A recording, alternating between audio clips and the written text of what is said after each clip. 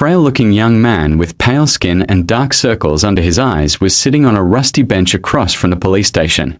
He was cradling a cup of coffee in his hands, not the cheap synthetic type slum rats like him had access to, but the real deal. This cup of plant-based coffee, usually available only to higher-rank citizens, had cost most of his savings. But on this particular day, Sonny decided to pamper himself. After all, his life was coming to an end. Enjoying the warmth of the luxurious drink, he raised the cup and savored the aroma.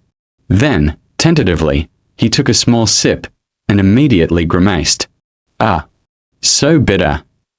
Giving the cup of coffee an intense look, Sonny sighed and forced himself to drink some more. Bitter or not, he was determined to get his money's worth, taste buds be damned. I should have bought a piece of real meat instead. Who knew actual coffee is so disgusting? Well, it's going to keep me awake, at least. He stared into the distance, dozing off, and then slapped himself in the face to wake up. TSK. What a rip-off. Shaking his head and cursing, Sonny finished the coffee and stood up. Rich people living in this part of the city were rushing past the small park on their way to work, staring at him with strange expressions.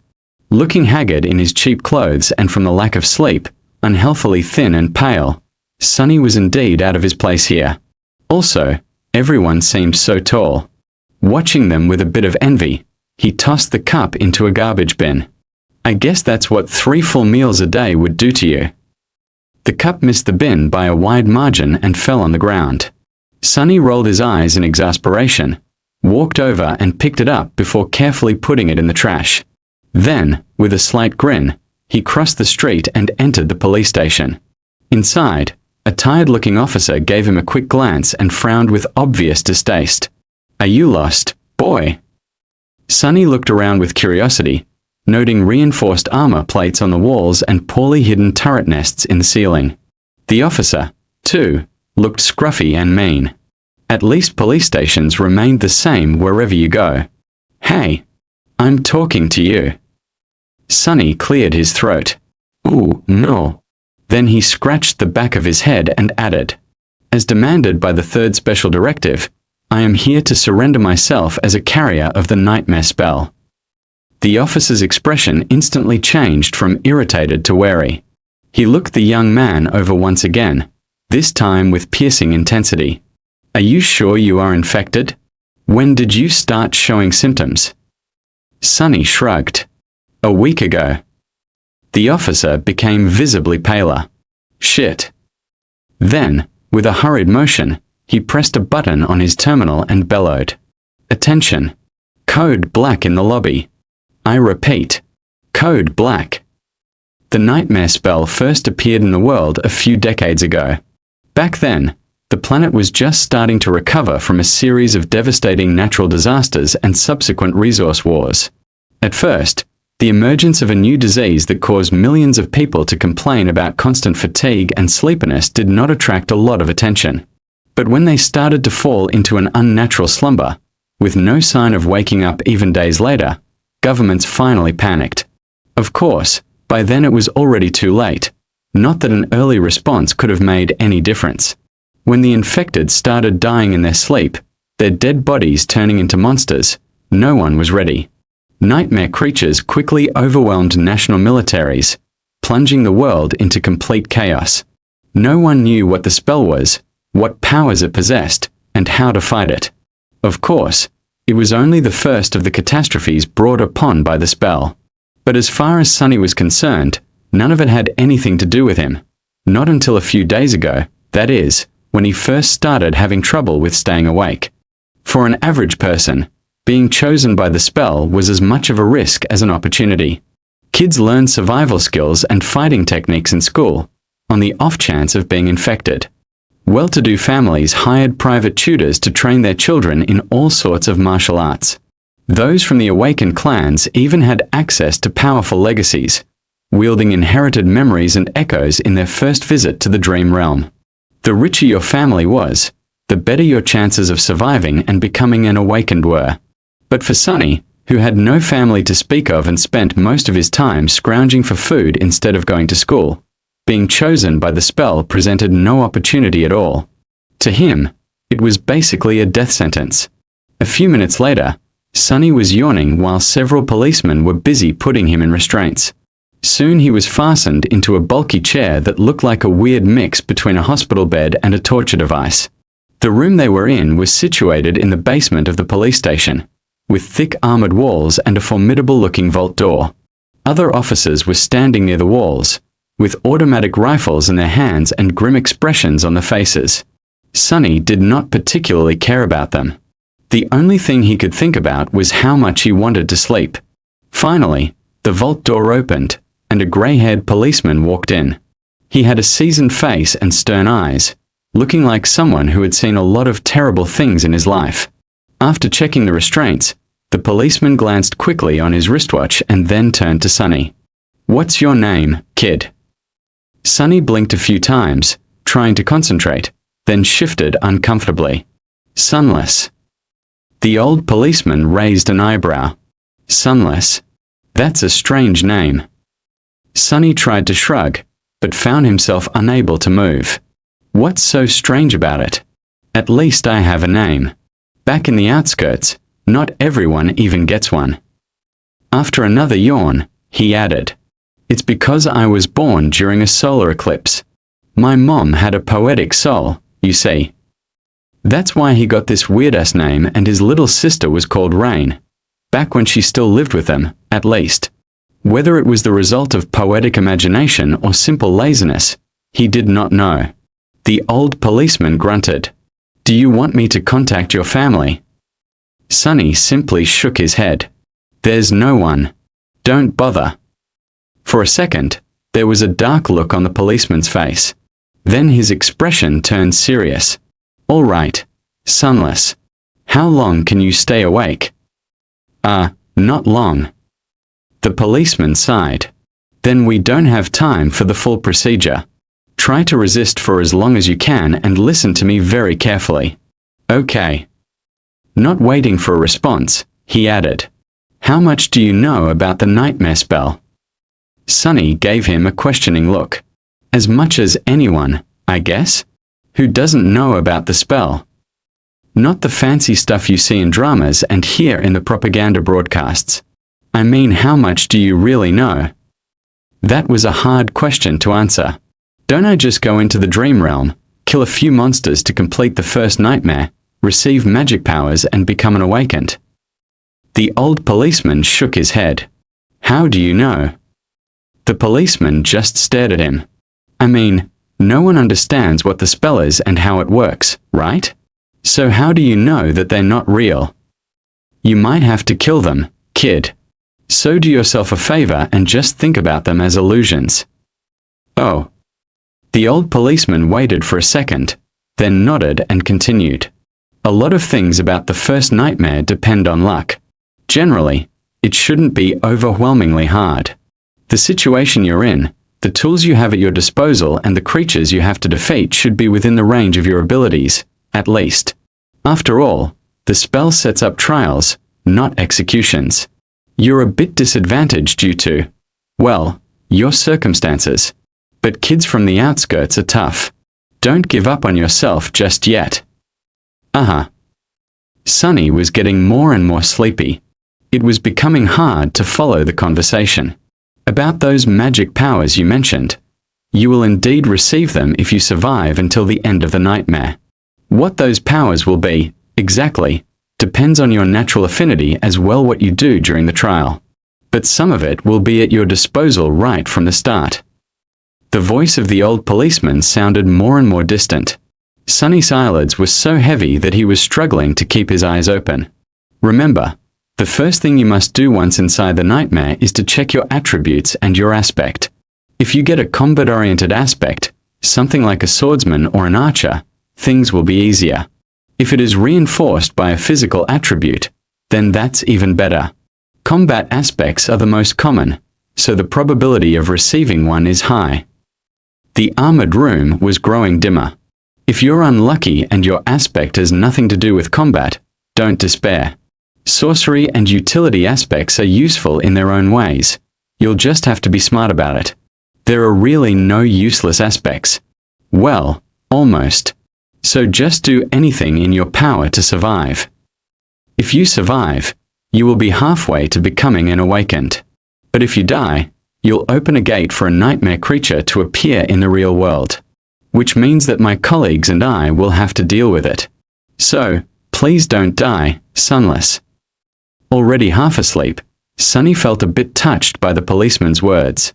Or, at least, try to not die right away.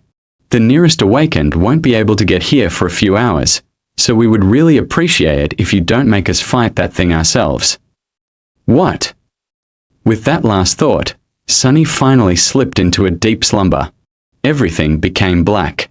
And then, in the darkness, a faintly familiar voice rang. Air Aspirant. Welcome to the nightmare spell.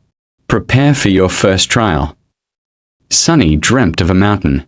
Jagged and lonesome, it dwarfed other peaks of the mountain chain, cutting the night sky with its sharp edges.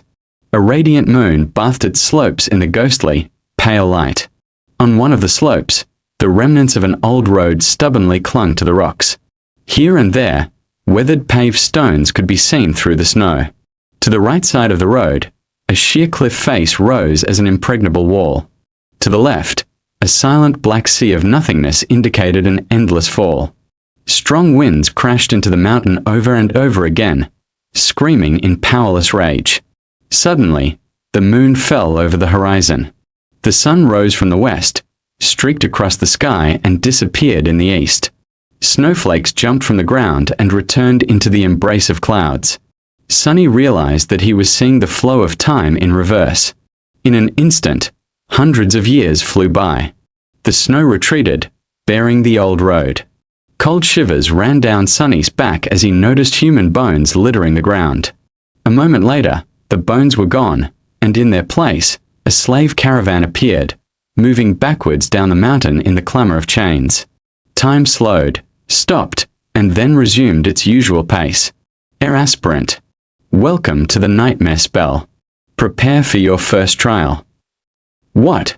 What the hell is this? Step. Step. Another step. A dull ache was radiating through Sunny's bleeding feet as he was shivering from cold. His threadbare tunic was nearly useless against the biting wind. His wrists were the main source of agony. Badly hurt by the iron shackles, they sent a sharp pang of pain every time the freezing metal touched his broken skin. What kind of a situation is this? Sunny looked up and down, noticing a long chain winding up the road, with dozens and dozens of hollow-eyed people, slaves just like him, shackled to it at small intervals. Ahead of him, a man with broad shoulders and a blooded back was walking with a measured gait. Behind him, a shifty-looking guy with quick, desperate eyes was quietly cursing under his breath in a language that Sunny did not know, but somehow still understood. From time to time, armed horsemen in ancient-style armor would pass by, giving the slaves menacing looks. However you judged it, things were really bad. Sunny was more bewildered than panicked. True, these circumstances were not like what the first nightmares were supposed to be.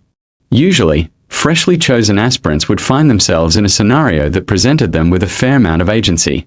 They would become members of privileged or warrior castes, with plenty of access to necessary weapons to at least try to tackle any conflict. Starting out as a powerless slave, shackled and already half dead, was as far from being ideal as one could imagine. Let's see, how do I do this? Remembering popular webtoons he read as a child, Sunny concentrated and thought about words like status, myself, and information. Indeed, as soon as he focused, shimmering runes appeared in the air in front of him. Once again, although he did not know this ancient alphabet, the meaning behind it was somehow clear. He quickly found the rune describing his aspect, and, finally, lost his composure. What? What the actual fuck? Name: Sunless. True name: rank: aspirant. Soul core: dormant. Memories: echoes. Attributes: faded. Mark of divinity: child of shadows. Aspect: temple slave. Aspect description: slave is a useless wretch with no skills or abilities worth a mention. A temple slave is just the same, except much rarer. Speechless, Sunny stared at the runes, trying to convince himself that he was maybe just seeing things. Surely, he couldn't be that unlucky, right? No useless aspects, my ass. As soon as this thought appeared in his mind, he lost the rhythm of his steps and stumbled, pulling the chain down with his weight. Immediately, the shifty guy behind him screamed, "Whores bastard! Watch where you're going!" Sunny hurriedly dismissed the runes, which were only visible to him, and tried to recover his balance. A moment later, he was once again walking steadily, however, not before inadvertently pulling on the chain one more time. "You little shit! I'm going to kill you!" The broad-shouldered man in front of Sunny chuckled without turning his head. Why bother? The weakling will be dead by sunrise anyway. The mountain will kill him. A few seconds later, he added, "It'll kill you and me, too. Just a bit later. I really don't know what the Imperials are thinking, forcing us into this cold." The shifty guy gasped. "Speak for yourself, fool. I'm planning to survive." Sunny silently shook his head and concentrated on not falling again. What a charming pair. Suddenly, a third voice joined the conversation from somewhere further back. This one sounded gentle and intelligent. "This mountain pass is usually much warmer this time of year. We just had really bad luck. Also, I would advise you against harming this boy." "Why is that?" Sunny turned his head slightly, listening. "Haven't you seen the markings on his skin? He is not like us, who fell into slavery due to debts, crimes, or misfortune. He was born a slave. A temple slave, to be precise. Not long ago, the Imperials destroyed the last temple of the Shadow God. I suspect that this is how the boy ended up here." The broad-shouldered man cast a look back. "So what? Why should we be afraid of a half-forgotten, weakling god? He couldn't even save his own temples. The Empire is protected by the mighty war god. Of course they're not afraid to burn down a few temples. But we here are not protected by anything or anyone.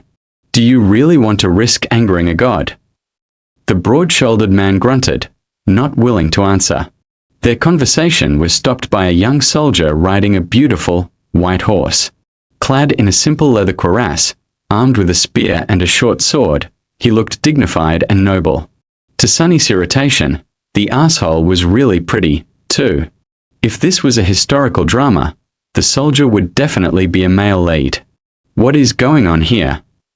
There was no particular menace in his voice, even something resembling concern. When everyone hesitated, the gentle-voiced slave answered, "It's nothing, sir.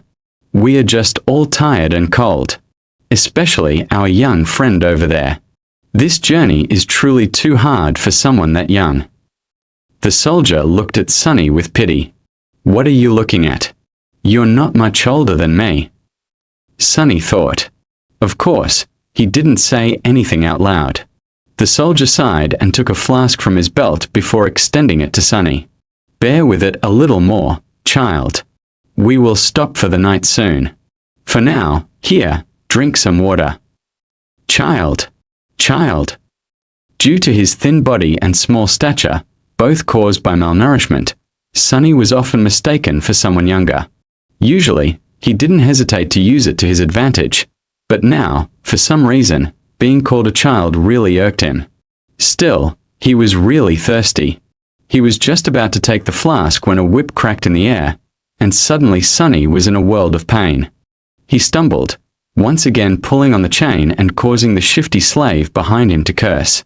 Another soldier, this one older and angrier, stopped his horse a few steps back. The whip that sliced the back of Sunny's tunic open and drew blood belonged to him. Without even glancing at the slaves, the older soldier pierced his younger colleague with a disdainful glare. "What do you think you're doing?" The young soldier's face darkened. "I was just giving this boy some water. He'll receive water with the rest of them once we camp." "But..." "Shut your mouth. These slaves are not your friends. Understood? They're not even people. Treat them like people and they'll begin imagining things. The young soldier looked at Sonny, then lowered his head and put the flask back on his belt. Don't let me catch you making friends with slaves again, newbie. Or next time it will be your back tasting my whip. As if to illustrate his intention, the older soldier cracked his whip in the air and rode past them, radiating threat and anger. Sonny watched him go with well-concealed malice. I don't know how, but I will watch you die first. Then he turned his head and glanced in the direction of the younger soldier, who was falling behind with his head still lowered. And you, second. For a few minutes after that, Sonny was in a dark mood. But then he pulled himself out of it and inhaled deeply, trying to enjoy the fresh air. Indeed, air like that was hard to come by in the real world. Microdust and other pollutants made it rough and unpleasant, not to mention the general stench of the outskirts. In the better parts of the city, sophisticated filtration systems worked diligently. However, filtrated air tasted sterile and stagnant. Only the very rich had access to truly pleasant breathing. And here he was, able to enjoy an unlimited amount of pristine, delicious air like a second-generation chaebol. Truly, being chosen by the spell has its benefits. If only there was no dreadful cold, his feet did not ache, and his wrists and back were not in agony. The slave caravan slowly dragged itself up the mountain, with more and more slaves stumbling and periodically falling to the ground. A couple of times, those who could not walk anymore were taken off the chain and unceremoniously tossed off the road, down into the abyss that loomed to the left of it. Sonny watched them fall with a bit of compassion. Poor fellows. Rest in peace, you pitiful souls. All in all, he was in good spirits. It was a bit strange to feel good amidst this disaster of a nightmare, but, thankfully, Sonny had time to prepare himself for this eventuality. When the symptoms of the spell first appeared, he did not handle it well. Dying before you even turned 17 was not something one could easily cope with. But, in the end, it only took Sonny several days to come to terms with it. After visiting his parents' makeshift resting place, well, actually, since he was too poor to afford even the cheapest slot in the remembrance facility, it was just 2 lines carved into an old tree, and adding a 3rd line for himself, Sonny suddenly became relaxed and carefree. After all, he didn't have to worry about earning money, finding food, protecting himself and planning for the future anymore. Once the worst that could happen had already happened, what else was there to fear? So, becoming a slave and slowly freezing to death was not that much of a shock. Besides, he knew that cold would not kill him, simply because he had already seen what fate was awaiting the caravan further up the mountain. The picture of piled bones littering the ground was still fresh in his mind. Most likely, it was a pack of monsters that were going to do the caravan in, and by the look of it, the attack was going to take place in a matter of hours, not days.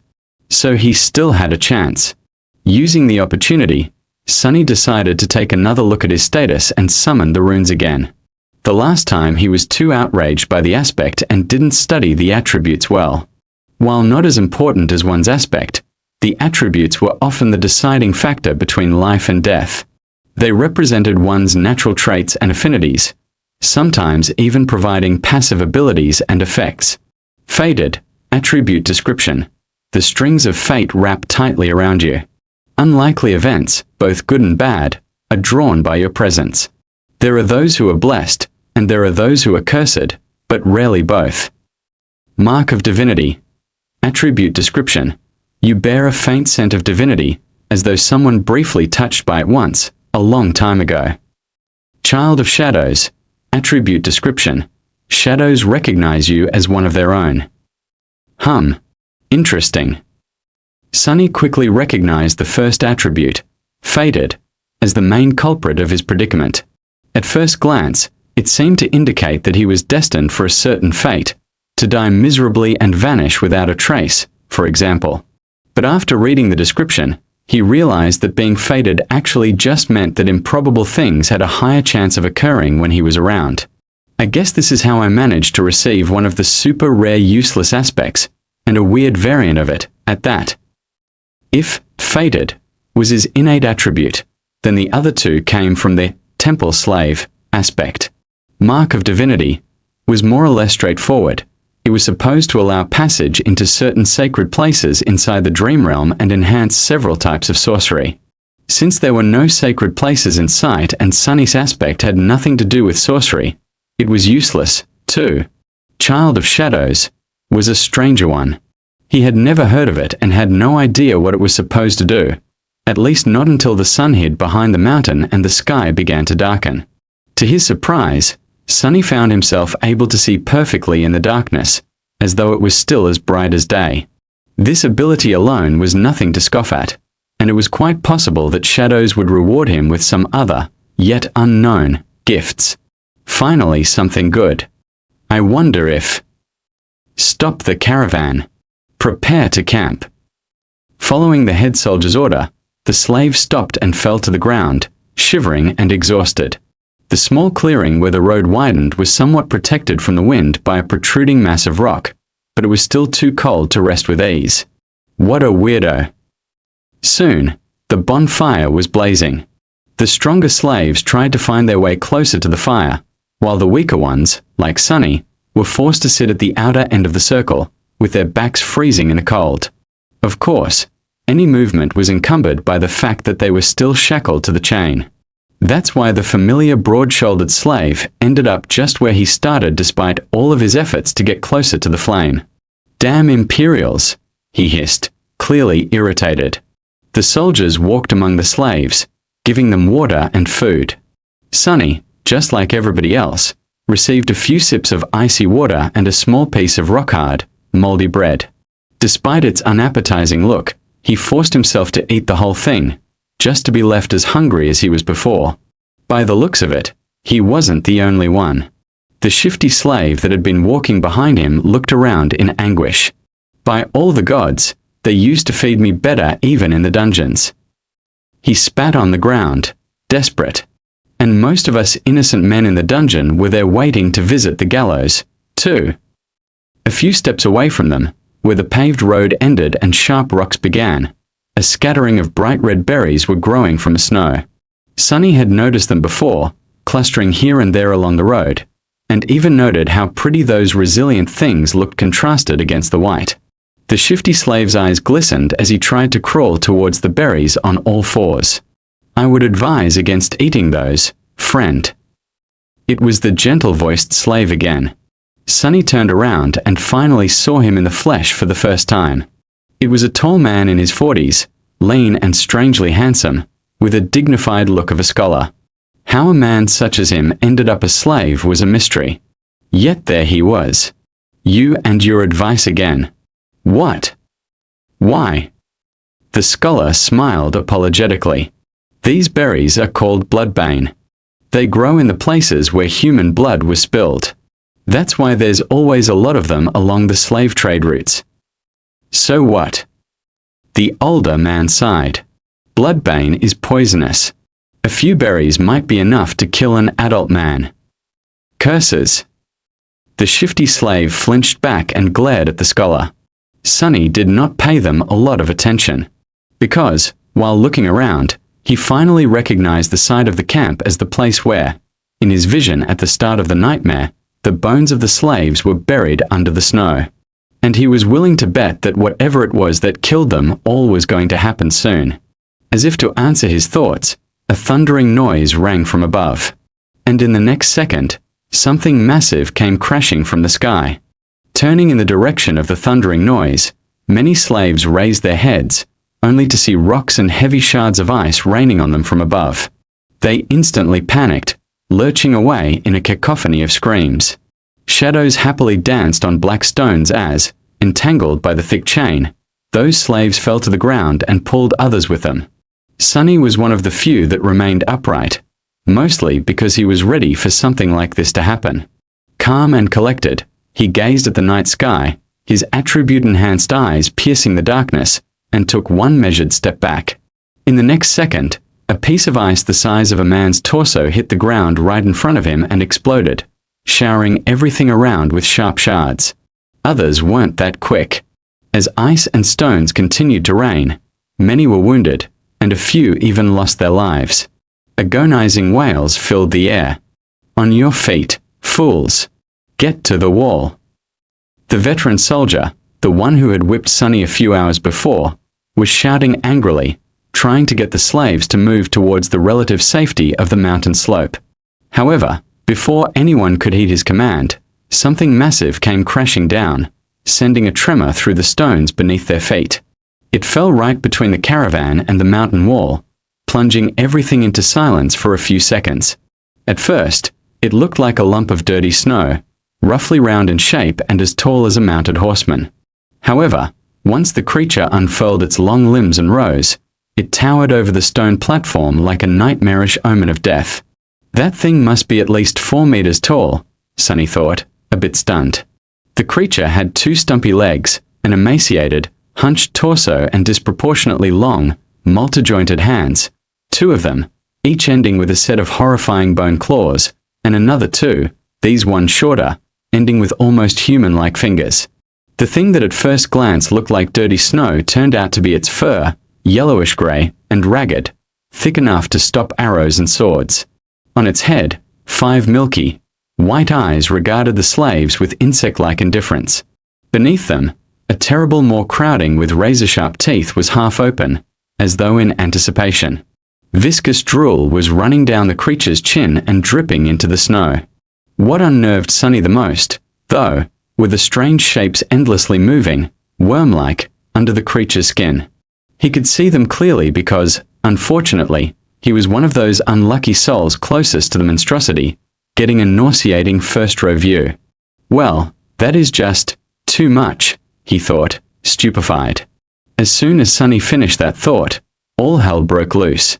The creature moved, slashing its claws in his general direction. But Sunny was one step ahead.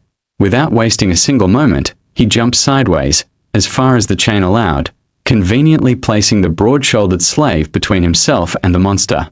His quick reaction saved his life, as those sharp claws, each as long as a sword, sliced through the broad-shouldered man a fraction of a second later and sent streams of blood flying through the air.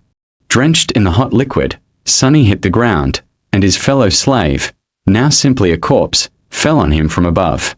Damn! Why are you so heavy? Temporarily blinded, Sunny heard a chilling howl and felt an enormous shadow passing over him.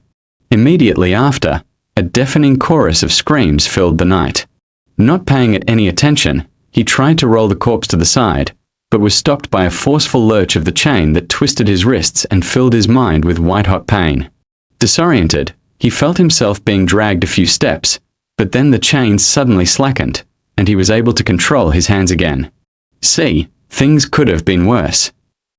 Putting his palms against the dead man's chest, he pushed with all the strength he had. The heavy corpse stubbornly resisted all his attempts, but then finally fell sideways, setting Sunny free. However, he didn't get to celebrate this newly found freedom, as his blood suddenly turned to ice. Because at that moment, with his palms still pressed against the broad-shouldered slave's bleeding body, he clearly felt something wriggling under the dead man's skin. You just had to think about how things could get worse, right, you idiot? He thought, and then flinched back. Pushing the corpse with his legs, Sunny crawled as far away from it as he could, which was about 1.5 meters, thanks to the ever-present chain. He quickly glanced around, noticing a mass of dancing shadows and the silhouette of the monster rampaging amidst the screaming slaves on the opposite end of the stone platform. Then he concentrated on the dead body, which was starting to convulse with growing violence. On the opposite side of the corpse, the shifty slave was looking at it with slackened jaw and a horrified expression on his face. Sunny waved to get his attention. What are you staring at? Move away from it. The shifty slave tried, but immediately fell down. The chain was twisted between the 3 of them, pinned down under by the broad-shouldered man's weight. Sunny clenched his teeth. Right under his eyes, the corpse was going through a nightmare-inducing metamorphose. Strange bone growths pierced its skin, extending like spikes. The muscles bulged and wriggled, as though trying to change shape.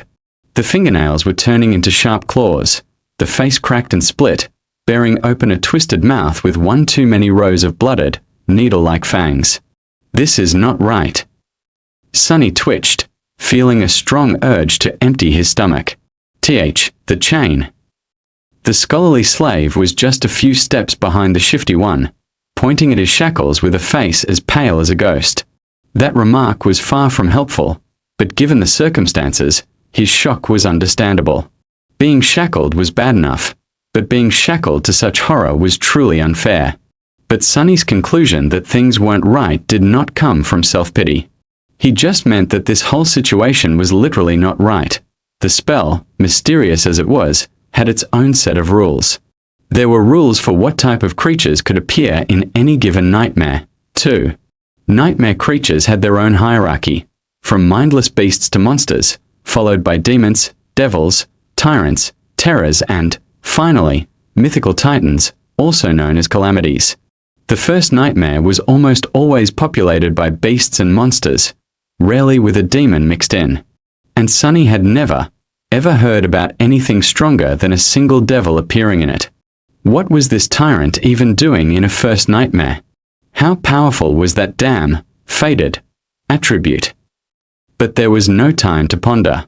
Unfair or not, there was only one person now who could save Sonny, himself. The broad-shouldered man, what was left of him, slowly rose, his mouth producing strange clicking noises.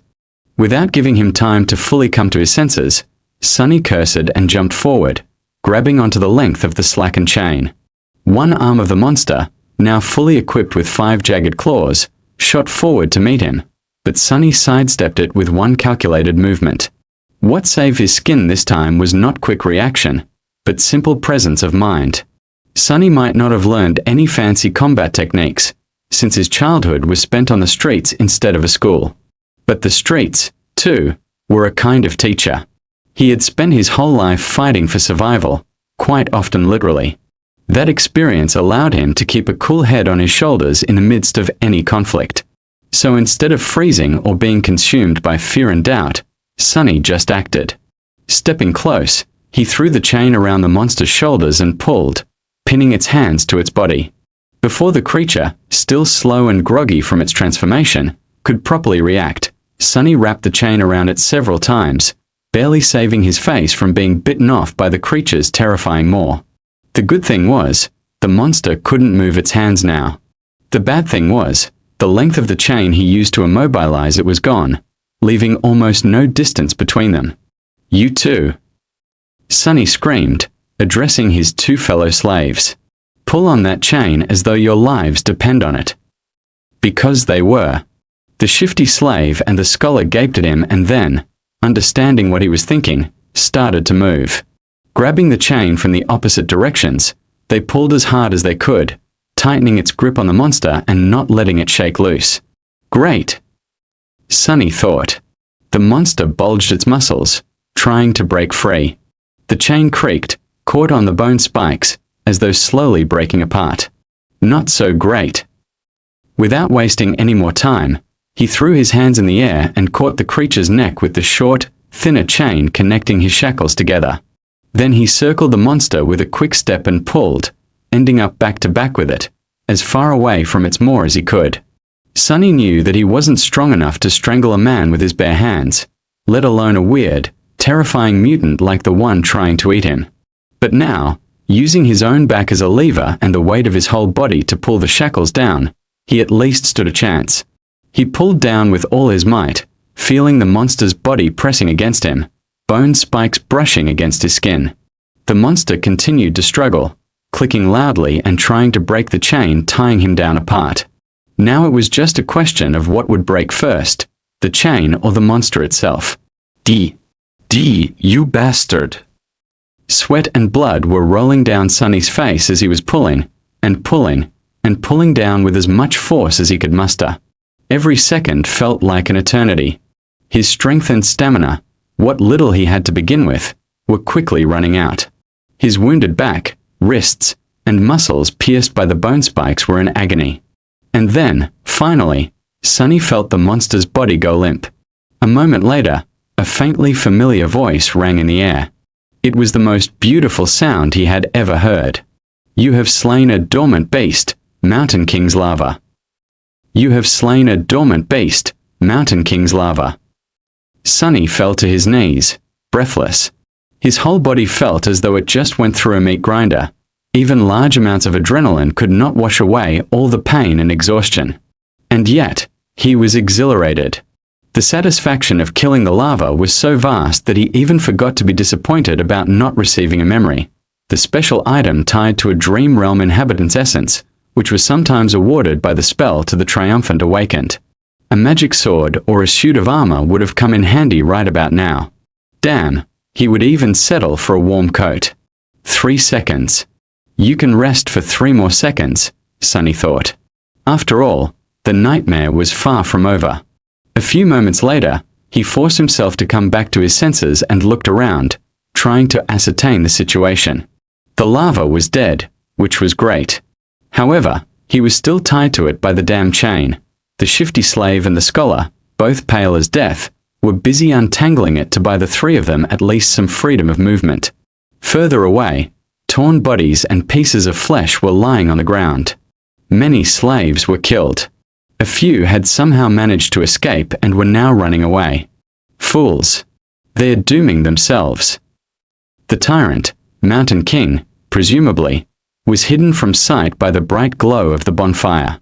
However, Sunny could feel its movements due to the subtle tremors spreading through the stones, as well as the desperate screams of those slaves who were yet to perish.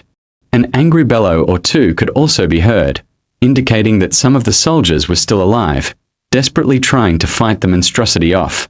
What pulled his attention the most, though, was the fact that several of the maimed bodies were starting to move. More larvae. His eyes widened. One after another, for more corpses slowly rose to their feet. Each beast looked as disgusting as the first one had, and not a bit less deadly. The nearest was mere meters away from Sunny.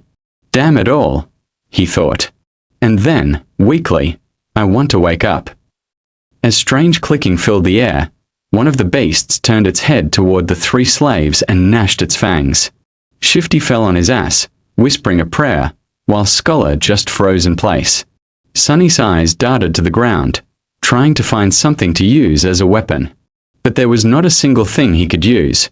Full of vitriol, he simply wrapped a length of chain around the knuckles and raised his fists. Come at me, you bastard. The larva dashed forward with incredible speed in a flurry of claws, fangs, and terror. Sunny had less than a second to react. However, before he could do anything, a nimble figure moved past him, and a sharp sword flashed in the air. The monster, beheaded with one strike, fell gracelessly onto the ground. Sunny blinked. What was that? Dumbfounded, he slowly turned his head and looked to his left. Standing there with a valorous expression was the handsome young soldier who had once offered him water. He looked calm and collected, if a little grim. There was not a speck of dirt or blood on his leather armor. He is awesome, Sunny thought before catching himself. Pussy. I mean his opposer. With a short nod, the soldier moved forward to face the remaining 3 larvae.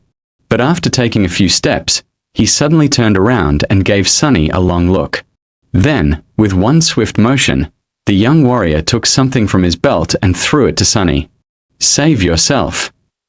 With that, he was gone to fight the monsters. Sunny reflexively caught the item and watched the soldier go. Then he lowered his gaze and studied the thing clutched tightly in his hand. It was a short and narrow iron rod with a straight bend on its end. A key. It's a key. His heart began to beat faster. It's the key to the shackles.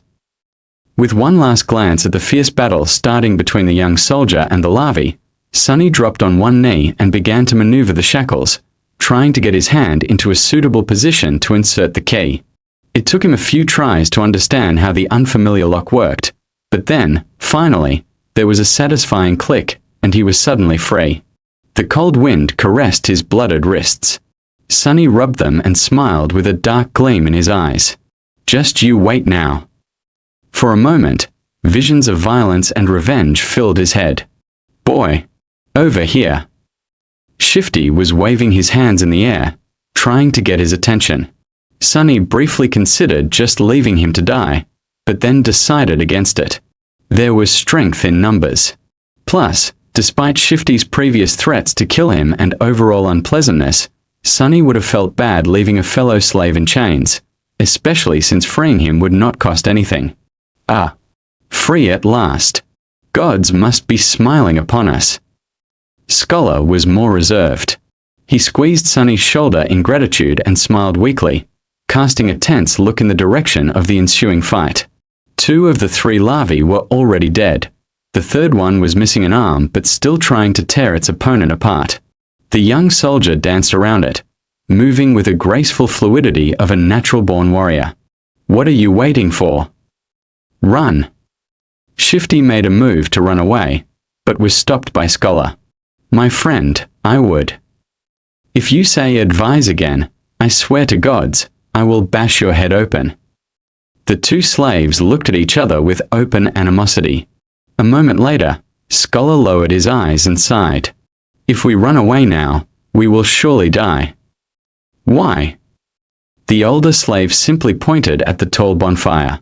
Because without that fire, we will freeze to death before the night is over. Until the sun rises, running away is suicide. Sonny did not say anything, knowing that Scholar was right. Actually, he realized it right after strangling the lava. No matter how terrible Mountain King was, the bonfire was still their only lifeline in this frozen hell. It was just as what the broad-shouldered slave, may he rest in peace, had said. There was no need for anyone to kill them, because the mountain itself would do it if given a chance. So what? I prefer freezing to death than being eaten by that monster anyway. Not to mention, turning into one of those things. Shifty was pretending to be brave, but there was no conviction in his voice. He glanced at the darkness surrounding the stone platform and shivered before taking a small step back. At this point, the third larva was long dead, and the young soldier was nowhere to be seen. He had probably gone to join the fight at the other side of the bonfire, leaving the 3 slaves alone at the mountainside part of the stone platform. Scholar cleared his throat. The monster might be satiated with those it had already slain. It might be defeated or driven away by the Imperials. In any case, if we stay here, we have a chance to survive, however small. But if we run away, our doom will be certain. So what do we do? Unlike Scholar, Sonny was sure that Mountain King would not be satisfied with killing just most of the slaves. Neither did he believe that a bunch of mortals would really be able to defeat it. Even if they were not normal people but awakened, a fight with a tyrant was not something one could easily survive, let alone win. But if he wanted to live, he had to get rid of that thing somehow. Let's go take a look. Shifty looked at him as though seeing a lunatic. Are you insane? You want to get closer to that beast? Sonny stared at him blankly, then shrugged and headed in the direction of the rampaging monster. Sonny was off to face against a nightmare creature. And not any creature, at that, but one of the 5th category, a dreaded, fearsome tyrant. The odds of survival were so low that anyone would have laughed in his face if he were to ever suggest attempting to fight it. If they weren't an awakened 2 or 3 ranks above the creature, of course. Which Sonny certainly wasn't. And yet, he had to deal with this Mountain King somehow to avoid an even more miserable death.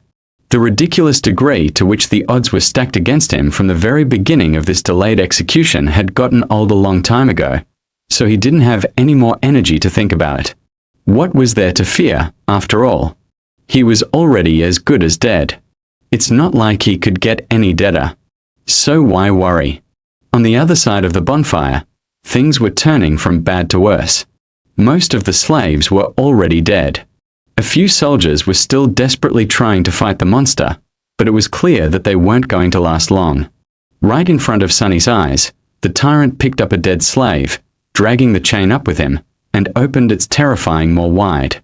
With one crushing bite, the slave's body was torn in half, leaving only blooded stumps inside the shackles. Mountain King's 5 indifferent, milky eyes stared into the distance as he chewed, streams of blood flowing down its chin.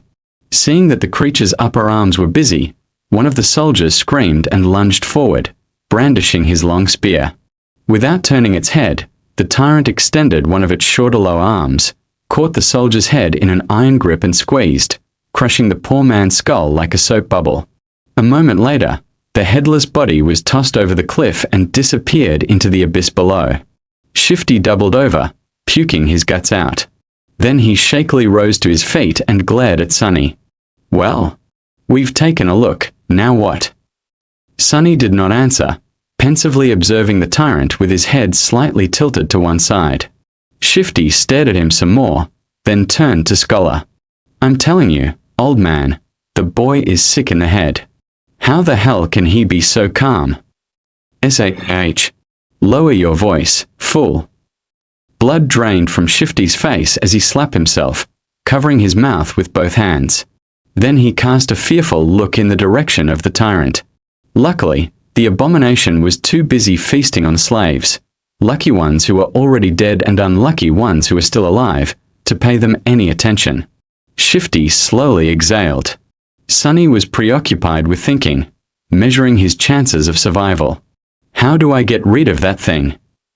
He didn't have any special powers, nor did he have an army ready to bury the tyrant under a mountain of bodies. He didn't even have a weapon to at least scratch the damn bastard. Sunny moved his gaze and looked past the creature, into the endless darkness of the moonless sky.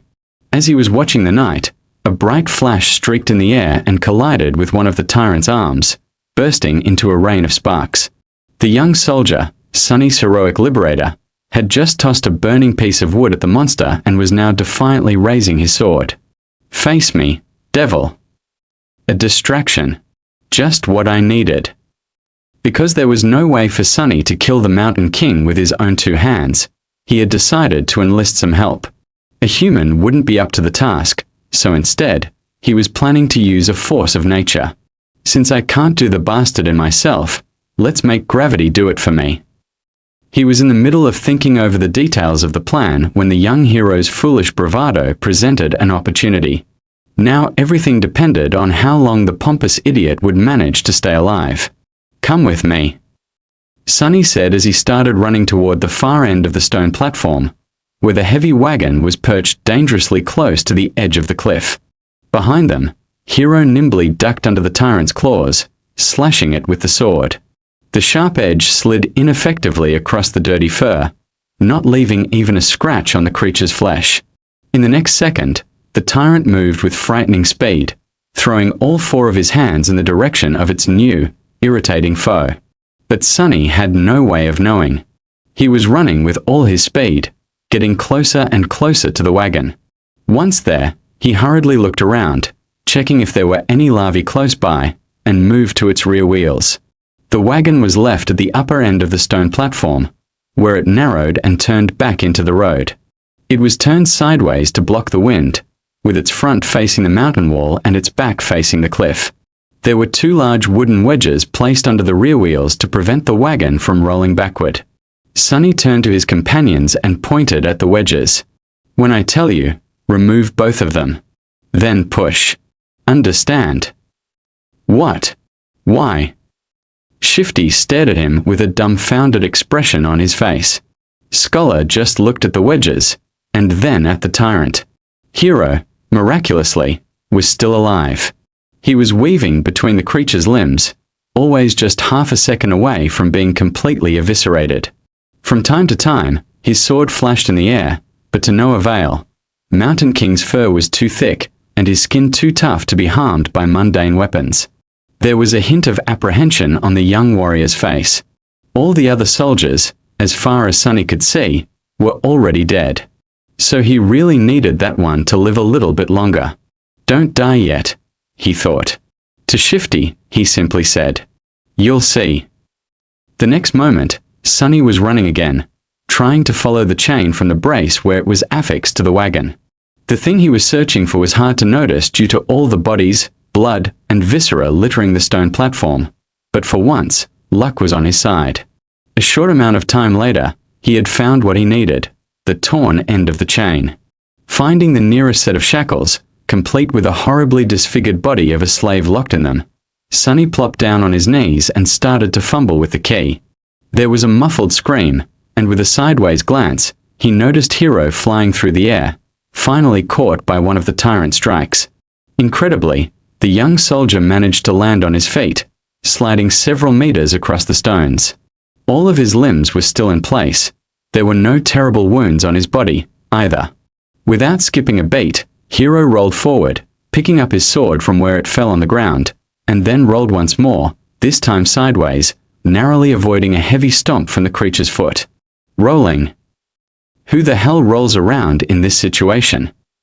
Now everything depended on his resolve, hand-to-eye coordination, and luck. Turning to Shifty and Scholar, who were still waiting by the wagon, he screamed.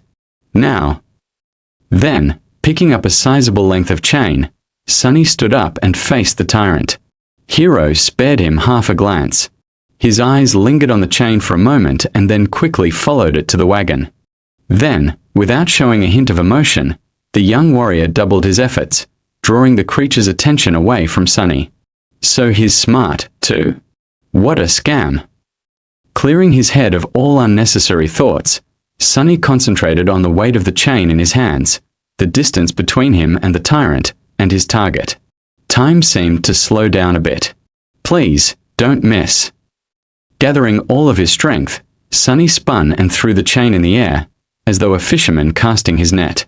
The loop opened as it flew, closing in on the position of the fight between Hiro and the tyrant. Sunny's plan was to place the loop on the ground close enough to them that, once one of the tyrant's feet landed in the trap, he could pull on the chain and tighten it around the monster's ankle. But his plan failed spectacularly. Which is to say, it was literally a spectacle. In the last moment, Mountain King suddenly flinched back, and instead of falling on the ground, the chain loop landed perfectly around its neck. A second later it tightened, acting as an iron noose. Sunny froze for a moment, not believing his eyes, and then clenched his fists, holding himself back from triumphantly shaking them in the air. Yes! He screamed inwardly. Moments later, the wagon would roll off the cliff, pulling the tyrant down with it. Sunny looked back to make sure, and instantly turned even paler than he usually was. Shifty and Scholar did manage to remove the wedges from under the wagon's wheels and were now desperately pushing it to the edge of the road. However, the wagon was rolling slowly, very slowly. Much slower than Sunny had anticipated. He turned to the tyrant, panicking. The creature, surprised by the sudden weight pressing down on its neck, was already raising its hands to tear the chain apart. Sunny's eyes widened. In the next second, Hiro crashed into one of the tyrant's legs, throwing it off balance, and buying them some time. Sunny was already running to the wagon, cursing loudly in his mind. Reaching it, he threw himself onto the damp wood alongside Shifty and Scholar, pushing with all the strength left in his rather small, but terribly beaten and enormously exhausted body. Roll. Roll, you creaky piece of shit. The wagon sped up a little, but was still rather slow in reaching the cliff's edge. At the same time, the tyrant finally managed to get a hold of the chain tied around its neck, ready to free itself. Now whether they lived or not was just a question of which thing would happen first. Roll, you creaky piece of shit. Sunny pressed himself against the wagon, pushing with all he had. For powerful oxen that used to pull it were now dead, and instead of them, 3 tired slaves were trying to do the job. Even with the slope of the road helping them, the speed of the wagon was agonizingly slow. The tyrant, in comparison, was moving much faster. Pushing Hiro back with a deadly swipe of his lower arms, he raised the other 2 to its neck and tried to grab the chain that was wrapped around it like a noose. However, this time Mountain King's fearsome physique turned into a disadvantage. Its long, terrifying bone claws were perfect for tearing flesh apart, but they weren't the best tool for precise manipulations. It took the tyrant some time to get a hold of the chain without slicing its own neck open. By then, the wagon was nearly at the edge of the cliff. Come on. Just a little bit more. What followed happened very quickly. The wagon's rear wheels finally slid from the road, hanging over the dark, seemingly bottomless pit beneath. The creature turned, staring expressionlessly at the 3 slaves with its 5 milky, dead eyes. The wagon careened, throwing Shifty and Scholar off their feet, and then froze, balanced precariously on its middle axis. Sunny was the only one left standing. He cast a last glance at the towering monster, and then slammed his shoulder into the front of the wagon, putting all of his weight behind it. The wagon finally lost its balance and rolled over the edge, scraping its underside deafeningly against the jagged rocks. Sonny fell forward and landed on his knees, narrowly saving himself from tumbling down the cliff with it. Turning his head to the tyrant, he gave it a wicked smile. Mountain King made a move to lunge at the scrawny slave, but it was already too late. A moment later, the chain on his neck drew tight, and he was yanked back with tremendous force, flying over the edge of the cliff like a rag doll. The creature fell into the darkness silently, as though refusing to believe that it was defeated by a tiny human. "Go and die, bastard," Sonny thought. Then he took one deep, ragged breath and dropped to the ground, utterly exhausted. Is this it? Did I pass the trial? He rested on the cold stones, staring at the night sky, and waited for that faintly familiar, but elusive voice to announce his victory. But instead of that, wave after wave of pain that he had earlier chosen to ignore finally started to catch up with his abused body. Sonny groaned, feeling hurt all over. The skin on his back, slashed by a slaver's whip and pierced by the bone spikes of a newborn larva, especially, was in agony. He was also starting to shiver, once again consumed by the dreadful cold. I guess not. His thoughts were slow and muddy. What else am I supposed to do? A dark figure appeared above him. It was Hiro, looking calm and as handsome as ever. There were dirt and scratches on his armor, but otherwise, the young soldier appeared to be fine. He extended one arm to Sonny. Stand up. You'll freeze to death. Sonny sighed, accepting that his first nightmare was not over. Then he clenched his teeth and slowly rose to his feet, ignoring Hiro's helping hand. Around them, there was a scene of utter carnage. Except for the 3 slaves and Hiro, every member of the caravan was dead. Their bodies were littering the ground, horribly maimed or torn into pieces. Here and there, a repulsive carcass of a larva could be seen. Shadows cast by the bonfire were dancing happily across the stone platform, seemingly unperturbed by this morbid view. Sonny was also too tired to care. Shifty and Scholar were already up, looking at Hiro with weary apprehension. With or without shackles, they were still slaves, and he was still a slave driver. Noticing their tense gazes, the soldier sighed. Come closer to the fire, all of you. We need to warm ourselves and discuss what to do next. Without waiting for their response, Hiro turned around and walked away. After hesitating for a few moments, the slaves followed. A bit of time later, the 4 of them were seated around the bonfire, soaking up pleasant heat. Shifty and Scholar were close to each other, maintaining a safe distance from Hiro. Sonny sat apart from everyone, not because he had a specific reason to distrust one more than the others, but simply because he didn't like people in general. Growing up, Sonny was always a misfit. It's not that he had never tried to become close with someone, it's just that he seemed to lack the ability. Like there was an invisible wall between him and other people. If he had to put it in words, Sonny would say that he was born without a small, but important gear in his brain that everyone else seemed to possess. As a result, he was often baffled and stumped by human behavior, and his attempts to imitate it, however diligent, inevitably fell flat. This strangeness made others uncomfortable. In short, he was a bit different, and if there was one thing people hated, it was those different from them. Over time, Sonny simply learned to avoid getting too close to anyone and settled comfortably into his outcast role. This habit served him well, since it not only made him self-reliant, but also saved him from being stabbed in the back by shady characters on multiple occasions. After a few minutes, Hiro's voice finally broke the silence. Once the sun rises, we will gather whatever food and water we can find and go back down the mountain. Shifty gave him a defiant look. Why should we go back? To be put in chains again. The young soldier sighed. We can go our separate ways once we leave the mountains. But until then, I'm still responsible for your lives. We can't continue up the road since the way over the mountain pass is long and arduous. Without the supplies that were stored on the wagon, your chances of making it are not high. That's why going back is our best hope. Scholar opened his mouth, planning to say something, but then thought better of it and remained silent.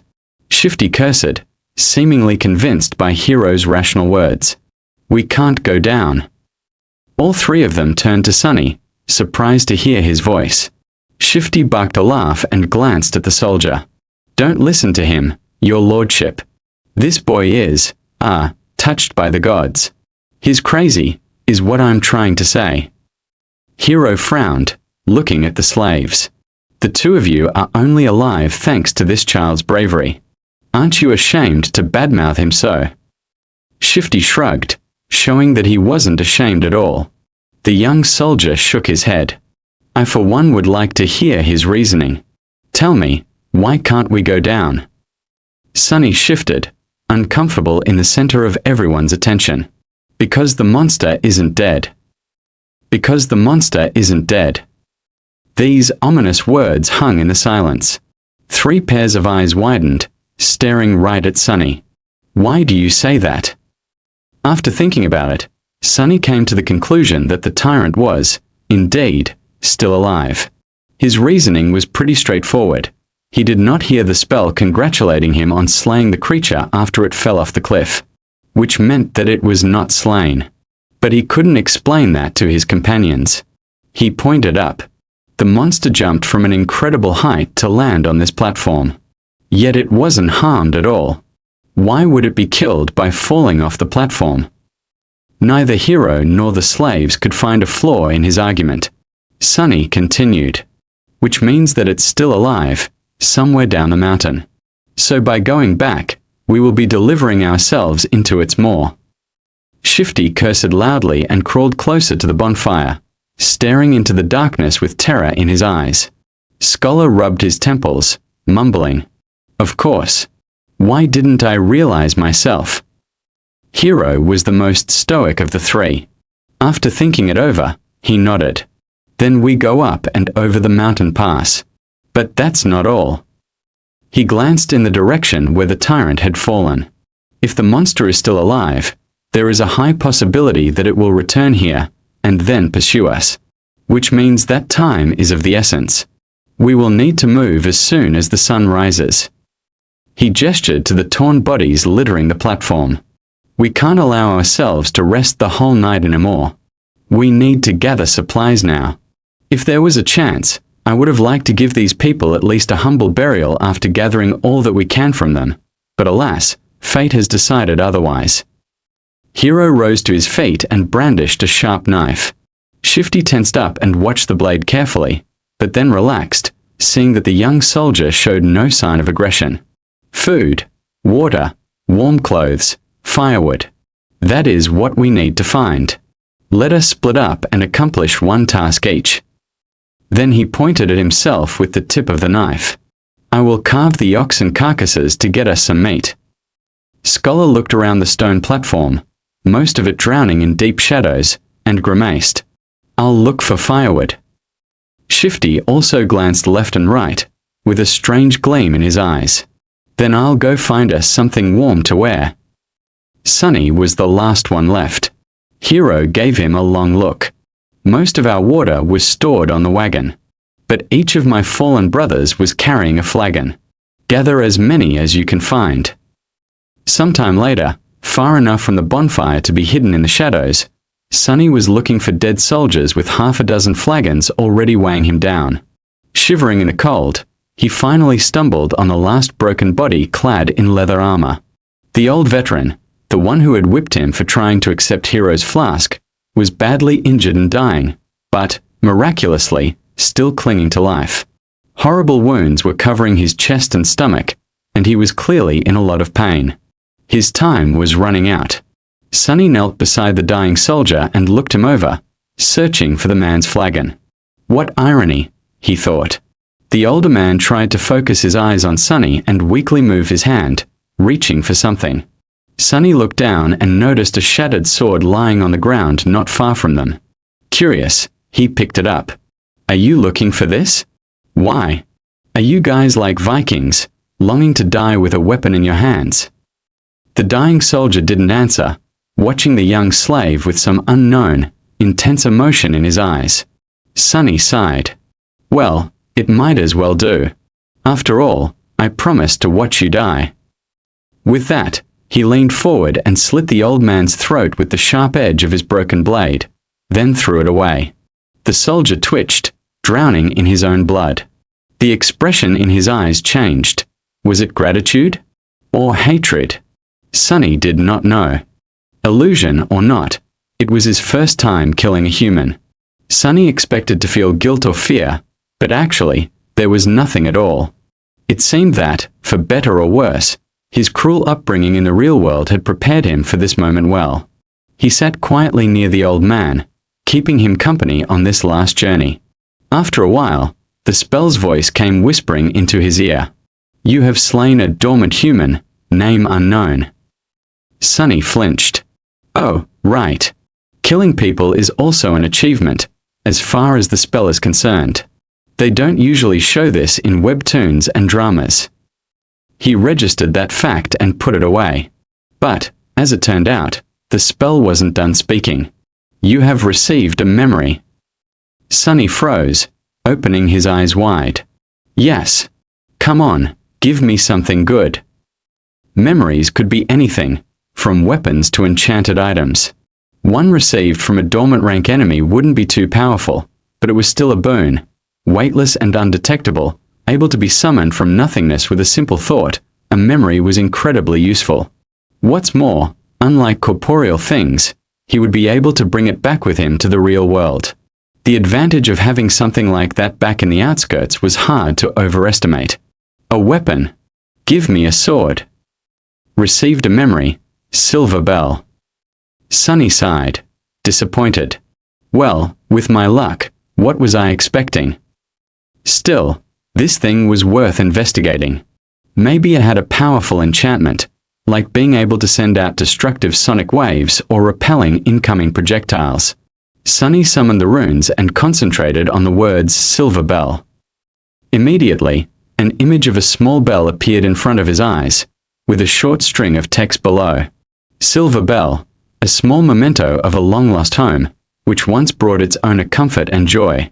Its clear ringing can be heard from miles away. What a piece of crap, Sonny thought, dejected. His first memory turned out to be pretty much useless, like everything else he possessed. He was almost starting to see a theme in how the spell was treating him. No matter. Sonny dismissed the runes and then got busy removing the dead man's fur cloak and warm, sturdy leather boots. As an officer, the quality of these clothes was a notch above those of the simple soldiers. After putting them on, the young slave finally felt warm for the first time since the nightmare began, not considering the short time he had spent near the bonfire. Perfect, he thought. The cloak was a bit blooded, but then again, so was Sonny. He looked around, easily piercing the veil of darkness with his tenebrous eyes. Hero and Scholar were still in the middle of their tasks.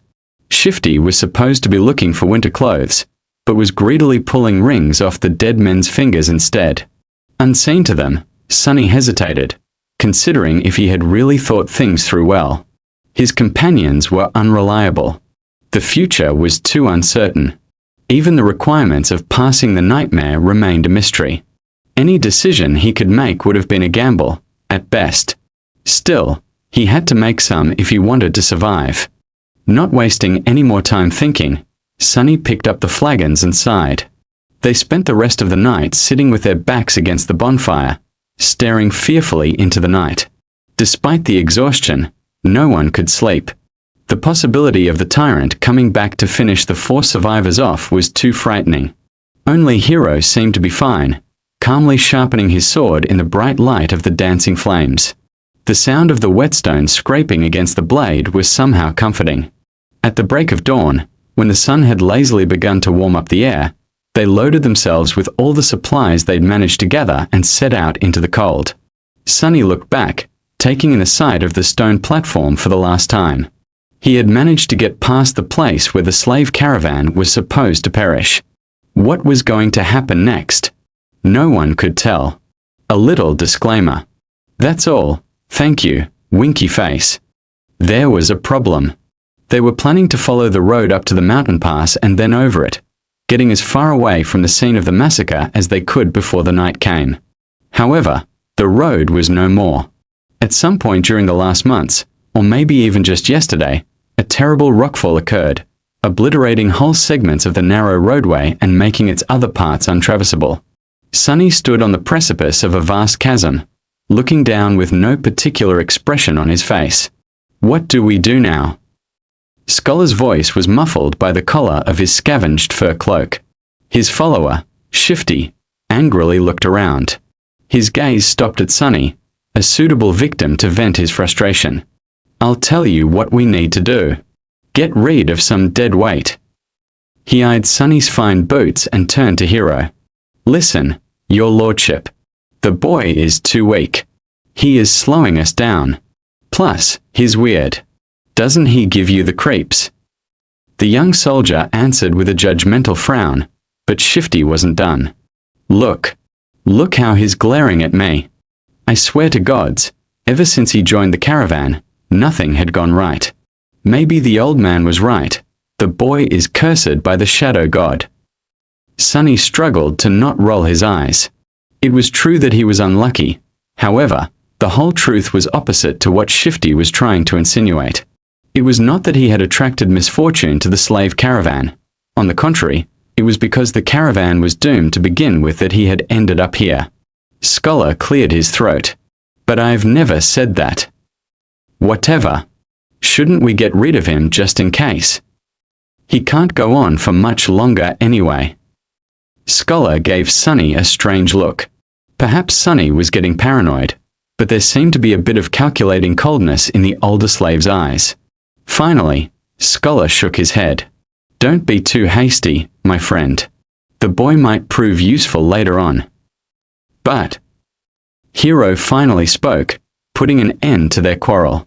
We are not going to leave anyone behind. As for how much longer he'll be able to endure, just worry about yourself. Shifty clenched his teeth, but then just waved a hand. Fine. So what do we do then? The four of them looked at the broken road, then down the slope of the mountain, and finally up, where a sheer cliff wall was broken apart by the falling rocks. After a bit of silence, Scholar finally spoke. Actually, in the old days, there used to be a path leading to the peak of the mountain. It was sometimes used by pilgrims. Later, the Empire had widened parts of the path and built a proper road on top of it, now leading to the mountain pass instead of the peak, of course. He looked up. The remnants of the original path should still be somewhere above us. If we reach it, we should be able to find our way back to the undamaged section of the road. Everyone followed his gaze, shifting uncomfortably at the prospect of climbing the treacherous slope. Except for Hiro, of course, who remained as calm as a saint. Due to the rockfall, the slope wasn't an almost vertical wall anymore, but still, the incline was quite sharp. Shifty was the first one to speak. Climb that? Are you insane? Scholar helplessly shrugged. Do you have a better idea? No one did. After a bit of preparation, they began the ascent. Shifty and Scholar stubbornly carried the weapons they had picked up off the dead soldiers' bodies, but Sunny, with some regret, decided to leave his newfound short sword behind. He knew that this climb was going to test the limits of their endurance. The sword might not have seemed to be that heavy right now, but every extra gram of weight was bound to feel like a ton all too soon. As the weakest member of the group, he was already struggling to keep up, so there wasn't a lot of choice. Shedding a few kilograms of iron was the right thing to do. Walking up the mountain road with the weight of the supplies on his shoulders was already hard enough, but climbing up the mountain itself turned out to be pure torture. Just half an hour later, he felt like his muscles were going to melt, with his lungs on the verge of imploding. Clenching his teeth, Sunny continued to move forward and up. He had to constantly remind himself to watch his footing, too. On this unstable, icy slope, one misstep was enough to send a man tumbling down to his death. Just think about something pleasant, he thought. But what happy thoughts could he summon? Failing to come up with something else, Sunny began to imagine what reward he was going to receive at the end of this trial. The boon of the first nightmare was the most important thing given to an awakened by the spell. Sure, later trials could provide them with more abilities and vastly improve their power. But it was this first one that determined what role an awakened would be able to play, how great their potential would be, and what price they would have to pay, not to mention giving them the necessary tools to survive and grow in the dream realm. The main benefit of the first nightmare's boon was simple, yet possibly the most important. After completing their trial, aspirants were bestowed with the ability to perceive and interact with soul cores. Soul cores were the basis of one's rank and power. The stronger your core was, the greater your might would grow. The same went for nightmare creatures, with a deadly caveat that, unlike humans, they could possess multiple cores. A lowly beast had just one, but a tyrant like Mountain King had 5. Coincidentally, the only way to improve your soul core was to consume soul shards scavenged from the corpses of other dream realm inhabitants. That's why Awakened went out of their way to battle powerful nightmare creatures despite the risk of death. The second benefit was less straightforward, but nevertheless vital.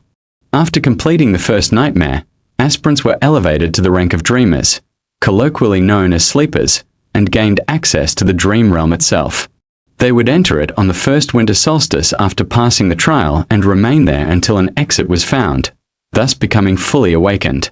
That time between finishing the first nightmare and entering the dream realm was very important, as it was the last chance to train and prepare yourself a person would receive.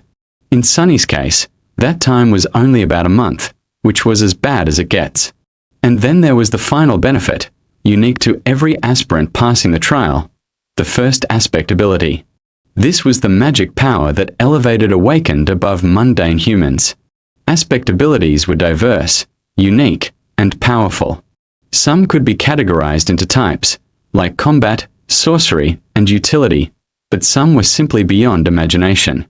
Armed with the power of their abilities, Awakened had been able to save the world from the flood of nightmare creatures. However, that power came with a catch. With their first ability, every Awakened also received a flaw, sometimes called the counter. These flaws were as diverse as abilities, ranging from comparatively harmless to crippling, or, in some cases, even fatal. I wonder what type of ability a temple slave would get, Sunny thought, not too optimistic about his prospects. The choice of flaws, on the other hand, seems to be almost limitless. Let's hope my aspect will evolve at the end of this fiasco. Or, even better, change completely. If the aspirant performed especially well, there was a chance of his given aspect going through an early evolution. Aspects, just like soul cores, had ranks based on potential power and rarity. The lowest rank was called Dormant, followed by Awakened, Ascended, Transcendent, Supreme, Sacred, and Divine, although no one has ever seen the last one. With the amount of crap it had put me through, the spell, if it has any conscience, has to give me at least an Awakened aspect. Right. Or maybe even an Ascended one. Finally, there was a tiny possibility of receiving a true name, something like an honorary title bestowed by the spell to its favorite Awakened. The name itself had no benefit, but every famous Awakened seemed to have one. It was considered to be the highest mark of excellence. However, the number of people who had managed to get a true name during their first nightmare was so small that Sunny didn't even bother thinking about it. Who needs excellence? Give me power. He cursed, feeling that this attempt at wishful thinking had only made him more depressed and angry. Maybe I'm allergic to dreaming. An allergy like that would be truly ironic, considering that he was destined to spend half of his remaining life in the dream realm, if he even survives long enough to get there, that is. However, Sunny's mental escapade was not completely useless.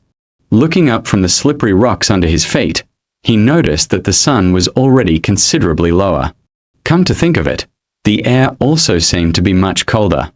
At least it helped me pass the time, Sunny thought. The night was approaching. By the time they decided to stop, Sunny was on the verge of fainting. After hours and hours of traversing the rough mountain slope, his body was almost at its limit. However, to everyone's surprise, Shifty seemed to be doing even worse than him. The roguish slave's eyes were muddy and unfocused, aimlessly wandering around. His breath was ragged and shallow, as though something was exerting pressure on his lungs. He looked feverish and unwell. As soon as Hero found a suitable place for a camp, Shifty simply collapsed on the ground. The most unnerving part about all of this was the lack of angry cursing that they had already gotten used to. The slave lay silent and motionless, with only movements of his chest betraying that he was still alive. Several moments later, he uncorked his flagon with a shaky hand and greedily drank a few large gulps. "Conserve your water," Hiro said, a hint of concern somehow finding its way into his usually stoic voice. Disregarding these words, Shifty drank more, emptying the flagon completely. Scholar didn't look much better than him. The arduous climb took a heavy toll on the older slave. Despite the unbearable cold, he was sweaty, with bloodshot eyes and a grim expression on his face. Being the weakest of the three, Sunny had somehow managed to endure the best. "Can't we just melt the snow once there's no more water?" Hiro gave Scholar a complicated look. "There might come a time when we won't be able to make a fire, as to not attract unwanted attention." Luckily, today Hiro had managed to find a natural alcove in the mountain wall, perched precariously behind a narrow ledge. The fire was well hidden by the rocks, allowing them to enjoy its warmth without the fear of being noticed. No one was in the mood to talk, so they just roasted slices of oxen meat above the flames and ate in silence. By the time the skies had turned completely black, Shifty and Scholar were already asleep, lost in the thrall of their own nightmares.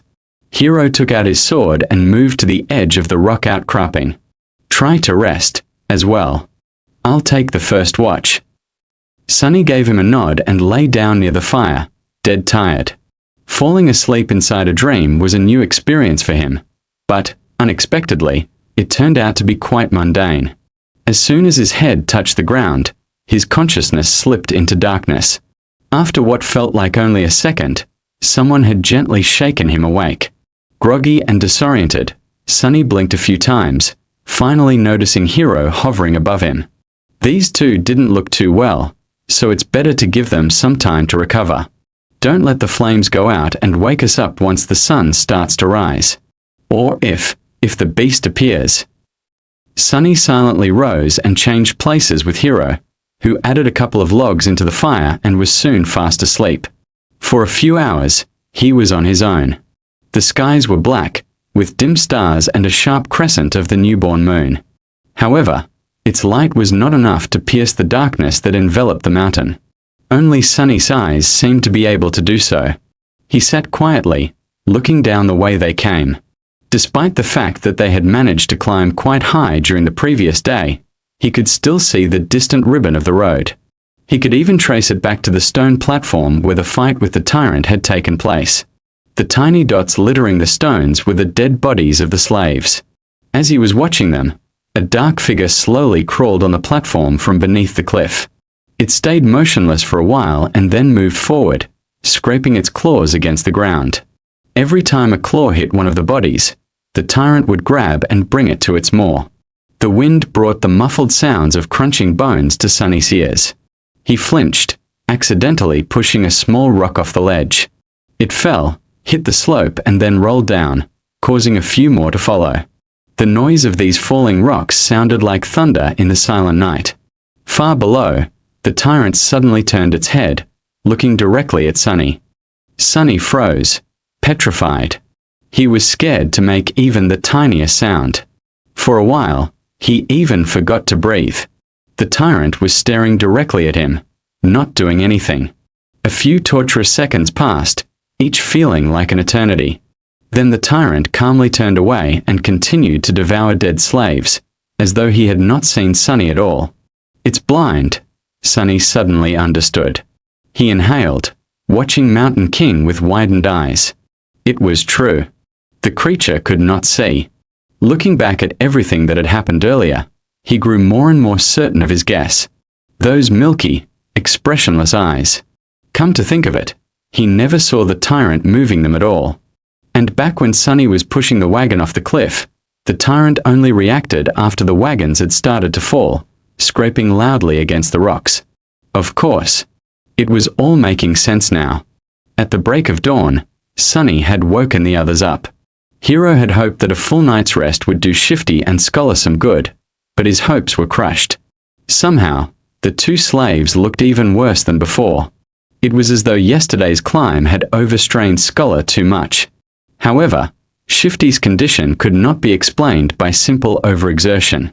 He was deadly pale and shaky, with half-conscious eyes and a lost look on his face. What's wrong with him? Scholar, who himself was not doing very well, helplessly shook his head. It might be the mountain sickness. It affects different people differently.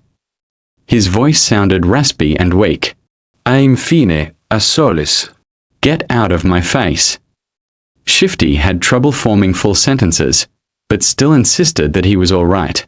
Hero frowned and then took most of the supplies the defiant slave was supposed to carry before adding them to his own load.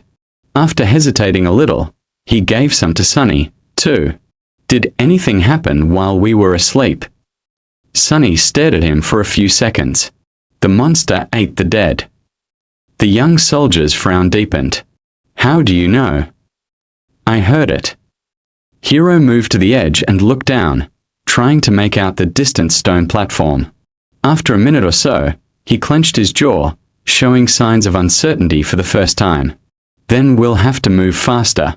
If the creature is finished with all the bodies, it will come for us next. We need to find that old path before nightfall. Frightened and dejected, they set out again and continued to climb. Sunny was slowly dying under the weight of the added load. Thankfully, Shifty and Scholar had already drunk most of the water, lightening it a little. This is hell, he thought. They climbed higher, and higher, and higher. The sun was climbing with them, slowly approaching the zenith. There was no talking, no laughs, only strained breathing. Each of the 4 survivors was concentrated on his own steps and footing. However, Shifty was falling farther and farther behind. His strength was abandoning him. And then, at some point, Sunny heard a desperate scream. Turning around, he only had time to see a panic-stricken face. Then Shifty fell backward, his foot slipping on an ice-covered rock. He hit the ground hard and rolled down, still trying to grab onto something. But it was too late. Frozen in place and powerless, they could only watch as his body tumbled down the slope, leaving bloody marks on the rocks. With each second, Shifty looked less like a man and more like a rag doll. A handful of moments later, he finally came to a halt, hitting the top of a large, protruding stone in a pile of broken flesh. Shifty was dead. The 3 of them stood motionless, looking down in uneasy silence. What happened to Shifty didn't come as a shock, but it was still a hard thing to digest. An ominous feeling settled in their hearts. Seeing the broken body of their companion, it was too easy to imagine one of them sharing the same fate. No one knew what to say. After a minute or so, Scholar finally sighed. It's a good thing that you took most of the supplies he had been carrying. A bit heartless, but not wrong, Sunny thought, giving the older slave a careful look. Scholar frowned, realizing that his mask of a kind-hearted gentleman had slipped for a second, and hurriedly added in a somber tone, "May you rest in peace, my friend." Wow, what a performance. Actually, Sunny had not believed in his benevolent act for a second. Every kid from the outskirts knew that people who acted kind for no reason were the ones to be most wary of. They were either fools or monsters. Scholar didn't seem like a fool, so Sunny became cautious of him from the moment they met. He got this far by being a mistrustful cynic, and there was no reason to change now. "We have to go," Hero said, casting one last look down. His voice was even, but Sunny could feel a well of emotion behind it. He just couldn't tell what that emotion was. Scholar sighed and turned away, too. Sunny stared at the blooded rocks for a few more seconds. Why do I feel so guilty? He thought, bewildered by this unexpected reaction. He got what he deserved.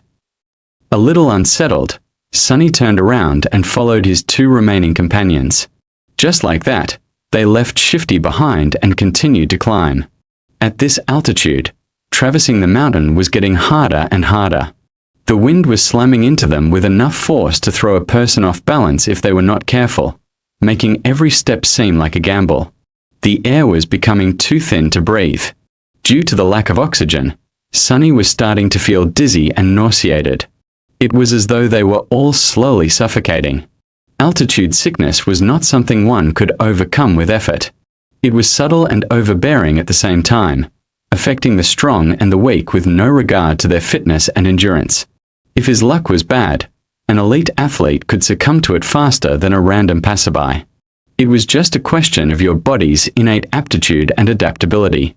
Lucky ones were able to get over it after experiencing mild symptoms. The others were sometimes crippled for days or weeks, suffering from all kinds of torturous side effects. Some even died. As though all that wasn't bad enough, it was getting colder, too. The warm clothes and fur weren't enough to keep the chill at bay anymore. Sunny felt simultaneously feverish and freezing, cursing every decision he had made in his life to end up here, on the endless icy slope. This mountain was not a place for humans. And yet they had to go on. A few hours passed. Despite everything, the three survivors continued to struggle forward, slowly moving higher and higher. Wherever that old path scholar had talked about was, by now, it couldn't have been far. At least that's what Sunny was hoping for. But at some point, he started to doubt if the path even existed.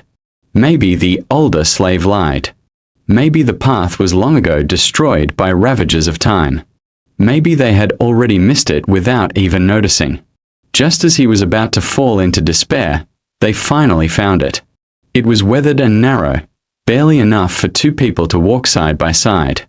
The path wasn't paved, but rather cut from the black rock by some unknown tool or magic, winding its way up the mountain like a tail of a sleeping dragon. Here and there, it was hidden beneath the snow. But most importantly, it was flat. Sunny had never been that happy to see something flat in his life. Without saying a word, Scholar dropped his rucksack and sat down. He was deathly pale, gasping for air like a fish out of water. Despite that, there was a slight grin on his face. "Told you."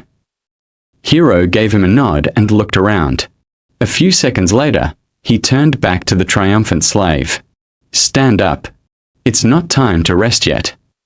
Scholar blinked a few times, then glanced at him with pleading eyes. Just give me a few minutes." The young soldier was going to retort, but Sunny suddenly put a hand on his shoulder. Hiro turned to face him. "What is it?" "It's gone." "What is gone?" Sunny gestured down, back the way they came. "Shifty's body. It's gone."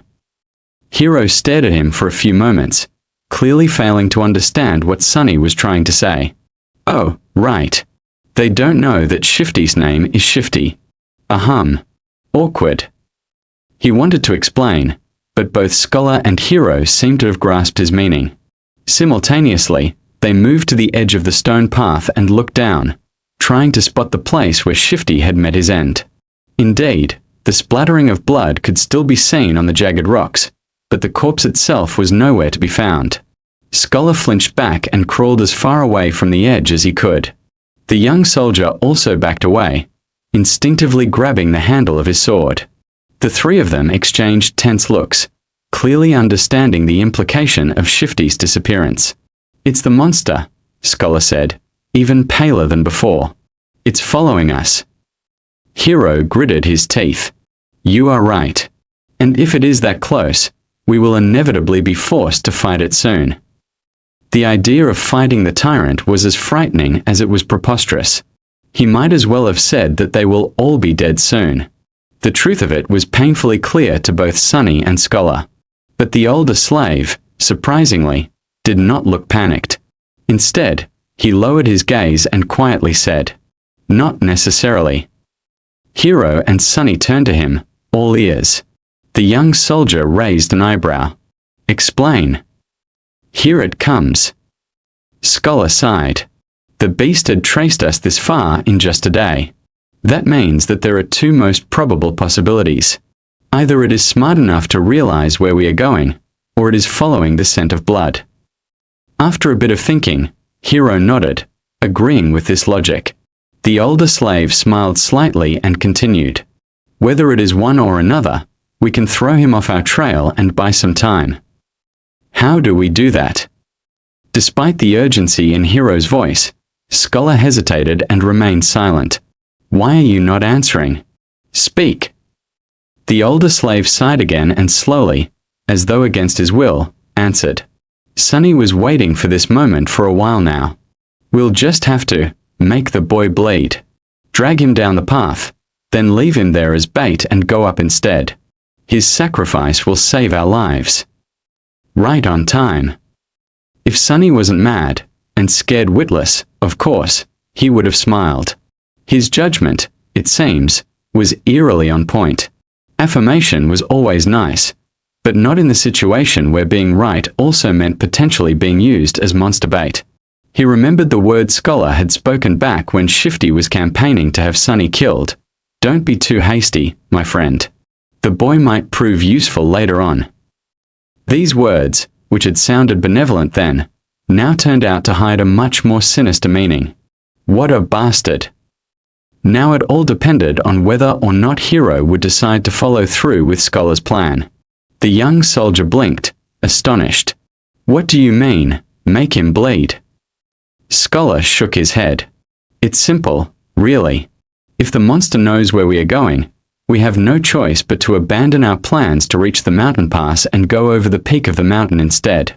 If the monster is following the scent of blood, we have to use one of us as bait to mislead it. He paused. Only by leaving a bleeding man further down the path can we reliably avoid the pursuit no matter how it is tracking us. Hero stood motionless, his eyes jumping between Scholar and Sunny. After a few seconds, he asked, How can you bring yourself to propose something so vile? The older slave masterfully pretended to look aggrieved and somber. Of course, it pains me. But if we do nothing, all three of us will die. This way, at least, the boy's death will save 2 lives. The gods will reward him for his sacrifice. Gee, what a silver tongue. I'm almost convinced myself. The young soldier opened his mouth, then closed it again, hesitating. Sunny was silently watching the other 2 survivors, measuring his chances of coming on top in a fight.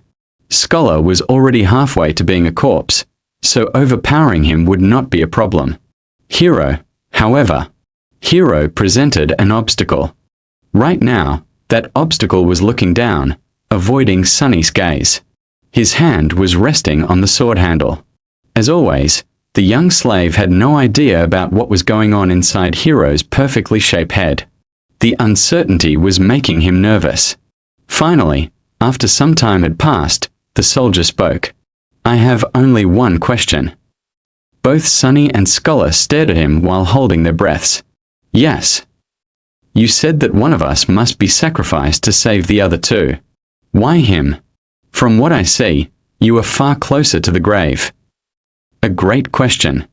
I was just about to ask it myself. Sunny turned to the older slave, trying very hard to suppress a mocking grin. But to his dismay, Scholar had an answer ready. Before the first attack, he was already bleeding because of your senior's whip. During the attack, he was drenched in the blood of a fellow slave. His cloak, too, was soaked in it when the previous owner died. The boy already reeks of blood. Keeping him alive will put us in danger. That's why he is the best choice. The grin died before reaching Sunny's face. Curse you and your big brain. Scholar's reasoning was appallingly solid. Hero listened, his expression growing darker with each word. Finally, he looked at Sunny, a dangerous light shining in his eyes. That is true. Sunny felt his mouth getting dry. Cold sweat was running down his spine. He tensed, ready to act. But at that moment, Hero smiled. Your logic is almost unassailable, he said, unsheathing the sword. However, you fail to account for one thing. Scholar raised an eyebrow, trying to hide his own nervousness. What might that be? The young soldier turned to face him, the smile disappearing from his face. Now, he was radiating thick, practically palpable killing intent. It's that I know who you are, Your Grace. I also know what you've done, and how you ended up a slave. Just one of the revolting crimes you have committed would be enough to make me want to kill you. So if there is someone among us who deserves to be sacrificed, it's you. Scholar's eyes widened. But the smell of blood. Don't worry about it. I'll make you bleed enough to overpower whatever residual scent the boy carries. It all happened so fast that Sunny barely had time to react. Hiro lunged forward with a speed that seemed almost inhuman. A moment later, Scholar was shrieking on the ground, his leg broken with one strike from the flat side of the young soldier's sword.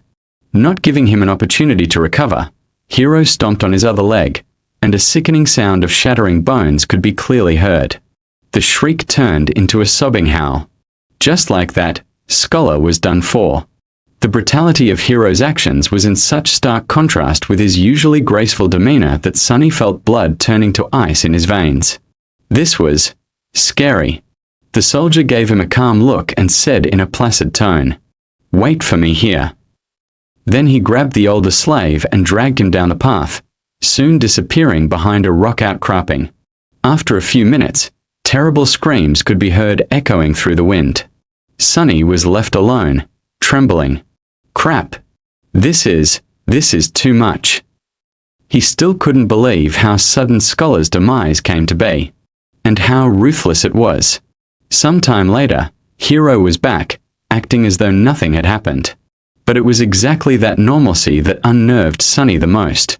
After sorting through the contents of Scholar's rucksack and throwing most of the firewood out, the young soldier put it over his shoulder and nonchalantly turned to the young slave. "Let's go. We need to hurry." Not knowing what to say, Sunny gave him a nod and headed forward. Now there were only two of them left. It was sort of stupid, but Sunny suddenly felt lonesome. Walking on the stone path was much easier than scaling the mountain wall.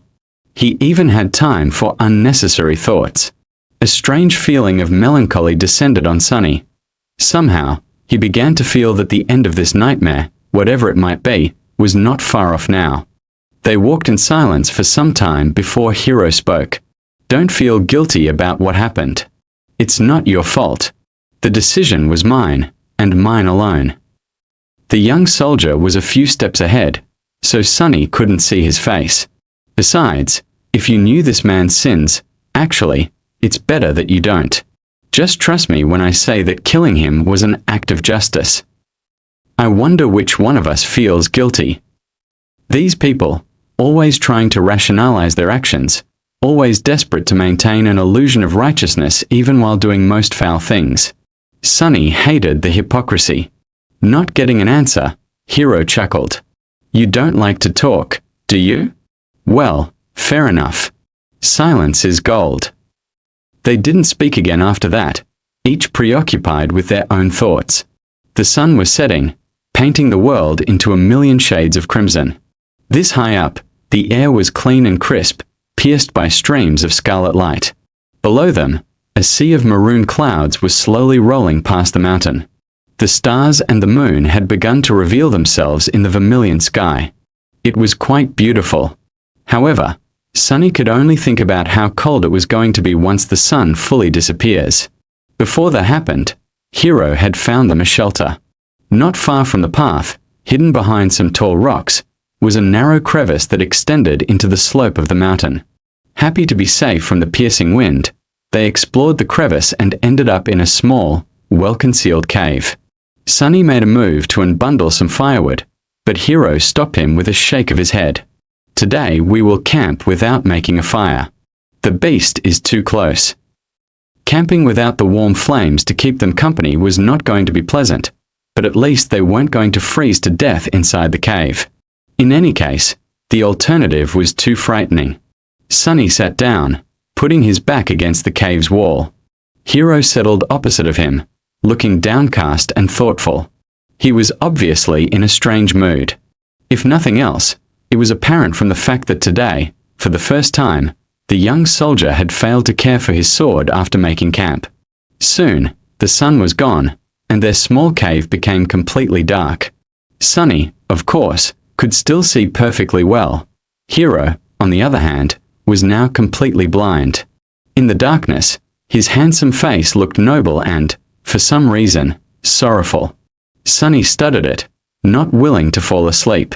After a while, Hiro suddenly spoke in a quiet voice.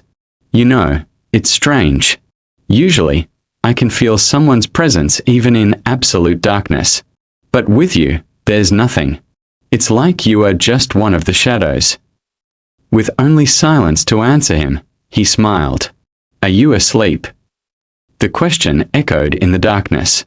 Sunny, who had never spoken with Hiro unless there was an urgent need to, and even then only using a few words at best, felt like there was a strange intimacy between them now.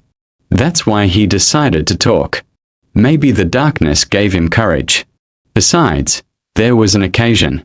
"Why? Are you waiting for me to fall asleep before you kill me? Or will you do it in the morning?" The smile froze on Hiro's face. He lowered his head, as though in shame. After a minute or so passed, shrouded in heavy silence, he finally answered, "Yes. I thought that if I do it when you sleep, you won't have to suffer." Unseen to him, a bitter grin appeared on Sunny's face. A long sigh escaped from the young soldier's lips. He rested his back against the cave's wall, still not looking up. "I don't expect you to forgive me. This sin, too, will be mine to bear. But, please, if you can, find it in your heart to understand. If things were different, I would have gladly faced that monster to let you escape. But my life does not belong to me alone. There is an unimpassable duty I am sworn to fulfill. Until it's done, I cannot allow myself to die." Sunny laughed. "You people. Look at you. Planning to kill me and still insisting on having a good excuse. How very convenient. I really hate hypocrites like you the most. Why don't you be honest for once? Don't give me that crap. Just say it. I'm going to kill you because it's easy. I'm going to kill you because I want to survive." Hiro closed his eyes, his face full of sadness. "I'm sorry. I knew you wouldn't be able to understand." "What's there to understand?" Sunny leaned forward, anger coursing through his veins. "Tell me, why do I have to die?" The young soldier finally looked up. Even though he couldn't see in the dark, he turned his face in the direction of Sunny's voice. That man was a villain, but he was also right. The scent of blood is too heavy on you. It will attract the beast. You can just let me go, you know. We'll part ways. After that, whether or not the monster finds me won't be your problem." Hiro shook his head. "Dying in that creature's maw is too cruel a fate. It's better if I do it myself. You are my responsibility, after all." "How noble of you." Sunny leaned back, dejected. After a short while, he quietly said, "You know, when I just came here, I was ready to die. After all, in this whole world, 2 worlds, actually, there's not a single soul who cares whether I live or die. When I'm gone, no one will be sad. No one will even remember that I existed." There was a forlorn look on his face. A moment later, however, it was gone, replaced by mirth. "But then I changed my mind. Somewhere along the way, I decided to survive.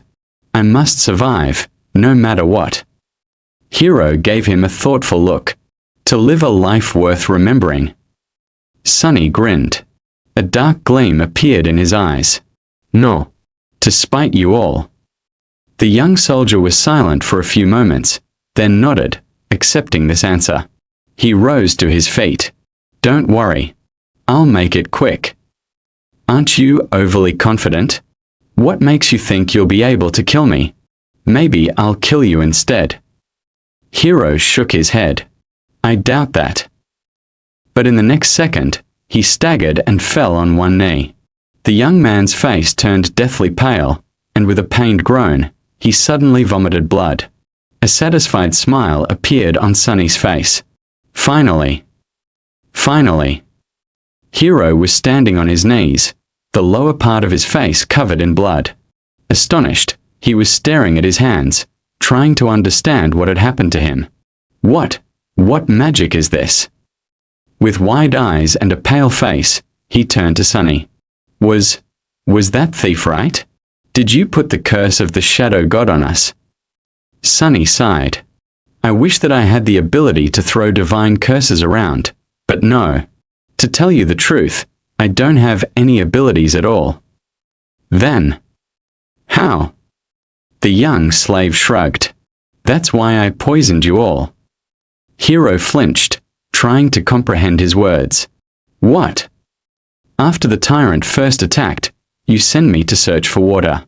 While gathering flagons from the dead soldiers, I squeezed bloodbane juice into each one, except my own, of course.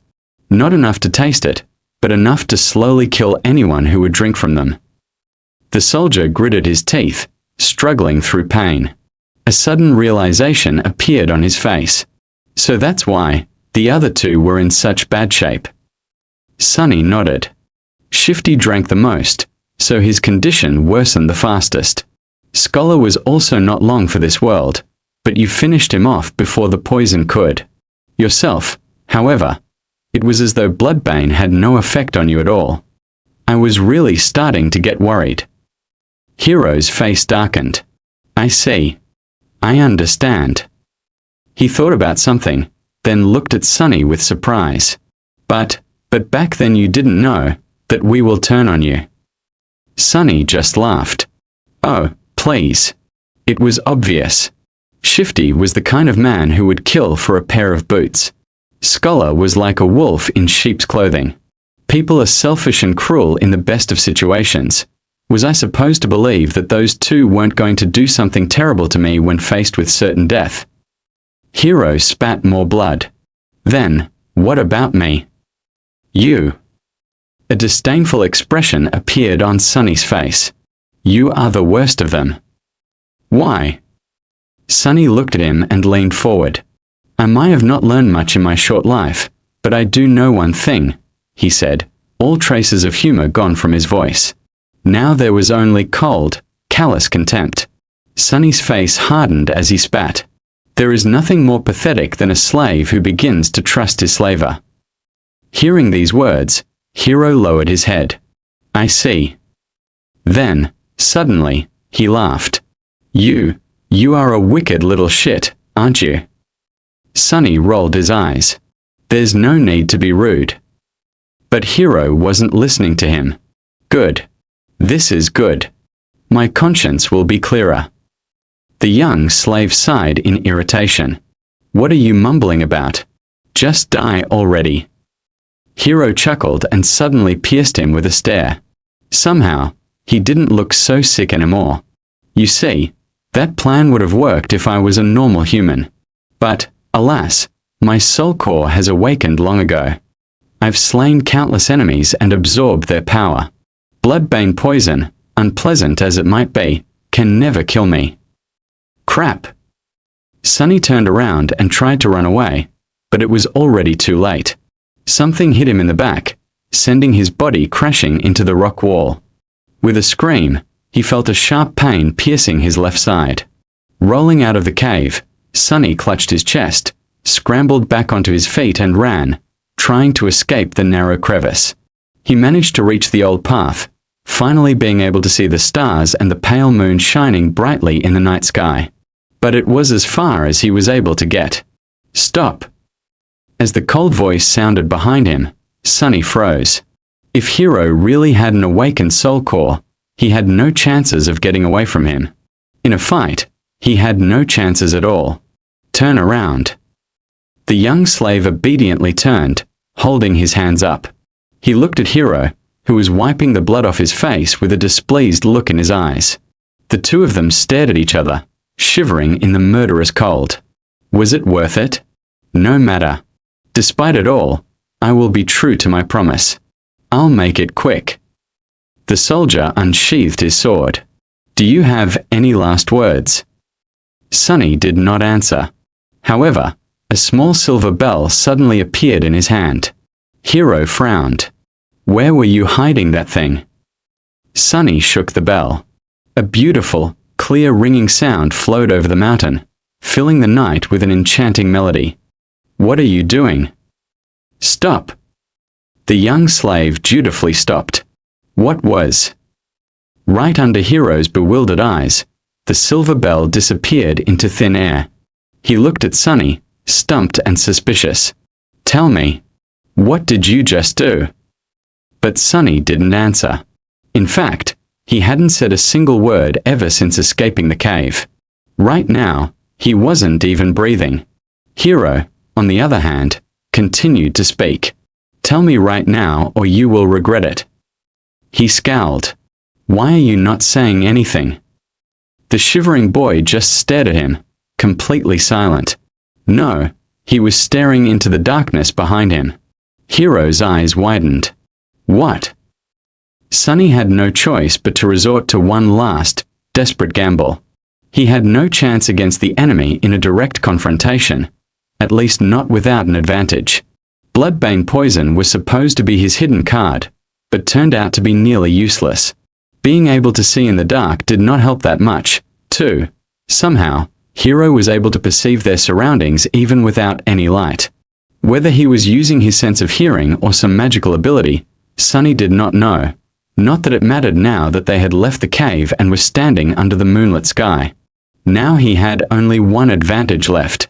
The fact that he knew that the tyrant was blind, and Hiro did not. Acting on that knowledge, however, was easier said than done. But what else could he do? That's why he tried to stay as quiet as possible and rang the silver bell. If the description did not lie, its ringing could be heard from miles away. Surely, the tyrant was going to hear it, too. Now Sunny only had to stay silent, stall for time and hope that the monster would come. As he did so, Hiro's bewilderment slowly turned into anger. "Tell me right now or you will regret it." His voice was quite threatening, but still, the young slave did not answer. He just shivered in the cold and tried not to groan despite the pulsing pain in his chest. "Why are you not answering?" But Sunny did not dare to answer. He held his breath and watched, horrified, as the familiar colossal figure appeared behind Hiro. His lungs were on fire, and his heart was beating like crazy. It was beating so loud that he was even afraid that the blind tyrant would hear it. But, of course, it couldn't be louder than Hiro's voice, who was still talking, turning himself into the only source of noise on this mountain. At the last second, a hint of understanding appeared in the young soldier's eyes. He began to turn around, his sword rising with lightning speed. But it was too late. A massive hand appeared from the darkness and caught him into an iron grip. The bone claws scraped against the armor, pulling it apart. Mountain King dragged Hiro back, paying little attention to the sword biting into its wrist. Viscous saliva was streaming from its open maw. Petrified by fear, Sunny slowly turned his back to them and took a couple of steps up the old, winding path. Then he darted away, running as fast as he could. Behind him, a desperate scream tore apart the silent night. Then a hungry roar followed. It seemed that Hiro wasn't going down without a fight, even though his fate was already sealed. But Sunny didn't care. He was running away, climbing higher and higher. "I'm sorry, Hiro," he thought. "I did say that I will watch you die, but, as you know, I am a liar. So go and die on your own." A lonesome dark mountain stood tall against the raging winds. Jagged and proud, it dwarfed other peaks of the mountain chain, cutting the night sky with its sharp edges. A radiant moon bathed its slopes in the ghostly light. Under that light, a young man with pale skin and black hair reached the peak of the mountain. However, his looks didn't match the magnificence of the scene. Wounded and staggering, he looked pathetic and weak. The young man looked like a walking corpse. His coarse tunic and cloak were torn and smeared with blood. His sunken eyes were cloudy and lifeless. His body was bruised, beaten, and cut. There were specks of bloody foam on his lips. He was hunched over, cradling the left side of his chest. Each step caused him to moan, ragged breath barely escaping through gritted teeth. Sunny was hurting all over. But most of all, he was cold. So cold. He just wanted to lie down in the snow and fall asleep. But instead, he continued walking. Because he believed that the nightmare will be over once he reaches the peak. Step. Step. Another step. Finally, he had made it. At the highest point of the mountain, a vast expanse of flat rock was covered with snow. In the center of it, illuminated by moonlight, stood a magnificent temple. Its colossal columns and walls were cut from black marble, with exquisite reliefs decorating the Stygian pediment and broad frieze. Beautiful and awesome, it looked like a palace of a dark god. At least it did once. Now, the temple was in ruins. Fractures and cracks marred the black stones. Parts of the roof had collapsed, letting in ice and snow. Its tall gates were broken, as if smashed into pieces by a hand of a giant. Still, Sunny was satisfied. "Found you," he said in a hoarse voice. Gathering the last of his strength, the young slave slowly limped in the direction of the ruined temple. His thoughts were muddled and confused. "See this, hero?" he thought, forgetting for a second that Hero was already dead. "I've made it. You were strong and ruthless, and I was weak and timid. Yet now you are a corpse, and I am still alive. Isn't it funny?" He stumbled and groaned, feeling the edges of his broken ribs cutting deeper into his lungs. Blood was dripping from his mouth. Dead or not, Hero had gotten him good with that single strike. Actually, it's not. What do any of you even know about being ruthless? Poor fools. In the world where I come from, people had thousands of years to turn cruelty into an art. And as someone on the receiving end of all that cruelty, don't you think I would know more about being vicious than you ever could? He was getting closer to the temple. Truth be told, you never stood a chance. Wait. What was I thinking about? A moment later, he had already forgotten.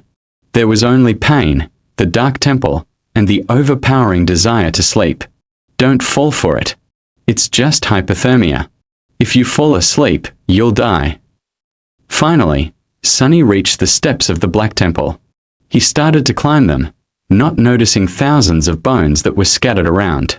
These bones once belonged to humans and monsters both. All of them were killed by the invisible guardians still lingering around the temple. As Sunny was climbing the steps, one of the shapeless guardians approached him. It was ready to snuff out the spark of life that was burning weakly in the defiler's chest, but then stopped, sensing a faint, strangely familiar scent coming from his soul. The scent of divinity. Sorrowful and lonesome, the guardian moved aside, letting Sunny pass. Oblivious, he entered the temple. Sunny found himself in a grandiose hall. Cascades of moonlight were falling through the holes in the partially collapsed roof. Deep shadows were surrounding these circles of silver light, not daring to touch them. The floor was covered in snow and ice. At the far end of the hall, a large altar was cut from a single piece of black marble. It was the only thing inside the temple untouched by snow. Forgetting why he came here, Sunny headed for the altar. He just wanted to sleep. The altar was dry, clean, and as wide as a bed. Sunny climbed on it and lay down. It seemed like he was going to die. He was okay with it. Sunny tried to close his eyes, but was stopped by a sudden noise coming from the direction of the temple's entrance. He turned his head to look, not even a little bit curious. What he saw would have sent chills running down his spine if he wasn't so cold, tired, and indifferent. Mountain King was standing there, looking at him with its 5 blind eyes. He was still massive, terrifying, and revolting. Worm-like shapes were still moving frantically under its skin. It was sniffing the air, salivating. Then it opened its maw and moved forward, slowly approaching the altar. What an ugly bastard, Sunny thought, and suddenly clutched his chest, convulsing in a fit of torturous coughing. Bloody foam flew from his mouth and fell on the altar. However, the black marble soon absorbed it. A second later, it was as pristine as it was before. The tyrant was just about to reach Sunny. It was already stretching its hands to grab him. I guess this is the end, he thought, resigned to his fate. But at the last second, suddenly, the voice of the spell resounded in the dark temple. You have offered yourself as a sacrifice to the gods. The gods are dead, and cannot hear you. Your soul bears the mark of divinity. You are a temple slave. Shadow God stirs in his eternal slumber. He sends a blessing from beyond the grave. Child of shadows, receive your blessing. Under Sunny's astonished eyes, the shadows crowding the great hall suddenly moved, as though coming alive. Tentacles of darkness surged forward, entangling Mountain King's arms and legs. The mighty tyrant struggled, trying to get free. But how could it resist the power of a god? The shadows dragged Mountain King back, pulling in different directions. The tyrant opened its maw, and a furious howl escaped it. The next second, its body ruptured, torn apart into pieces. Blood, viscera, and severed limbs fell on the floor in a crimson torrent. Just like that, the horrible creature was dead. Sunny blinked. Once again, he was alone in the ruined temple. The great hall was dark and silent. And then the spell whispered, "You have slain an awakened tyrant, Mountain King. Wake up, Sunless. Your nightmare is over. Prepare for appraisal." The first nightmare is over. How was it? Winky Face. Volume 1 is available for pre-order at Barnes & Noble and Amazon. Prepare for appraisal. Sunny found himself in a space between dream and reality.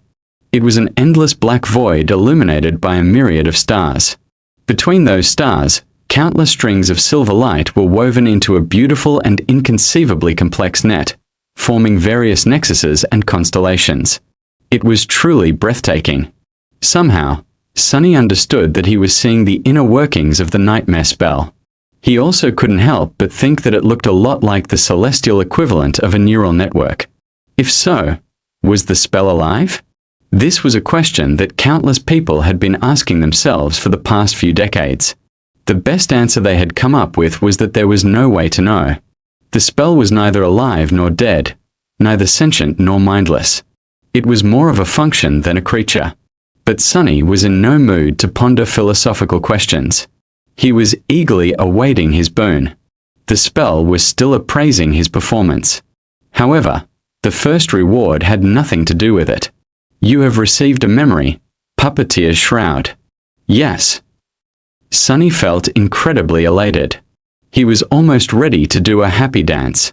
That memory belonged to Mountain King, who was an awakened tyrant, which meant that the memory itself was of the awakened rank. Getting it was a stroke of incredible luck. There were 7 ranks to everything in the spell.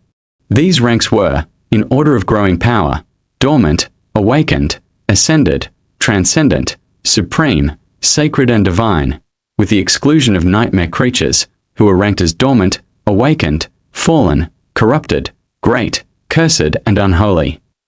From the spell's point of view, Sunny was a dormant human.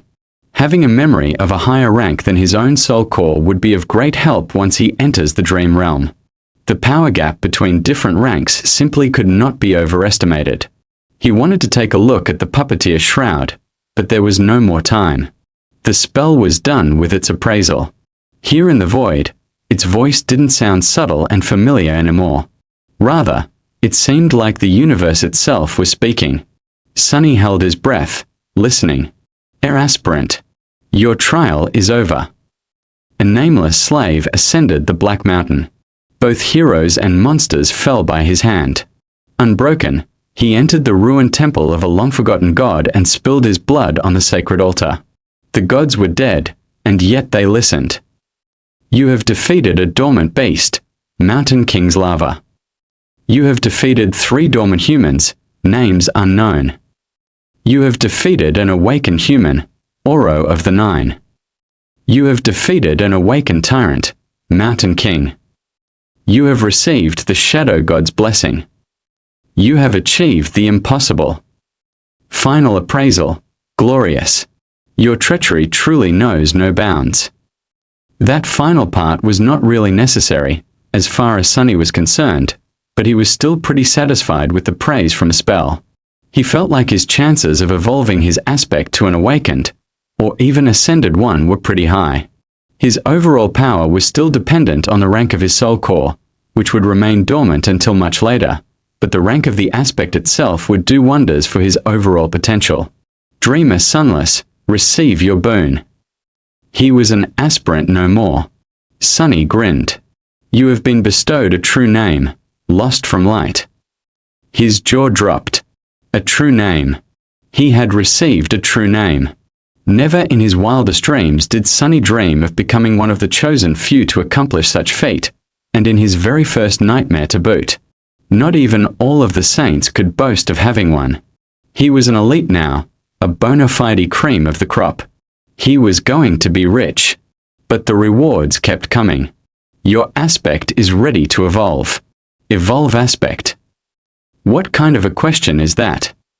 Sunny crossed his fingers and said yes. Dormant aspect temple slave is evolving.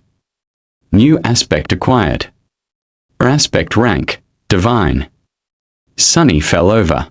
Aspect name, shadow slave. Divine, it's divine. Sunny was standing on his knees, stupefied. The shock was so great that for a second there he lost all control over his limbs and fell. It said divine, right? He raised a trembling hand and rubbed his eyes, making sure that he was awake. Or rather conscious, since, technically, he was still sleeping in the underground vault of the police station. Confused by all this terminology, Sunny silently summoned the runes and found the lines describing his aspect. Aspect, shadow slave. Aspect rank, divine. Aspect description, you are a miraculous shadow left behind by a dead god. As a divine shadow, you possess plenty of strange and wondrous powers. However, your existence is empty and lonesome. You mourn the passing of your former master and long to find a new one. Innate ability, shadow bond. Ability description, find a worthy master and let them know your true name. Once they recite it out loud, you will be bound to their will, unable to disobey any command. It is improper for a shadow, let alone a divine one, to walk around without a master. That was a lot to digest. First of all, Sunny felt his heart beating faster. He heard it right. All the suffering and horror he had experienced in the first nightmare paid off in the end. A divine aspect. He had received a divine aspect. Anything above awakened was rare and immensely valuable. People with ascended aspects were rare enough to be fought over by various factions. The factions themselves were built around singular powerhouses with transcendent or supreme aspects. And he had never, ever heard of anyone acquiring a divine one. Never. Anything with the divine prefix was so hard to find that it mostly lived in the realm of myths and legends. After all, the human race had not reached that high yet. It was only slightly more than a decade since humans managed to finally conquer the third nightmare and receive the ability to evolve their cores to transcendent rank. As transcendents, or saints, as they were called in the real world, powerful awakened ruled over the dream realm, but even they did not dare to face nightmare creatures of higher ranks.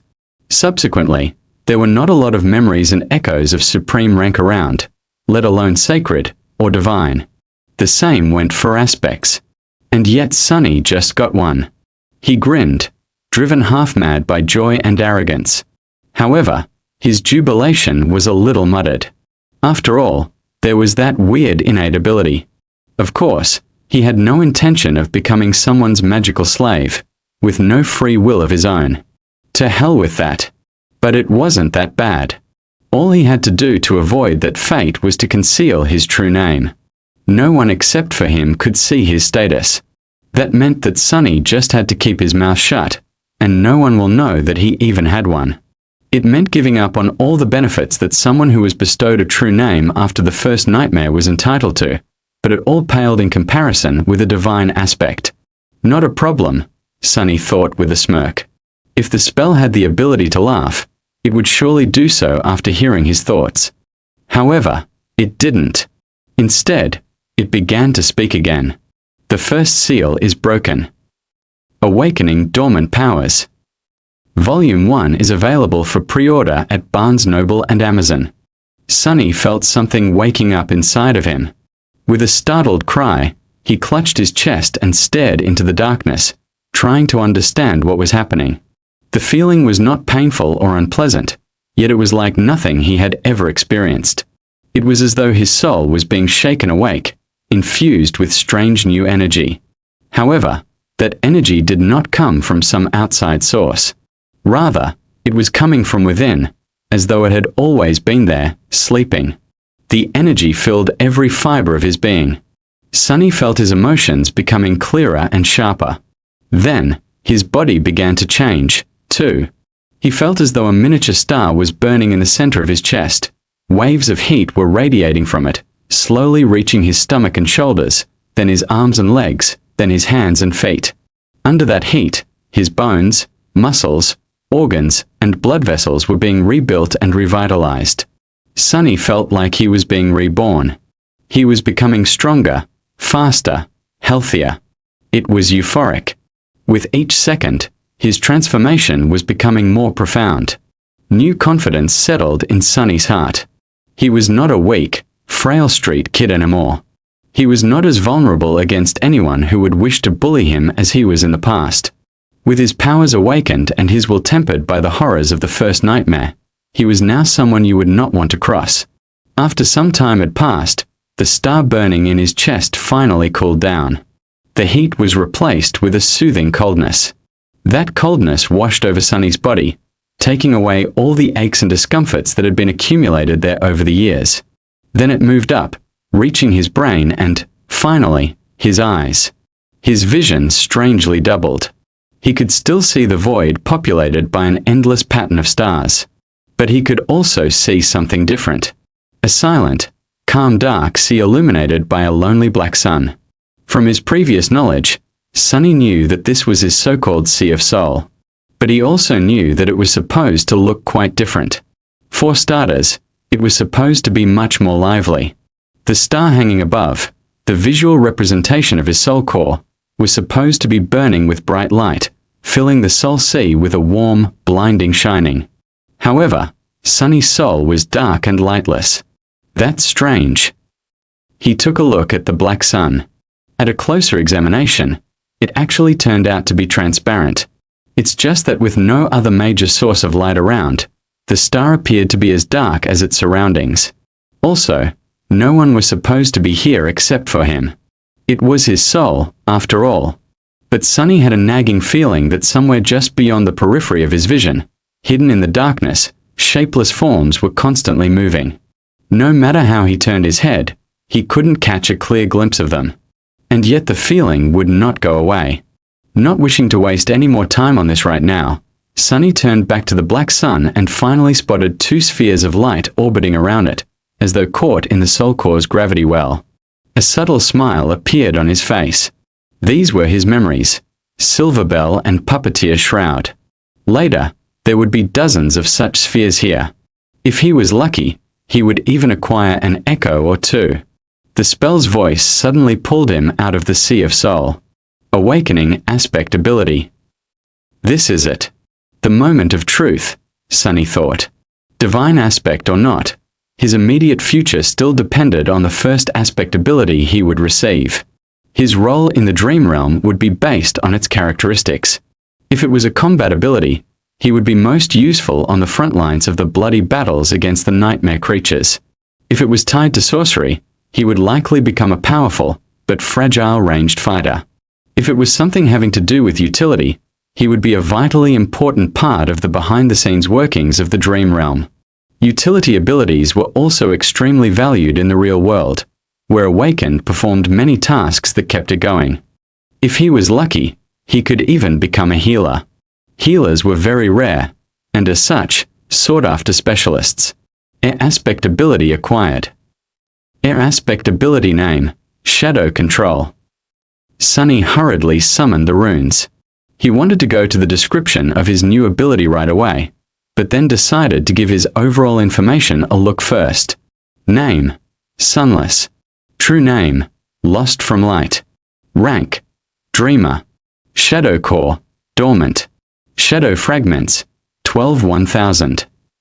What? What is that? Where the rank of his soul core was supposed to be written, a mysterious shadow core appeared instead. Sunny looked at it, blinking. He had never heard of anyone having a different kind of core before. Was he that unique? This enigmatic shadow core would certainly explain why his Sea of Soul looked so strange. And also, he moved his eyes down, noticing the shadow fragments counter. Usually, there was supposed to be an indicator of the number of soul shards consumed. However, it was nowhere to be seen. Do I actually have a completely different progression path than all Awakened? The idea was as exciting as it was frightening. Not having to fight for resources with anybody else was an incredible advantage. Most of the human society in the dream realm was built around the acquisition of soul shards. If he had no need to gather them to evolve, not only would he be able to become more powerful with incredible speed, he would also be completely self-sufficient. On the other hand, he had no idea how to acquire these shadow fragments. However, he had gotten 12 of them somehow already, so whatever it was that he had to do, he had already done it in the first nightmare. I'll have to explore this carefully. Satisfied with this decision, Sunny continued to study the runes. Memories, Silver Bell, Puppeteer Shroud. Echoes. Attributes, Faded, Mark of Divinity, Child of Shadows. Aspect, Shadow Slave. Aspect rank, Divine. Aspect abilities, Shadow Control. Aspect ability description, your shadow is more independent than most. It is an invaluable helper. What is that supposed to mean? Sunny held his breath and began to read the description again, but at that moment, a new set of runes appeared just below it. Simultaneously, the spell's voice resounded in the black void. All power has a price. You have received a flaw. Your flaw is... Sunny read the runes, and his eyes widened in horror. Oh, no. No, no, no. I feel like I need to issue a bit of a warning. In the world of the novel, flaws are a very serious matter. They are often grave and never pleasant, acting as a counterweight to the powers of the awakened. As someone with extraordinary power, Sunny will have to receive a correspondingly devious flaw. He will have to suffer for a couple of chapters to learn how to deal with this new situation. Don't worry, though. In the end, the additional challenge will only make his exploits even more thrilling. Volume 1 is available for pre-order at Barnes Noble and Amazon. He closed his eyes, then opened them again, hoping that the runes would disappear. Please, be gone. Please. But the runes were still there, shining slightly, as though mocking him. Flaw, clear conscience. Flaw description, you cannot lie. Sunny stared at these 3 simple words, feeling like there was a bottomless abyss opening right beneath his feet. The spell, which was usually frivolous with its descriptions, decided to be straight and on point this time.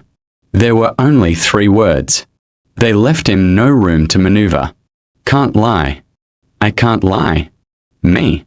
How am I supposed to live if I can't lie? Sunny's very survival was predicated on his ability to deceive and outsmart other people. Even the spell itself congratulated him on his treachery. Without the ability to lie, he wouldn't be able to achieve anything. Not to mention, his heart suddenly felt as though it was about to stop. If he could only tell the truth, how was he supposed to hide his true name? Wouldn't anyone be able to turn him into an obedient slave by simply asking a couple of innocent questions? Sir. Sunny was about to scream and curse, but at that moment, the spell spoke again. Wake up, lost from light. The black void spun and disappeared. Sunny opened his eyes. The armored ceiling of the police station's vault hung above him. No one would call its aesthetics beautiful, but to him, it was the most majestic sight. Only now did he realize how much he had missed the real world. It was safe and familiar. There were no monsters or slavers. Well, at least officially. There was no constant fear of torturous death. It was home. In addition, Sunny felt incredible. The cold that had crept deep into his bones during the nightmare was gone, taking with it all the pain that his wounded body had been enduring day after day. His feet and wrists were not in agony. His back had forgotten the bite of the whip, and he could even breathe without feeling the sharp edges of his broken ribs cutting deeper and deeper into his lungs. What a blessing! The sudden disappearance of pain, coupled with the new vitality that permeated his body, almost made Sunny cry. I really survived. He slowly looked down and then froze, breathless. On a cheap plastic chair placed beside his reinforced medical bed sat the most beautiful woman he had ever seen. She had short, raven black hair and icy blue eyes. Her flawless skin was smooth, supple, and as white as snow. Actually, this was Sunny's first time meeting someone as pale as he himself was. However, while Sunny's pallor looked strange and unhealthy, the beautiful stranger was nothing short of striking. The woman seemed to be in her late 20s. She was wearing a dark blue uniform with silver epaulets and black leather boots. The jacket of her uniform was casually unbuttoned, revealing a black tank top beneath. Currently, she was stretching her arms above her head, clearly bored and sleepy. The gesture forced the thin fabric to tighten, provocatively accentuating her full breasts. Mesmerized, Sunny almost missed the fact that there was a shoulder insignia on the woman's left sleeve. There were 3 stars on it. 3 stars, he thought, distracted. 3 stars means an ascended. Yeah. Wait. An ascended. But before Sunny could fully digest the meaning of this word, he realized that the woman was staring at him, too. "What are you looking at?" she said, not a gram of humor in her voice. Sunny blinked a couple of times, embarrassed, and quickly came up with an excuse. Then he opened his mouth and answered, "Your breasts." A second later, his eye widened in absolute horror. Because he wasn't planning to say those words at all. His mouth moved on its own. A wave of terror suddenly drowned his mind. The woman slowly smiled with a dangerous gleam in her eyes. Then, without any warning, she moved her hand and slapped Sunny across the face. Sunny's whole body was turned around. If it wasn't for the restraints holding him in place, he would have probably flown off the bed. For a moment, he even saw stars. But it could still be considered getting off lightly. An ascended. The woman was an ascended. She could have torn his head clean off with a flick of a finger. Why did he have to offend someone so powerful, of all people? Meanwhile, the woman cleared her throat and crossed her arms. "Are you awake now?" Sunny held his numb cheek and carefully nodded. "Good. Let me give you a piece of advice. Don't just say anything that comes to your mind. Especially to girls. It's not like you haven't seen a girl before, right? Say thank you." "I definitely will not," Sunny thought. But instead, his mouth moved on its own, and he said, "I've seen plenty, but no one as beautiful as you." Then he flinched back, his face as red as a lobster. The woman stared at him for a few seconds and then burst into laughter. "I see you haven't met a lot of Awakened then. By Awakened standards, I'm below average." Sunny glanced at her with doubt. The woman shook her head. As your soul core develops, the body gets rid of all its imperfections. So it's hard to find an unattractive Awakened, especially among the stronger ones. Live long enough, and you might just become a flower boy yourself. Then she gave him a thorough look and added, "Well, maybe. In any case, since you're awake, welcome back to the land of the living. Congratulations on surviving your first nightmare, Sleeper Sunless." Sleeper Sunless. That was how people would address him now, at least in the short span of days until the winter solstice. After that, he would either return from the dream realm as an Awakened or not return at all. It felt strange to have a title put before his name. In the past, Sunny was rarely even addressed by name. People mostly called him things like boy, punk, brat, or hey, you. But now he even had a title. Sleeper Sunless. Actually, the correct term was dreamer. But humans had their own set of words for those infected by the nightmare spell. Carriers who had just finished their first nightmare were called sleepers because of how they interacted with the spell. Basically, once his spirit enters the spell, his body was going to fall into slumber. That slumber would continue for days, weeks, or even months, however long it takes him to escape the dream realm. Hence the term sleeper. Once he escapes and becomes an Awakened, he would live his life normally during the day and return to the dream realm every time he falls asleep. The Awakened were called the same by the spell and the humans. That word was also sometimes used as a general term for all carriers. Then, if he were to decide to enter a second nightmare and manage to survive, he would become an Ascended. People called them Masters. Masters could enter and exit the dream realm as they wished. Some even chose to never come back there at all. More than that, They traveled between the worlds physically, not just in spirit. And then, above the masters, there were saints, those who had conquered the third nightmare and earned the right to call themselves transcendent. They were as powerful as demigods, and even more rare. Not only could they travel between the real world and the dream realm, but they could also take others with them. But coming back to masters, the beautiful woman stood up and approached the reinforced medical bed.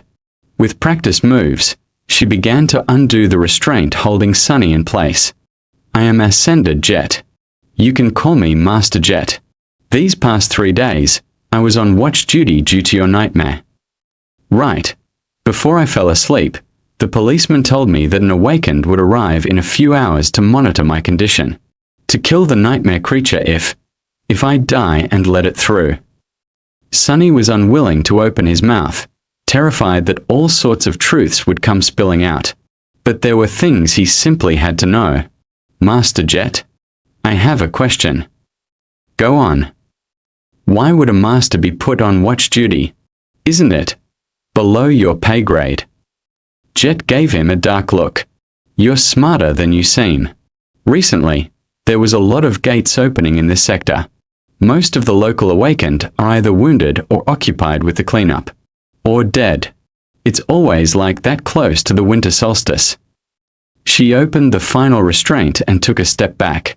Plus, there's not a lot of awakened who, like me, directly work for the government. It's by far the least lucrative or glorious career one of us can choose. Would you abandon wealth and fame to work abysmal hours and risk your life, fueled only by altruism and sense of duty? Sunny wanted to say something flattering. Instead, he looked Master Jet right in the eyes and smirked. Of course not. I'm not an idiot. Damn this damn floor. Damn. She stared at him with a humorless expression. Sunny thought that he was going to get slapped again. But instead, Jet smiled. See, I was right. You really are smart. Volume 1 is available for pre-order at Barnes & Noble and Amazon. Sunny was enjoying a hot shower. After their short conversation, Master Jet had sent him to clean himself, saying that he reeked of nightmare. The unnatural slumber of the spell would slow down the body's metabolism, and the medical apparatus he had been strapped into was supposed to take care of the rest, but he was still asleep for 3 whole days. Even if only psychological, the scent of bloodshed and despair lingered around him. Ah, I'm in heaven, Sunny thought, willing himself to temporarily forget about the looming disaster of the floor. He was alone in the police station showers, relaxing under the streams of hot water. After a bit of time had passed, Sunny reluctantly turned the tap off and walked over to the towel rack. Coincidentally, he saw himself reflecting in the mirror. The changes in his physique were subtle, but noticeable. His pale skin seemed a little healthier, his muscles a bit more pronounced. He looked slender and lean instead of emaciated and frail, as he did before. There was a slight luster to his dark hair and a shine to his eyes. However, he was still rather diminutive. Not exactly a picture of masculine handsomeness, to say the least. Flower boy, huh? Sunny thought, full of bitterness. Then he suddenly froze, noticing something strange. As he was looking at himself in the mirror, the reflection of his shadow seemed to move. It was as though the shadow lowered its head and quietly facepalmed. Sunny quickly turned around, piercing his shadow with a nervous look. However, everything seemed normal.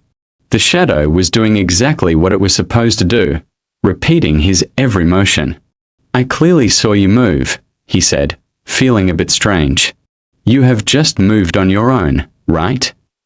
Sunny glared at the shadow, which obediently glared back. Did you move or not? The shadow enthusiastically shook its head. What the? What do you mean, no? You've just moved your head. Do you think I'm a fool? The shadow seemed to think for a bit and then shrugged. Sunny was left with his mouth agape. Your shadow is more independent than most. It is an invaluable helper, he muttered finally. Right. This was how the spell had described his aspect ability. But what exactly could his shadow do? He decided to experiment a little. Hey, you. Tell me what you can do." The shadow was silent and motionless. "Right. It doesn't have vocal cords." As though that made any sense. Shadows were not supposed to have muscles either, and yet it knew how to move. Show me." No reaction. It seems the shadow was content pretending to be an ordinary, lifeless blob of darkness. Sunny sighed. "I'm doing this wrong." Independent or not, the shadow was still a part of him. It was a manifestation of his aspect ability. So instead of asking the shadow, he really should have been asking himself. "Not going to talk, are you?" Sunny closed his eyes and directed his perception within, exploring himself for the first time since returning to the real world. He felt the beating of his heart, the steady rising of his chest, the slight chill of the shower room. He heard droplets of water falling on the tiled floor, felt the movement of filtered air against his skin. And there, on the verge of his consciousness, something new. A completely new sense. Sunny concentrated on it, and suddenly a whole other world opened to him. It was hard to describe with words, just like one would have trouble explaining how hearing or touch feels. It was as though he could communicate with vast forms that crowded around him and receive an understanding of both their own shape and the surrounding space, guided by the different degrees of pressure they exerted on his mind and each other. That understanding came naturally and instantaneously, like an instinct. These forms were shadows, and among them, one, not the largest one, but the deepest, didn't feel like an external entity. It was like a part of his soul. Once Sunny grasped the feeling of it, he could sense the shadow just like he sensed his limbs. The only thing was that his limbs were made out of flesh, and the shadow was made from the absence of light. Sunny opened his eyes and looked at the shadow. Then, with a thought, he willed it to raise an arm. The shadow raised an arm. He willed it to sit, stand, turn around, kick. Then he willed it to change shape, turning into a circle, then a line, then a monster. And finally, back to his own silhouette. The shadow was mercurial and fluid, like water. The only constant was its size. How about that? The shadow pouted, then reluctantly raised its thumbs. "But how are you useful?" He willed the shadow to strike the towel rack. It obediently moved and delivered a powerful kick. Of course, since it was just a shadow, its leg passed over the towels harmlessly, not even causing them to sway a little. "Is that all you can do?" In his mind, the image of shadow tentacles tearing the mighty tyrant into little pieces cracked and shattered mercilessly. It seemed he would not be competing with Shadow God anytime soon. How regretful. The shadow looked at him with disdain. Then it shrugged and stopped moving altogether, clearly offended. Sunny sighed and took a towel off the rack. "All right. I will explore it later." A few minutes after that, he was wearing a clean police-issued tracksuit and heading for the cafeteria. Master Jet was waiting for him at one of the tables, with 2 trays full of steaming synthetic food in front of her. "Help yourself." Sunny glanced at the cheap gruel, which was not so different from the stuff he used to consume in the outskirts, and sighed. Somehow, he had expected his first meal after becoming a sleeper to be more lavish. Still, it was food. He sat down and began to wolf down the gruel ravenously. He was very, very hungry. In the process, his thoughts began to wander. Sunny stole a glance at Jet and wondered. The spell told him to find a master, and the next thing he knew there was a woman calling herself master right in front of him. He tried to imagine being an obedient slave to someone like her. Weird thoughts started to appear in his mind. "You know what, Sunny?" he thought with dark irony. Knowing your luck, this would be a perfect moment for her to ask. "What are you thinking about?" Sunny choked on the gruel. He felt his mouth beginning to open, and put all of his will into staying silent. A second passed without him saying anything. Then a weird pressure appeared in his mind, which soon turned into blinding pain. He endured it for a couple more seconds before giving up. "I was thinking that it would be a perfect moment for you to ask me about what I am thinking," he finally said. Jet gave him a weird look. "All right. Are you almost finished with your food?" Sunny nodded. Then I'll begin. As per protocol, I am obligated to inform you of a few things. It is mostly a formality. First of all, concerning your nightmare. She glanced at him and sighed. You are entitled to receive free psychological counseling. No matter what traumatic experience you have encountered, there is no shame in asking for help. Your mind is as important as your body. It's only right to keep it healthy. Are you interested? Sunny shook his head. Jet shrugged and continued. As you wish. You can also talk to me. Was it very hard? How could he answer? It was simultaneously much worse than I expected and exactly as bad as I expected. She nodded, satisfied with that explanation. That's a good attitude. I won't pry any further. Us outskirt rats are way more resilient than people think.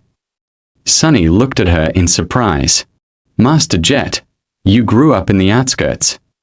She grinned. What? You can't tell because of my exquisite manners and polished exterior. He blinked a couple of times, surprised. I couldn't tell at all. After thinking for a while, he added, Are there a lot of people like us among the awakened? Jet's smile disappeared. No, there's not. In fact, they can be counted on one hand. As expected, odds were really stacked against people like them. That made the 3 stars on Jet's insignia even more exceptional. One day, I'll be a master too. If she can do it, why can't I? So, what happens now? What else are you obligated to tell me? Sunny had no idea what he was supposed to do after leaving the police station. The winter solstice was just several weeks away. Jet leaned back and answered. That's basically it. There are some additional hoops to jump through, mostly having to do with your family, but, well, I've read your file, so I know it doesn't apply. The only thing left is to decide how you will be preparing for your first journey into the dream realm.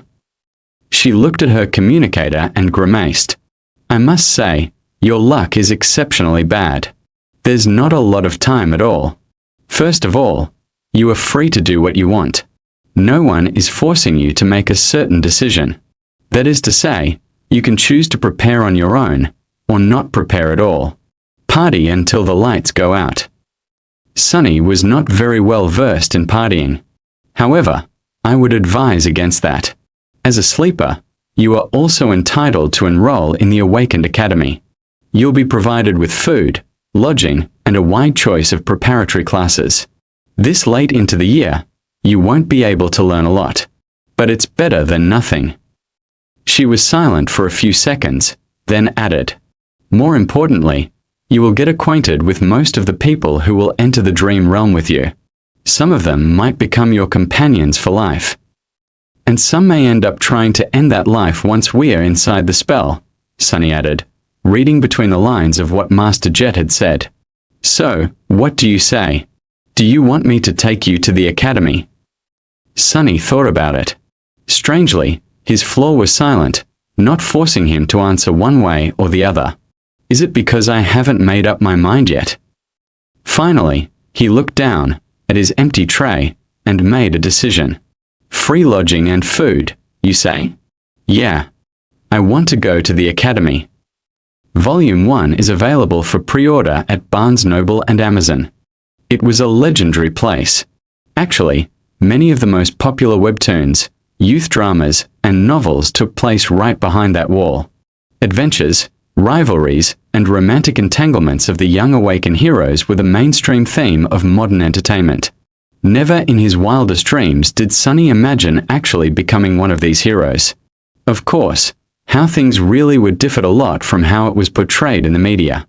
More than that, he had only 4 weeks to spend here before venturing into the dream realm. Even if he wanted to, there was not enough time for any type of entanglement. And he definitely did not want to. He had to learn how to survive, not waste time on such nonsense. The snow was slowly falling to the ground. It was cold and silent in front of the academy gates. Except for Sunny, there was only one other person, another new sleeper, if he had to guess. It was a tall, slender girl of around his age, with clear grey eyes and a detached look on her face. She had strange, silver-white hair that was cut short and neatly parted to the side. Just like him, she was dressed in a police-issued tracksuit and had no personal belongings with her. On her head, there was a pair of old-fashioned headphones. She was calmly listening to music while they waited. There was a certain vibe to the silver-haired girl. It was sort of as though she was apart from the world. She looked confident and self-sufficient, but also a bit lonely. Sunny wasn't going to start a conversation. Who knew what kind of situation he would put himself in due to that damn flaw? It was better to keep to himself. He glanced at the girl and sighed. I wonder what flaw does she have? Finally, the gates began to open. The giant, ridiculously thick sheet of reinforced metal slowly descended, creating a long bridge. Sunny looked ahead with grim determination. Master Jet's parting words echoed in his mind. On their drive to the academy, Sunny didn't speak much, looking at the sights of the city that were flying past the window of Jet's personal transport vehicle. Actually, it was his first time sitting in a PTV. Most people in the city couldn't even dream about getting a license and purchasing a vehicle like that, having to do with public transportation. He had ridden in the back of a police cruiser once or twice, but that was a completely different experience. At some point, Master Jet looked at him and said, "Since we both come from the outskirts, I'll give you 3 pieces of advice. Whether you listen to me or not is your business." Sunny turned his head, waiting. First, once you're registered in the academy, they'll offer you psychological counseling again. There will also be a valuable reward for sharing your experiences in the nightmare and the details of your appraisal. You'll be able to receive a soul shard, maybe even several of them. He frowned. Are you trying to convince me to visit a psychiatrist again? Jet shook her head. No.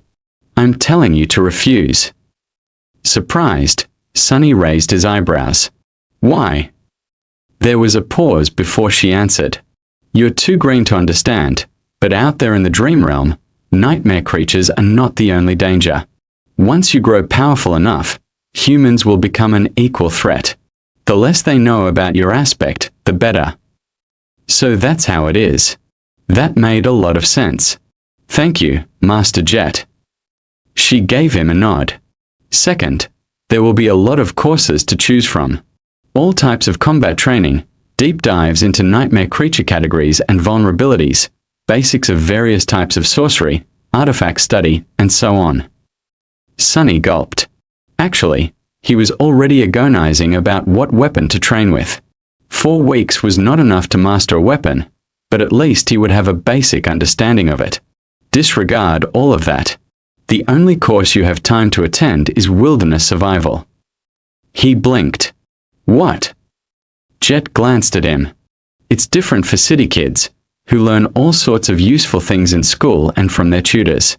But we don't have that advantage, do we? What was the biggest threat to your life during the nightmare? Sunny thought about it. On the surface, the most dangerous thing he faced was the tyrant, followed by Hero, Oro of the 9. But actually, what almost killed him in the end was the cold. Jet smiled. Smart. You only know how to survive in the city. But the dream realm is mostly made of wilderness. Do you know how to make a fire? How to procure food? How to find safe shelter? No. Fighting monsters is important, but it'll be useless if you die of hunger or exposure to the elements. Trust me. I've learned it the hard way. Sunny nodded, angry at himself. It was so obvious, yet he never even thought about these seemingly simple things. He was blinded by his past habits and experience. Human brains were like that. Once accustomed to a certain way of living, it was hard to see past the already familiar routines. It was lazy thinking at its worst. At that point, Master Jet had stopped the PTV and opened the door, getting out. Sunny followed her and was momentarily stunned, staring at the colossal metal gates in front of them. This was the famous Awakened Academy. After a few seconds, he shook off his amazement and turned to his senior. "This is as far as I go," she said, looking cheerlessly at the walls of the academy. "I've already notified them. Someone will come fetch you in a while." There was something dark in the depths of her icy blue eyes. Sunny suddenly felt a cold feeling spreading through his body. What's the third advice? Master Jet glanced at him, then sighed. Remember, no one can survive in the dream realm alone. That's not an opinion, that's a fact. Try to get along with your peers, even if they don't treat you well. It might save your life. Then she suddenly smiled and patted him on the shoulder. You've done well to survive until now. Make sure to keep yourself alive in the future, too. Then she got back into her PTV and drove off. Just like that, she was gone. The end of the metal bridge hit the special grooves in the ground and stopped moving after a set of loud clicks. Sunny looked ahead, wondering what kind of life he was going to be living in the next 4 weeks. Keep your flaw and aspect secret. Learn to survive in the wilderness. Be nice to other sleepers. It didn't sound too hard. But, for some reason, he was sure that these weeks were going to be as challenging as his first nightmare. Or maybe even worse. Seemingly free of such concerns, the silver-haired girl walked forward and stepped on the bridge. Sunny sighed and reluctantly followed. Volume 1 is available for pre-order at Barnes & Noble and Amazon. The sleeper part of the compound was relatively small and situated in the southern part of the academy, surrounded on all sides by training fields and parks. It was a low, modern building constructed with reinforced materials. Like the majority of buildings in the academy, most of it was hidden below the ground, leaving only a couple of floors above it. With its white, pristine alloy walls and wide windows, it must have looked beautiful in the summer, contrasted against all the greenery around. Inside, the building was spacious and well-lit. Sunny and the silver-haired girl were taken to a large hall where 100 or so of young men and women, sleepers of the same unfortunate timing as the two of them, were already waiting for the beginning of the induction ceremony. Most of them were nervous, tense, and excited.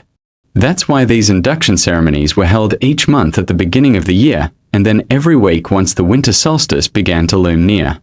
Some of the sleepers in the hall had to wait days to be inducted, while Sunny had lucked out and was delivered to the academy just hours before the scheduled event. Once inside the hall, he understood 2 things. Firstly, everyone was well dressed and in possession of a suitcase, a duffel bag, or at least a backpack carrying their personal belongings. They were obviously coming prepared, most likely from home, sent off by their families. So Sunny and the silver-haired girl, who came empty-handed and wearing simple police-issued clothes, were not a norm like he had assumed, but actually an eye-catching anomaly. Right. That makes sense.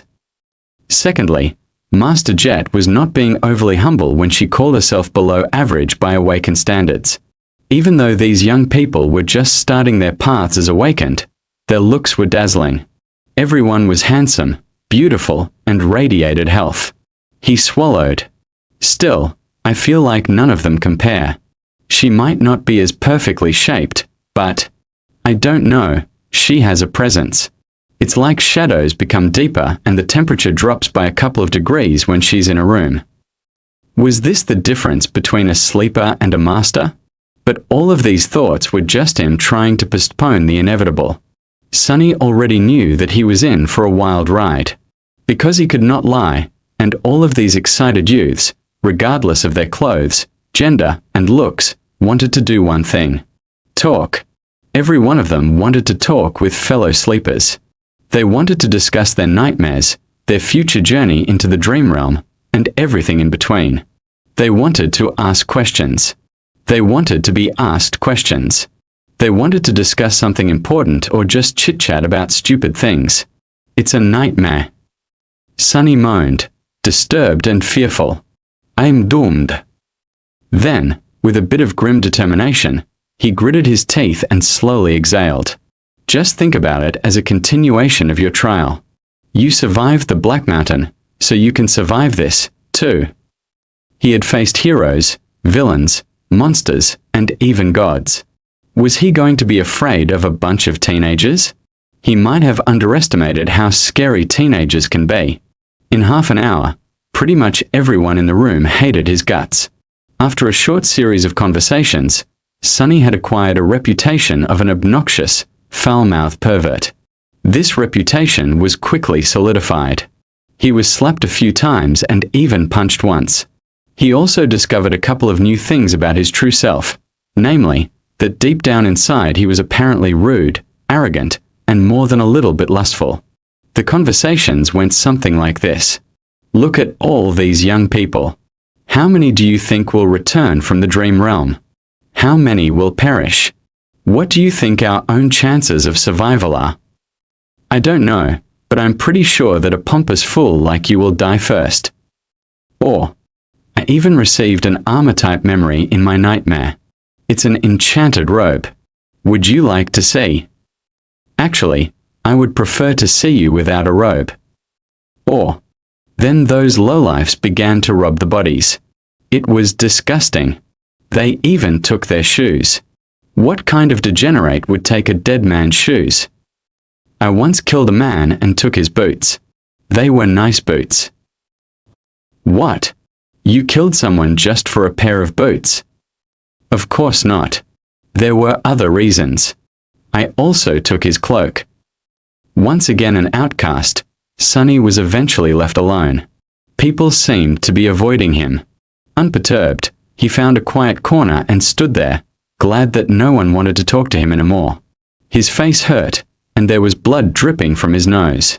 Being ostracized from a group was nothing new, but it still stung. However, he was smiling.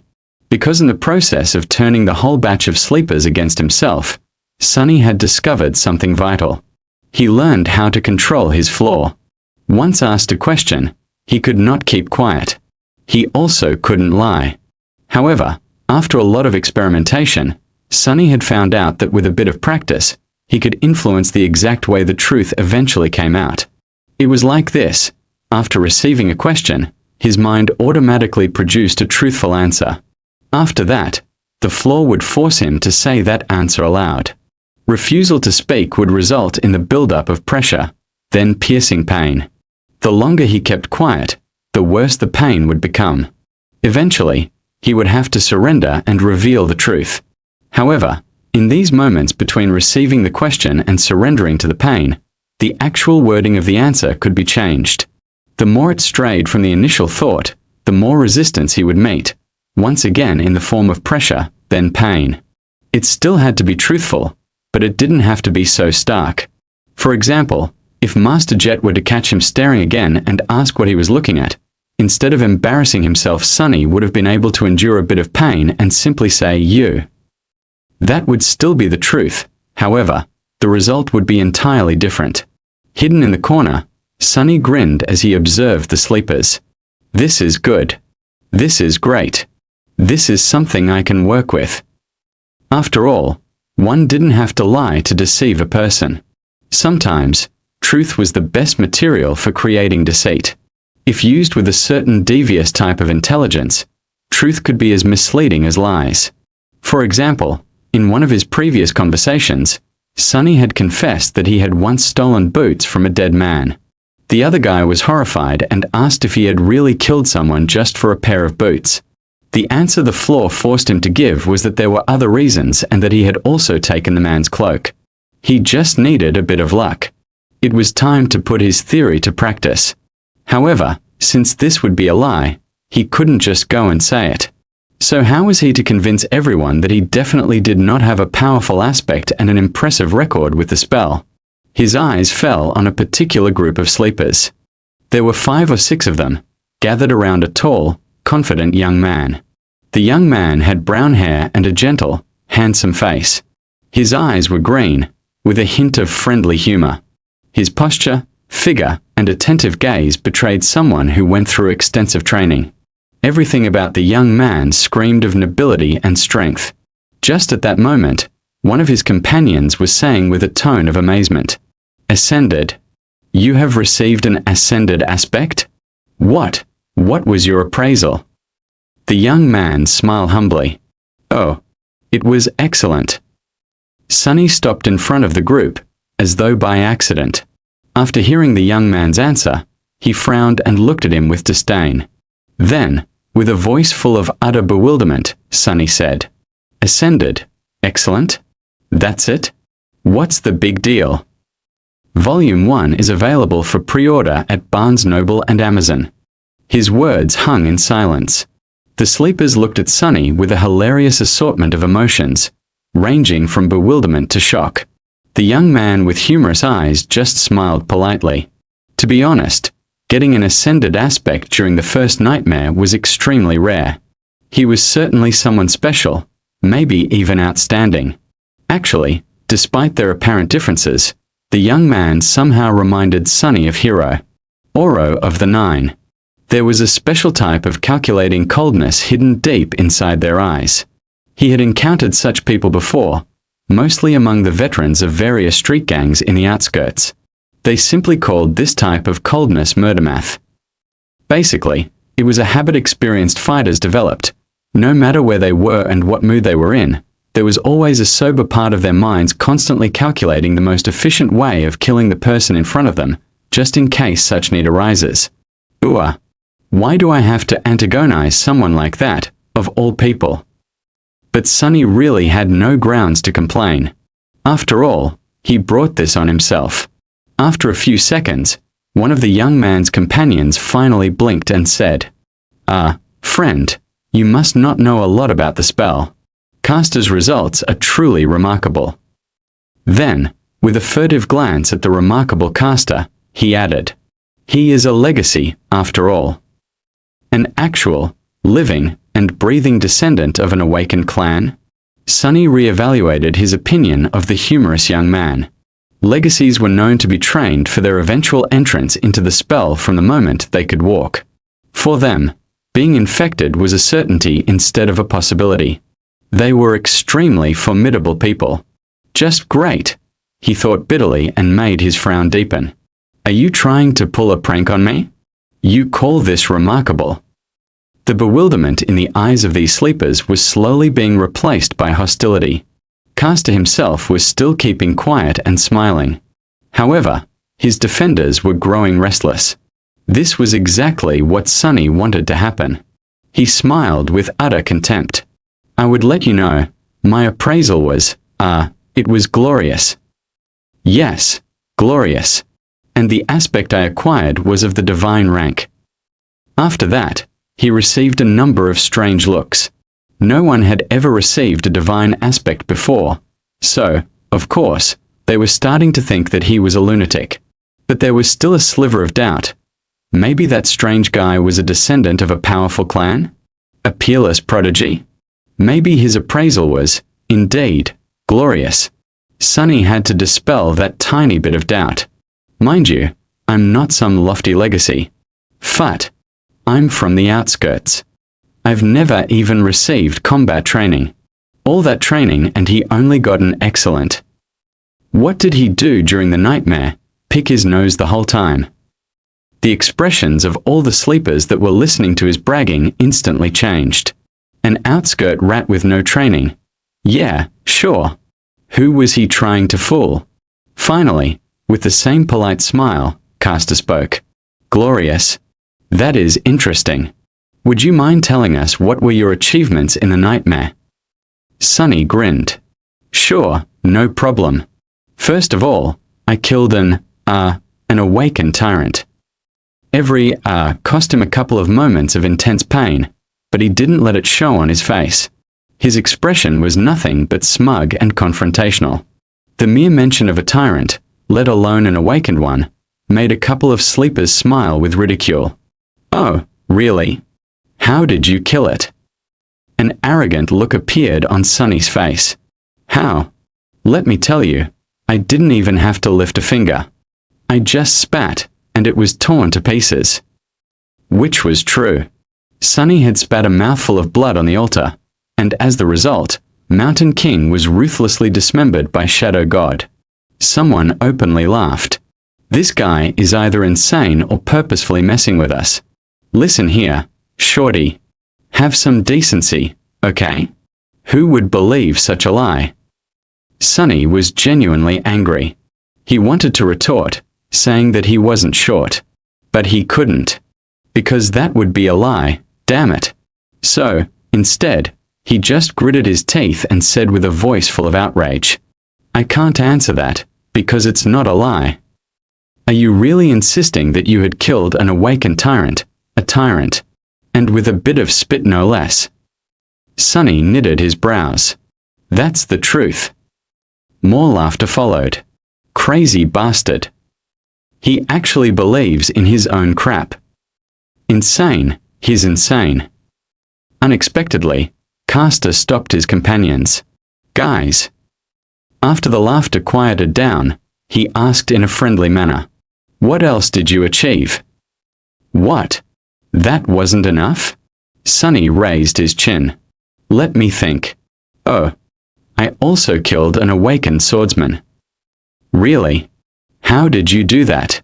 Acting as though he was a little bit embarrassed, Sunny looked down. Actually, that time I had to lift a finger. I even had to shake it a couple of times. That was enough to kill him, though. He was holding the silver bell between his fingers, which led to Hero being attacked and eventually killed by the tyrant. So, technically, all his statements were true. What a crackpot. Ah. Can you believe this idiot? Poor bastard. Not only is he weak, he's also lost it. Castor gave his companions a long look and then turned to Sunny.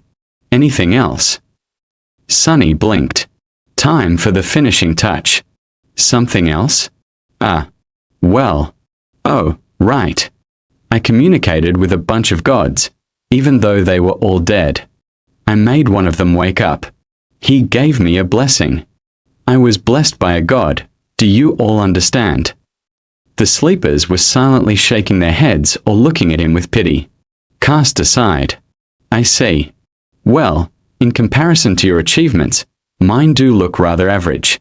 Thank you for sharing with us. I hope you'll be as successful once we enter the dream realm. Sunny smiled with a look of smug superiority on his face. You better believe it. With that, he turned around and walked away. That's a job well done. He was pretty sure that after this performance, no one would ever believe that he actually had some kind of a powerful aspect or did anything worthy of notice during the nightmare. He only told them the truth, and yet managed to make everyone believe in the opposite of the truth. Such an incredible feeling. What did they think of him now? They thought that he was weak, grew up without any education in the outskirts, and had no training. More than that, he was apparently either insane or incredibly stupid. His temper was terrible. Truly pathetic and pitiful fellow.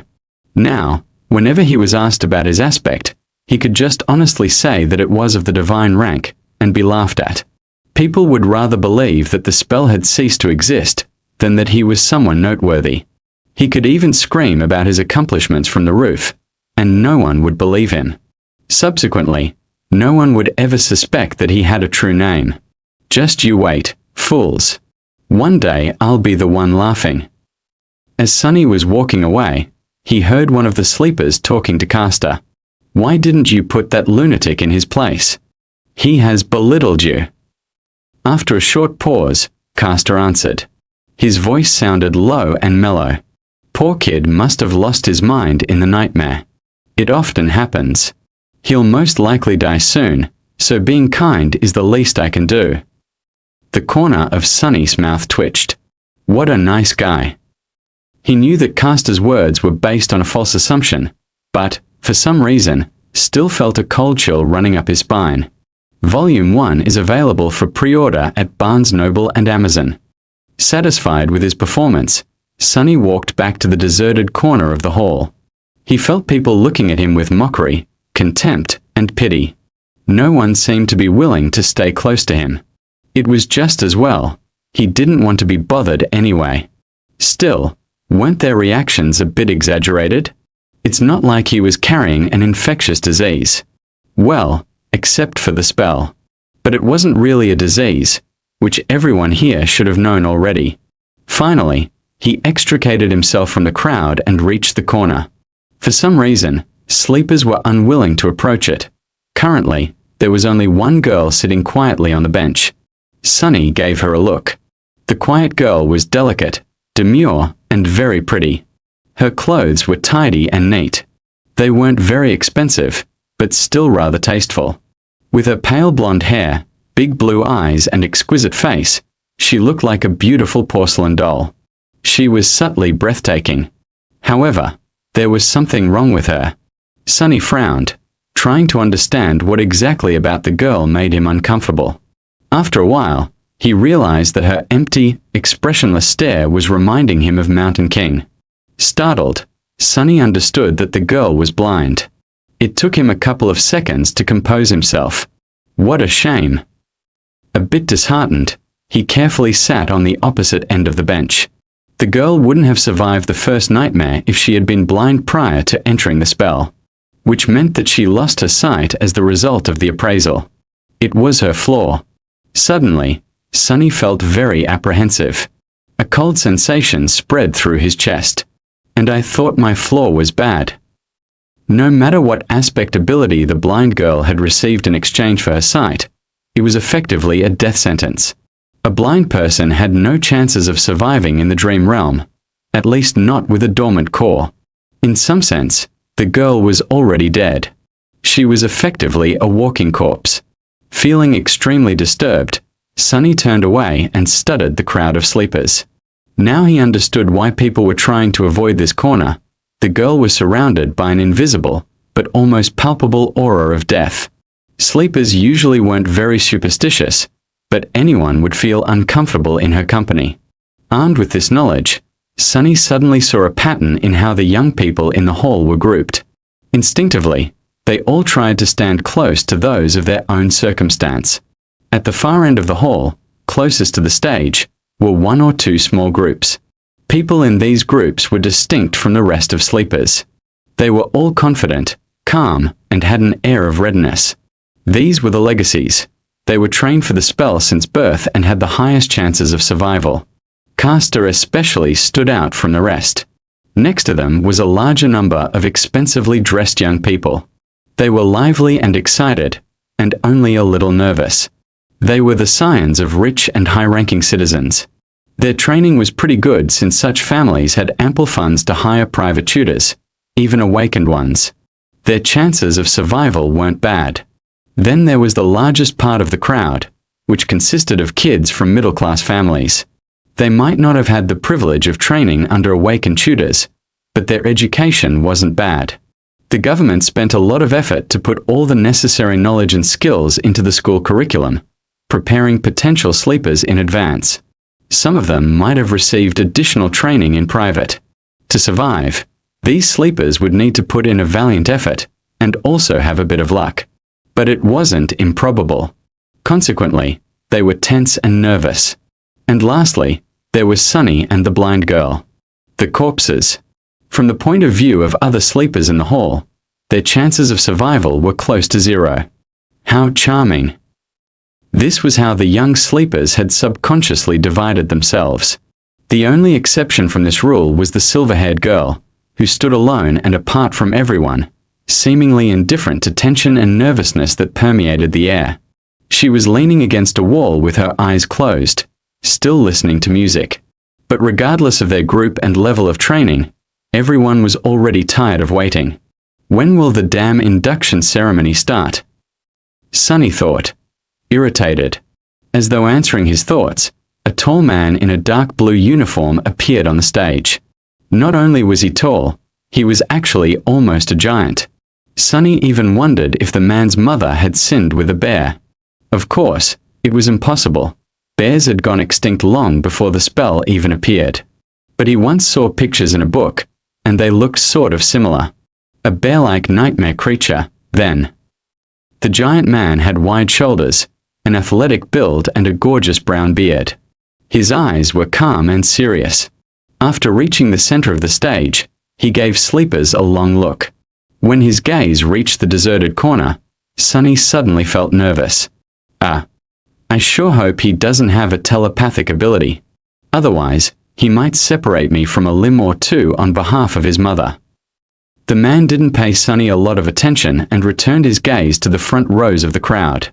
Finally, he said in a deep, reverberating voice, "I am Awakened Rock.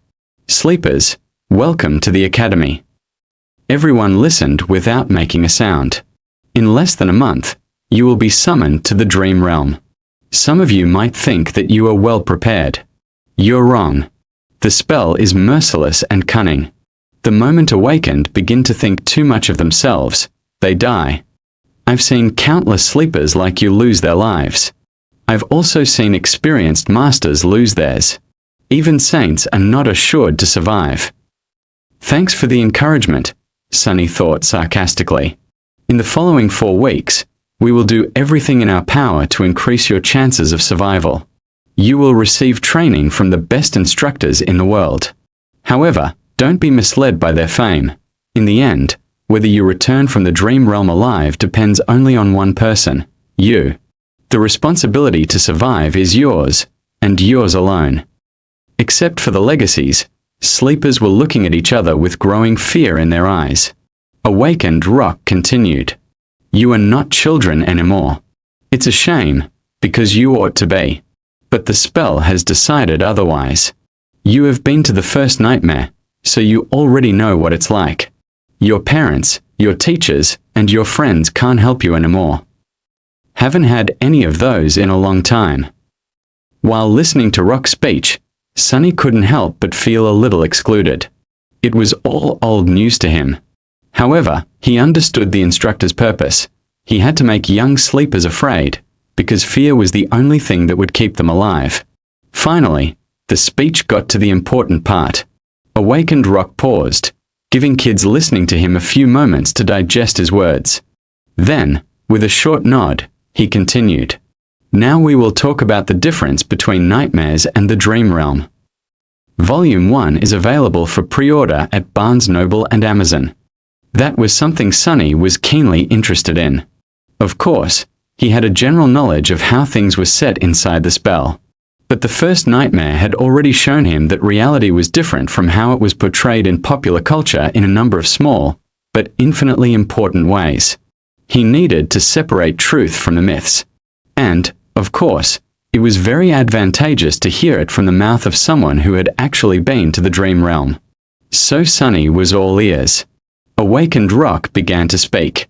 Most people are aware of what nightmares are, because they have an impact on the real world and their lives. All of you have been warned before entering the first nightmare that, should you perish there, a nightmare creature would be allowed to cross the threshold and enter reality. Yep, that was the reason why Master Jet had to wait patiently by his side, prepared to deal with the monster if it appears. First nightmares are unique, because each of them is individual. That's why only a single creature can appear. However, starting from the second nightmare, things become much more dangerous. These nightmares are not tied to an infected person. Instead, they are born in the dream realm. While the seed of the nightmare is growing, any number of awakened can attempt to conquer it. Hunting down nightmares was the main responsibility of the awakened. Sunny knew that much. Should they all die or fail to find the seed before it matures, a gate will open in the real world, letting through countless monsters. You all know the consequences. Other awakened will be forced to withstand the onslaught on their side, but then there can be massive destruction or losses among the civilian population. Opening gates was something that every person on the planet feared. It was also the second disaster brought upon by the spell after the initial appearance of the nightmare creatures. The main difference was that, in that initial wave, there were only dormant beasts. However, gates had ranks of their own, and any type of creature could potentially step through. Not long before Sunny was born, a rank 5 gate opening left a whole continent uninhabitable. Luckily, high-rank gates were very rare. Awakened Rock's voice grew solemn. So it is not wrong to say that the purpose of the awakened is to enter the dream realm, seek out maturing nightmares and close them before any harm could befall the real world. From this, you can see that the dream realm and the nightmares are connected, but are not one and the same. If nightmares are the destination, then the dream realm is the road. But it is also so much more. Very romantic. Does Awakened Rock have poetic inclinations? Simply put, the dream realm is a world. It is vast, mysterious, and mostly unexplored. It is also dead. There is no life out there except for the nightmare creatures, corrupted ecosystems, and now us. But it wasn't always dead. We can tell that once, A long time ago, the dream realm was home to several primitive civilizations. There are a lot of ruins buried in its soil. From what Sunny knew, those lost civilizations were not really primitive. It's just that their development was centered around soul cores and mysticism as opposed to technology. So, basically, miracles and magic. What were their names? How did they fall? No one knew. Maybe they were destroyed by the spell. We don't know if the dream realm exists inside the spell as one of its illusions, just on an unimaginably larger scale, or if it's real, with the spell only serving as a pathway between two realities. However, we do suspect that the illusions conjured up inside the nightmares are based on its history. They are replicas of past events, somehow reconstructed from the depths of time. So, there might have been a real slave caravan on that Black Mountain once, a long time ago. Sunny remembered how time seemed to move in reverse at the beginning of his nightmare. He thought about how things would have ended up without his involvement. Did the nameless temple slave perish in Mountain King's Moor with the rest of the caravan? Somehow, he felt that the nameless slave was not that simple. Otherwise, why would the spell remember him? And what about Hero? Was he able to escape? I wonder. There are four main differences between the dream realm and the nightmares. Firstly, it doesn't have a story. There is no predetermined conflict you are forced to resolve. You can move freely and explore, provided that you have the strength to stay alive in the wilderness. Most people tend to stay close to one of the human citadels. That's good to know, Sunny thought, unconvinced. Sure, there were no predetermined conflicts in the dream realm. But with his fated attribute, he was pretty certain to end up in some kind of trouble. So that Freedom Awakened Rock had mentioned was relative in his case. Meanwhile, the instructor continued.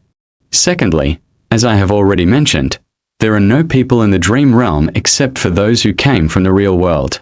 There are only monsters. Some of them can mimic human appearance, though, so be mindful of that. Sunny felt cold sweat running down his back. Nigmara criaturas mimicking humans. So creepy. Since when was that a thing? Why hasn't he ever heard about it? He stole a glance at the legacies standing in the first row and noticed that they did not show any sign of surprise. So, they knew. Thirdly, unlike the first nightmare, no nightmare creatures will appear in the real world if you die in the dream realm. It may sound cruel, but that's a good thing. Awakened forces are already spread thin. If we had to monitor every sleeper, we wouldn't have resources to handle more important matters.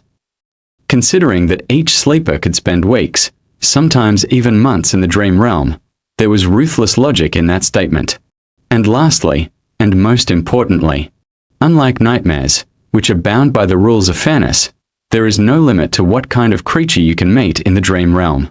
During its trials, the spell won't pit a dormant human against an opponent many ranks above them. Oh really? Sunny sneered. However, he was forced to agree with Awakened Rock. Even though both Hero and Mountain King were way out of his league, they were still just one rank above him. But in the dream realm, no such restrictions exist. Theoretically, you can stumble upon an unholy titan and die before even realizing what happened. So be careful and stick to the regions with enemies on par with your own rank. It's not an ironclad guarantee, but at least there will be less of a chance of you biting off more than you can chew. Sticking to a region populated by nightmare creatures below his rank was even better. That was exactly what Sunny was planning to do. Awakened Rock paused for a few moments, studying the faces of sleepers in front of him. Then he added, "When the solstice comes, you will be drawn into the dream realm. The exact location of where you will appear can't be predicted in advance. But there is a high chance that many of you will find yourselves in close proximity to each other. Band together and proceed to the nearest human citadel. Each citadel is built around a gateway. Once you reach it, you will be able to return." Gateways were special portals that served as exit points from the dream realm. Once sleepers reached such a portal, they would be able to escape back to reality and become awakened. Their core would evolve, and they would also receive a second aspect ability. After that, They would return to the dream realm each time they fall asleep. If you can't locate or are unable to reach the nearest human citadel, search for an unclaimed gateway. It will usually be inside or near the most prominent landmark of the region. Work together to defeat its guardians and come back alive. He gave them a heavy look. That is all for today. Next, follow the instructions sent to your communicators to find your assigned dormitory. Once settled, you may proceed to the cafeteria for some late supper. There will be a round of interviews after that, to prepare your suggested curriculums. Get a good night's rest. Your training starts tomorrow. With that, he gave them a short nod and left. Sunny sighed. Can't be predicted in advance, huh? With his luck, he would either drop right in the middle of a prosperous human citadel and immediately roll into a gateway, or appear in some region of the dream realm so remote and deadly that no one had ever heard about it or returned from it alive. Let's hope for the former. Since he couldn't do anything about it, Sunny wasn't very worried. There was something much more important on his mind. What, exactly, do they serve here for supper? Volume 1 is available for pre-order at Barnes & Noble and Amazon. Everything having to do with sleepers was situated in the same building. Sunny followed the instructions sent to his communicator and quickly found the dormitories, which were situated on one of the lowest levels. To his surprise, he actually got a whole room to himself. It had a bed with a soft mattress, a table, a dresser, and even a separate bathroom. The materials were new and aesthetically pleasing, the air crisp and sterile. It was warm inside, and the outer wall was equipped with a hidden screen that seamlessly imitated a wide window, opening to a picturesque vista of a snowy park. There were even several sets of clothes with the Academy emblem provided to him for free. How extravagant, Sunny thought, a little stunned. Rationally, he understood that such an arrangement was not really luxurious. However, to him, who grew up wandering the outskirts, this room was like a palace. He scratched his head. Looks like I've made it. Sunny glanced around, then winked at his shadow and smiled. I guess we are moving up in the world, huh? The shadow didn't respond, apparently not very impressed. Perhaps it didn't care about such things. Right, what would a stupid shadow know? Sunny changed into new clothes and studied himself in the mirror. Then, remembering something, he summoned the runes. He finally had time to study the Puppeteer's Shroud. Memory, Puppeteer's Shroud. Memory rank, Awakened. Memory type, Armor.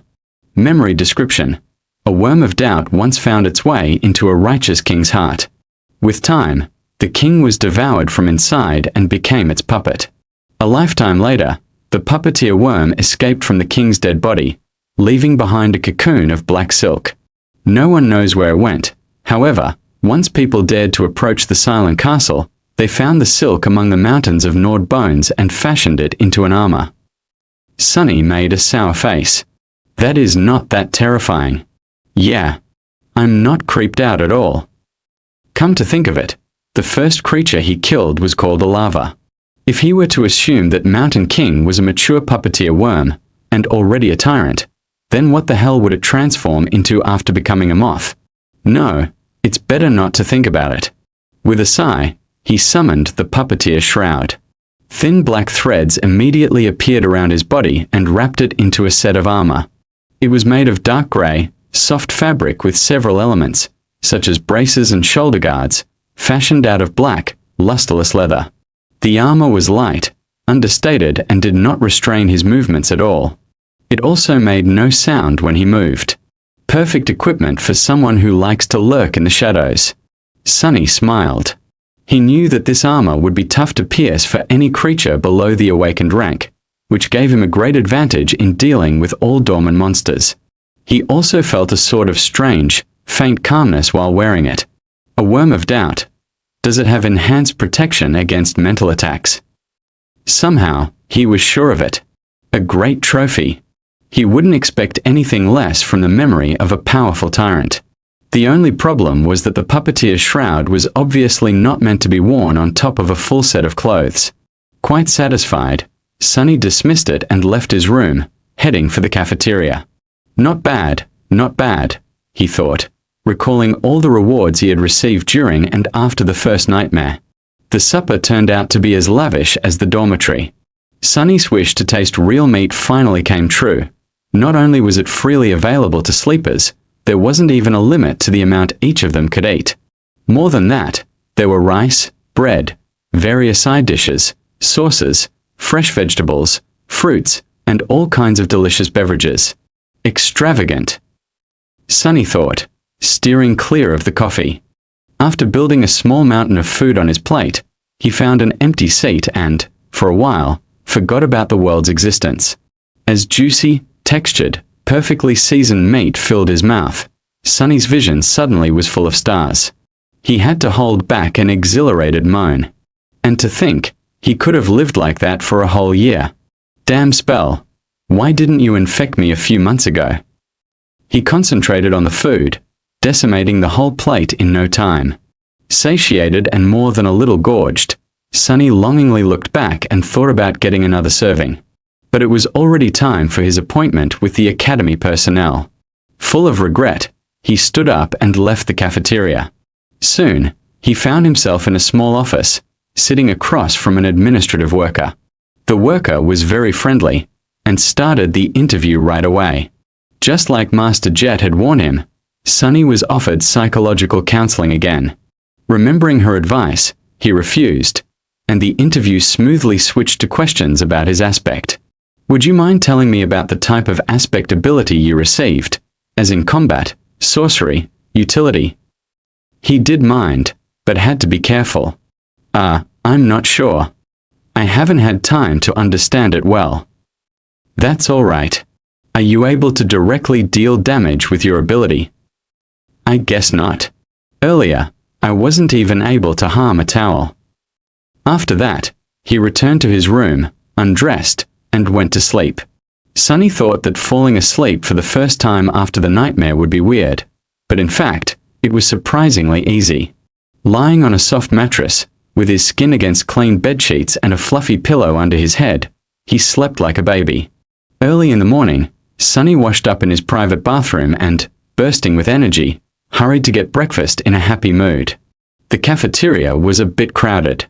After filling his plate with all kinds of delicious stuff, he quickly realized that the only place he could sit was near the blind girl from yesterday. Her table was empty, since no one wanted to be close to her. Sunny grimaced. It seemed that the two of them were doomed to be outcasts together for the remaining 4 weeks. He also felt uncomfortable in the company of someone who was practically a dead person, but there wasn't much of a choice. Losing his good mood, he sat at the blind girl's table and gave a precursory nod to the social worker who was helping her get around. After that, he tried to pretend that they didn't exist and concentrated on his food. However, before he could finish, a sudden commotion drew his attention. What's going on?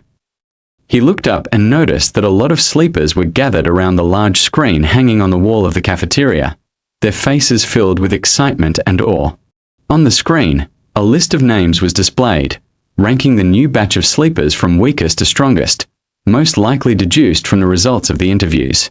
Not particularly interested, he quickly found his own name near the bottom of the list. The only sleeper who the academy judged to be less likely to succeed than him was the blind girl. Turns out, her name was Cassia. But the commotion was a bit too loud to be just the result of the ranking. Curious, he moved his gaze up. The sleepers were restless. How can this be? I'm not seeing things, right? What kind of a monster is she? Castor was placed in second place. And right above him, the portrait of the silver-haired girl could be clearly seen. To the right of it, 2 simple lines of text were displayed. Name, Nephis. True name, Changing Star.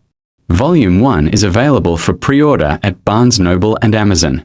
So, the silver-haired girl, Nephis, also received a true name in her first nightmare. To get his own, Sunny had to deal with Hero and Mountain King while possessing a completely useless aspect, an impossible feat that seemed to have pleased the spell very much. I wonder how she had gotten hers. Sleepers in the cafeteria were struck dumb by the revelation of this achievement. They were staring at the screen with astonishment, fear, and admiration. Listening to their excited whispers, Sunny felt a childish desire to scream, "Me too.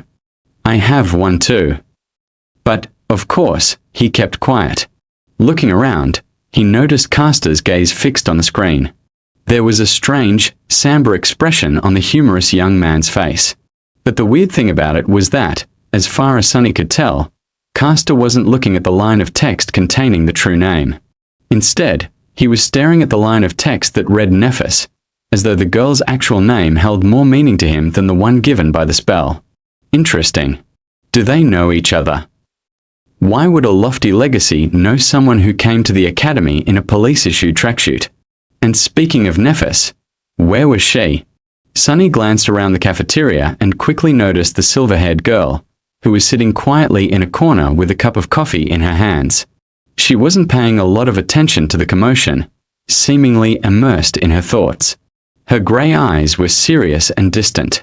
A sleeper with a true name. That's impossible. It's technically possible. Smile of Heaven received her true name in the first nightmare, I think. But yeah, I'm doubtful. Maybe she lied in the interview. Are you stupid? If it was that easy to deceive the administrators, the crazy pervert from yesterday would have been in the first place instead. Sunny's face twitched. Crazy pervert, huh? Well, why don't we just ask her? Suddenly, there was a deafening silence in the cafeteria. Following the suggestion, sleepers stopped talking and turned around, staring at Nephis. However, no one seemed to have the courage to approach her first. Finally sensing something, she raised her eyes and looked at them with surprise. What? Even the blind girl, Cassia, turned in the direction of her voice. After a couple of moments, Castor suddenly walked over and made a small bow. Lady Nephis. I am Castor from the Hanley clan. I see that your trial went well. Lady. Why is he addressing her that way? And he had to introduce himself. So, they don't know each other? Interesting. Nephis seemed to be a little bit perplexed by the question. After thinking for a while, she smiled brightly and shrugged. It is what it is. Castor awkwardly returned the smile. I see. I am very glad that you returned unharmed. Not that I doubted your abilities. Nephis nodded. Thank you. After that, she returned to her coffee, indicating that the conversation was over or simply oblivious to everyone's attention. Sunny sighed. How mysterious. There were a lot of thoughts on his mind. However, none of them could distract him from the most important thing: breakfast. A few seconds later, he had forgotten all about the awkward dynamic between Castor and Nephis and was happily shoveling down his food. The wilderness survival classroom was spacious, tastefully decorated, and completely empty. Sunny even thought that he was mistaken, but then spotted a gloomy instructor sitting behind a wide wooden desk. Noticing him, the instructor perked up. Come in, young man. He was a lively old man with messy grey hair, absent-minded eyes, and a pair of bushy eyebrows that seemed to jump around on their own. I'm awakened, Julius. You can call me Teacher Julius. Sit down, sit down. What's your name? Sunny obediently sat down. It's Sunless. Julius raised his eyebrows. Ah, what an ominous name. But that is good, very good. After all, we have to deal with a lot of ominous things. Sunny carefully looked around. I'm sorry, teacher. Did I come too early? No, you're right on time. Are other students late? The instructor grunted with incredible contempt. No one else is coming. Those brutes are only interested in swinging their fists and swords around. Very few are smart like you and know the true value of knowledge. Oh, so it was that unpopular. Sunny inwardly sighed, hoping that he won't regret the decision to abandon combat training in favor of this course. Say, young man, why did you choose wilderness survival, of all things? There was no point in hiding the true reason. Not that Sunny would have been able to anyway. The awakened that monitored me during the first nightmare, Master Jet, had advised me to study it above all things. A very wise advice. That master truly knows what's important. Wait, did you say Jet? His eyes widened. Soul Reaper Jet? That murderous savage. Who would have thought that a barbarian like her would know the value of intricate knowledge? Soul Reaper. Sunny's curiosity was piqued. Teacher, do you know Master Jet? Julius carefully looked behind his back before answering. Who doesn't know the Soul Reaper? She might not be the most powerful awakened out there, but she is certainly one of the most feared. That's because her aspect abilities disregard flesh and target soul cores directly, which means that no amount of armor, damage resistance, and physical protection can stop them. He leaned forward. The only good thing is that she's young and not likely to become a saint anytime soon, or even ever. Yes, luckily, there's a very low probability that she'll ever advance. Sunny blinked. Why? Julius looked at him as though trying to comprehend how someone could be so ignorant. Because of her problematic personality, of course. Who would want to help a psychopathic killer become a saint? You need a team of outstanding companions and a lot of support to attempt conquering the third nightmare. Soul Reaper Jet isn't. Wait. Suddenly, Julius frowned and leaned back. Why am I gossiping with you? You're too young to know such things. More than that, it's not in my character to badmouth others behind their backs. I would beg to differ, Sunny thought sarcastically, but didn't say anything out loud. He already got a lot of juicy information out of Teacher Julius. Maybe choosing wilderness survival was the right choice after all. Let's get back to your curriculum. What other courses are you taking? Sunny sighed. None. For the next 4 weeks, I'll be fully concentrated on wilderness survival. Julius stared at him for a whole minute, an expression of utter astonishment written clearly on his face. Then, slowly, an excited gleam appeared in his eyes. Finally, he grinned. Wonderful. This is wonderful. You're such an astute young man. Don't you worry. In 4 whole weeks, I will make you immortal. Sunny's lessons with Teacher Julius started pleasantly and without much tension, but just an hour later, he felt like his head was ready to explode. There was so much new information, and all of it was so strange and counterintuitive for someone who had never left the Waldorf, sheltered confines of the city. From time to time, Julius gaped at Sunny's lack of knowledge and relevant experience. However, he had a good attitude and an endless enthusiasm for teaching. Whenever Sunny stumbled, he would patiently slow down and allow his student to catch up. The curriculum that Julius planned out was practically insane. There was an endless amount of theoretical knowledge to learn, practical lessons both in virtual reality and the real world, numerous subjects, and weird things to study. There were even several lessons dedicated exclusively to learning the basics of several dead languages of the dream realm. Why would I need to learn new languages? Sunny thought with self-pity. The spell automatically translates everything. But Julius was uncompromising. The spell is not a translator. Do you think it has the time to express the intricacies of human speech? Let's say you're seeking shelter in a ruin and find an inscription that reads certain death ahead. There are 30 words for death in the rune language. Just by knowing the runes, you'll be able to deduce what kind of danger there is. On the first day, they studied until the sun was about to set. Only then did Julius decide to let Sunny go. Mentally exhausted and lamenting the fact that he had to miss lunch and dinner, Sunny decided to gently remind his teacher about the importance of food for maintaining high levels of concentration tomorrow. After returning to his room, he fell on a chair and stared blankly into the distance for a while. Then, as though remembering something, Sunny turned to his shadow. Right. He had a lot to accomplish before supper. He observed the shadow for a few seconds and then grinned. Let's see what you can really do. Volume 1 is available for pre-order at Barnes & Noble and Amazon.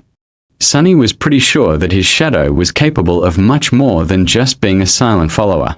After all, the spell had described it as being an invaluable helper. It was now up to him to find out how exactly shadow control could be of help. As in many other matters having to do with aspects, there was a certain level of instinctual understanding buried deep inside his subconscious. This understanding was either given to him by the spell or was something innate to every awakened. Sunny just had to sense the subconscious knowledge and learn how to put it into practice. Once again, he concentrated on sensing his body and spirit, then commanded the shadow to perform a series of simple motions. With each of them, he was growing more and more familiar with the feeling of controlling the shadow. Pretty soon, it was as natural to him as breathing and walking. The shadow felt like a part of his body. Satisfied with this initial result, Sunny carefully gave it a new command. Without pause, the shadow separated itself from the soles of his shoes, walked to the other end of the room and turned around, staring at him in slightly mocking silence. Sunny was left without a shadow. This is not scientific at all, he thought with an amused smile. Science never really applied to anything having to do with the spell, after all. As the shadow walked away, he felt a very weird split happening in his mind. It was like his perception had separated into two distinct sources. One was his body, the other, his shadow. With a bit of trying, he managed to focus on the second source. Instantly, his vision blurred. "Whoa!" Sunny blurted, surprised. "Whoa!" the shadow heard from the other end of the room. Sunny blinked. In his mind, there now existed two pictures.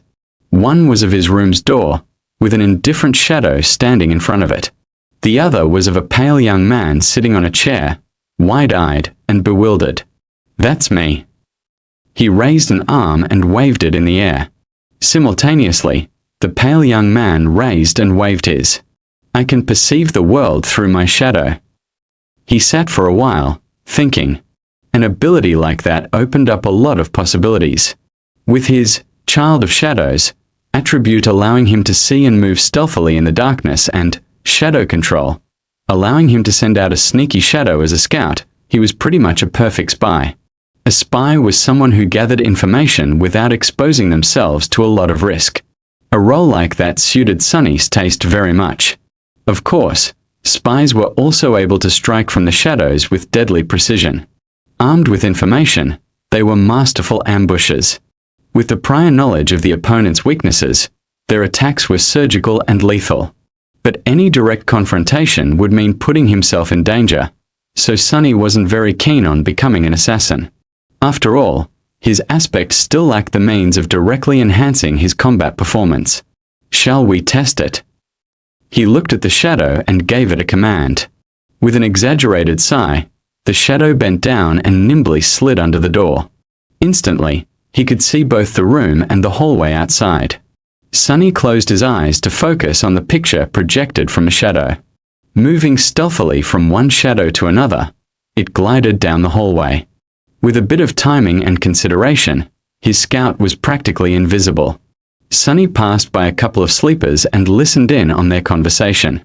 Not finding it very interesting, he continued forward. Finally, the shadow stopped at a corner. To its left were the elevators, to its right, the way to the girls' dormitory. All sorts of provocative images immediately entered Sunny's head. "Oh my," he thought, blushing. Yes, with this ability, it was also very easy to fall into utter depravity. But no, he couldn't do it. Not because of some high moral principles. It's just that, with his reputation of a pervert, the chances of being asked if he had done something unbecoming were pretty high. So he needed the ability to honestly answer no. "So, I probably shouldn't." "Right. Right. Of course you're right. Don't even think about it." Back in his room, Sunny sighed with a lot of regret. Then he directed his scout to hide in the shadow of a passing sleeper and followed him to the elevators. Sometime later, Sunny's shadow was hiding in a corner of a large dojo. He was observing his fellow sleepers who, under the guidance of Instructor Rock, were going through the motions of the introductory combat class. Today was mainly dedicated to testing their general competency and abilities. After that, the sleepers were going to be separated into groups based on the level, such as novice, advanced, or expert, as well as their weapon of choice. Some would be assigned a personal tutor or paired together, Currently, sleepers were taking turns delivering their strongest punches to a wide plate attached to a special measuring machine. After each strike, the machine would display a number corresponding to the sleeper's physical strength. In theory, a machine like that was not hard to build. However, considering that many of sleepers had combat-oriented aspects that enhanced their might in a variety of ways, it was actually a marvel of engineering and durability. Their technique and training also affected the final result. Most people were getting numbers ranging from 10 to 14. It was considered a good result, something that only the most athletic people could reach. However, a lot of sleepers, obviously those with enhancing aspects, were able to achieve a score of 15 or even 16. I would probably get 10 or 11, Sunny thought, feeling a little bored. Then he suddenly perked up, noticing that it was turn for Nephis, the highest-rated sleeper of their batch, to strike the plate. The slender girl approached the machine and, without much preparation, delivered a sudden, crushing blow. Sunny wasn't very well versed in martial arts, but even he was impressed by the flawless economy and speed of her execution. She had a lot of training. Nephis was becoming more and more intriguing. What's her actual background? After a short pause, the machine displayed the result, 16. Sunny felt a bit disappointed. Not that impressive. I was expecting more. She was the proud bearer of a true name, after all. After that, only Castor remained. This time, Sunny couldn't even see the flying fist. It was just too fast. The machine trembled and took more time calculating. Finally, 2 numbers appeared. 21. Everyone gaped at the display, stunned. More than a few admiring looks were thrown at Castor, who simply bowed and took a step back. Instructor Rock smiled. Not bad. Now, we will move to sparring and evaluate your general level of training. I need 2 volunteers to begin. Nephis was the first to step forward and walk to the center of the ring. A couple of seconds later, a tall and extremely muscular sleeper followed and faced her. The rules are simple. Make your opponent's back touch the floor or throw them out of the ring. Use whatever abilities and techniques you find appropriate. Oh, the show is starting.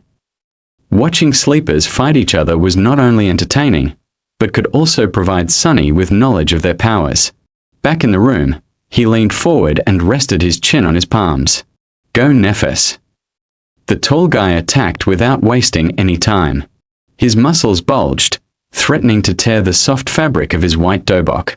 He advanced like an unstoppable mountain, sending a vicious kick flying. A second later, he was lying on the floor with a dumbstruck look on his face. Nephis didn't even change her stance. Instructor Rock gave her a cheerful look and grinned. Next. What followed could only be described as a massacre. One after another, Nephis managed to defeat almost every single sleeper present in the dojo.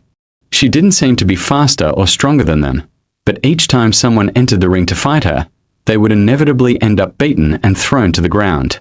Sunny watched the process with a growing sense of amusement. However, at some point, even he felt a bit of unease. Nephis moved with the calm precision of a battle machine. Her technique was clean, graceful, and ruthless.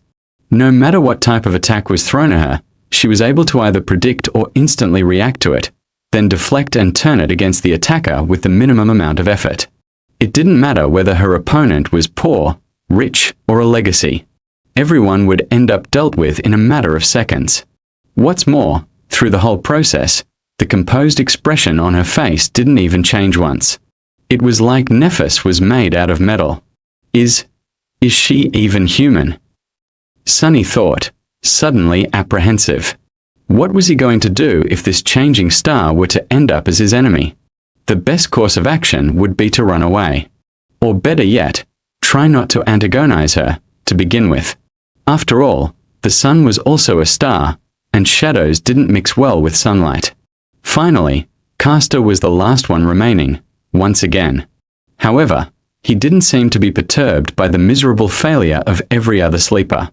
With a soft smile on his lips, the young man stepped into the ring. Castor and Nephis faced each other. Their eyes locked for a few seconds, and then Castor slightly bowed. Lady Nephis. Please excuse me in advance. What is he going to? A moment later, Sonny opened his eyes in shock. Volume 1 is available for pre-order at Barnes & Noble and Amazon. It seemed like Castor suddenly ceased to exist. However, it was only an illusion. The truth was that he was just moving so fast that the human eye wasn't able to keep up with his movements. If it wasn't for the special properties of shadow sight, Sonny wouldn't have been able to perceive anything either. Even then, he only noticed a hazy blur streaking through the air. In a fraction of a second, Castor covered the distance between him and Nephis and delivered a devastating blow. However, despite his astonishing speed, she somehow managed to react in time, slightly turning her body to deflect the strike. But it still wasn't enough. Although Nephis had managed to avoid being hit squarely in her center of gravity, Castor's fist ended up connecting with her shoulder, sending the girl into a spin. Not wasting any time, Castor disappeared again. His plan was very simple. While Nephis was still under the impression that the enemy was in front of her, he was going to use his unnatural swiftness to circle around and attack from the back. The young man appeared behind the oblivious girl, ready to finish the fight with one decisive strike. Just as he planned, she seemed to be preparing to attack in the direction he had been seen just a split second ago. Gratified, Castor shifted his weight, putting it all into his fist. However, at the last moment, Nephis suddenly changed her stance and threw her elbow back with frightening force. Castor's eyes widened. It was all a feint. And now that he had committed to a strike, there was no simple way to stop. No matter how fast he was still subject to the laws of inertia. The elbow was approaching his face with a profound feeling of inevitability. And yet, Castor still managed to avoid it, even if it was just by a hair's breadth. His speed advantage was just too big. He then proceeded to trip and push Nephis, sending her flying to the ground. However, just before she was about to hit the mats, the young man carefully grabbed the collar of her dobok and gently pulled, slowing down the fall and allowing Nephis to land on the floor without any impact. Lying on her back, the girl blinked a couple of times and looked up at him. The whole altercation lasted no more than 2 seconds. Back in his room, Sonny opened his eyes in shock. So that's an ascended aspect? That's cheating. A sleeper had no business being that fast. The powers bestowed upon them by the spell were supposed to be in their infancy. But Castor was a legacy, after all. Who knew how many soul shards were fed to him prior to enrolling into the academy? Back in the dojo, Instructor Rock grunted and gave Castor a nod. Nephis slowly rose to her feet. The rest of the sleepers were gawking at the young man with reverence, whispering among each other in hushed tones. It seemed that his performance left them with a deep impression. However, Castor himself wasn't very elated. He glanced at Nephis with an unreadable expression.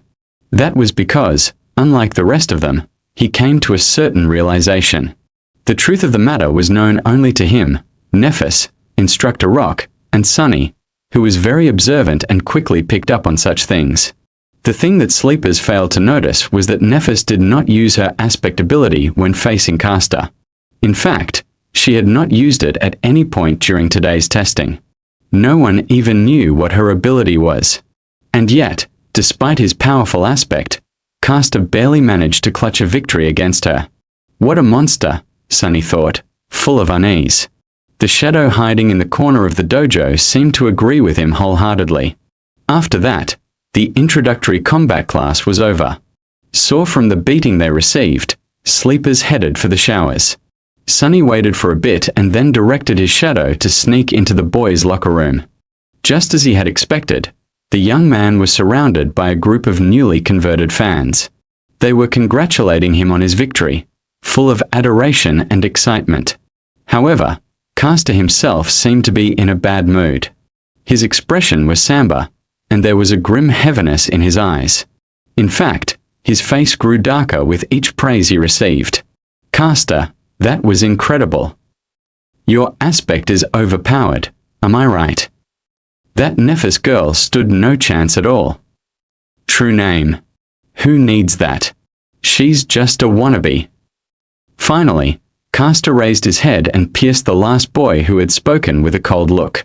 That boy, just like him, was one of the few legacies in their batch of sleepers. He frowned, surprised by Caster's reaction. "What is it?" Caster gritted his teeth. "I might have expected such behavior from them, but you should know better." The other legacy raised an eyebrow. "Why? Is there something special about that peasant girl?" Caster's eyes widened. "Peasant? Peasant girl? Do you really not know who she is?" "No." Sunny thought impatiently. "So just get to it and say it out loud." Luckily, the arrogant sleeper had the same sentiment. Caster opened his mouth several times, as though not sure what to say. Finally, he shook his head and answered, "She is Nephis of the Immortal Flame Clan." As soon as he said that, the arrogant legacy became deathly pale. Not paying him any attention, Caster continued, "I trust that I don't need to tell you about her grandfather. Her parents were Smile of Heaven and Broken Sword." In his room, Sunny almost fell from the chair. Even he knew who Immortal Flame and Broken Sword were. The former was the first human to conquer the second nightmare and become a master. The latter, the first one to conquer the third nightmare and become a saint. They, as well as their companions, were among the most famous heroes of the human race, someone who had managed to change history with their own two hands. If what Caster said was true, then Nephis wasn't just an aristocrat, she was royalty. No wonder he addressed her as lady. Why didn't he just call her princess instead? But that didn't make any sense. Echoing his thoughts, the pale-faced sleeper asked in trembling voice, "Then why is she so?" Caster sighed. "Because they're all dead. The Immortal Flame Clan is long gone." For a few moments, the locker room was completely silent. Caster looked down. She's the only one left. Late at night, when everyone was already asleep, Sunny furtively entered the dojo.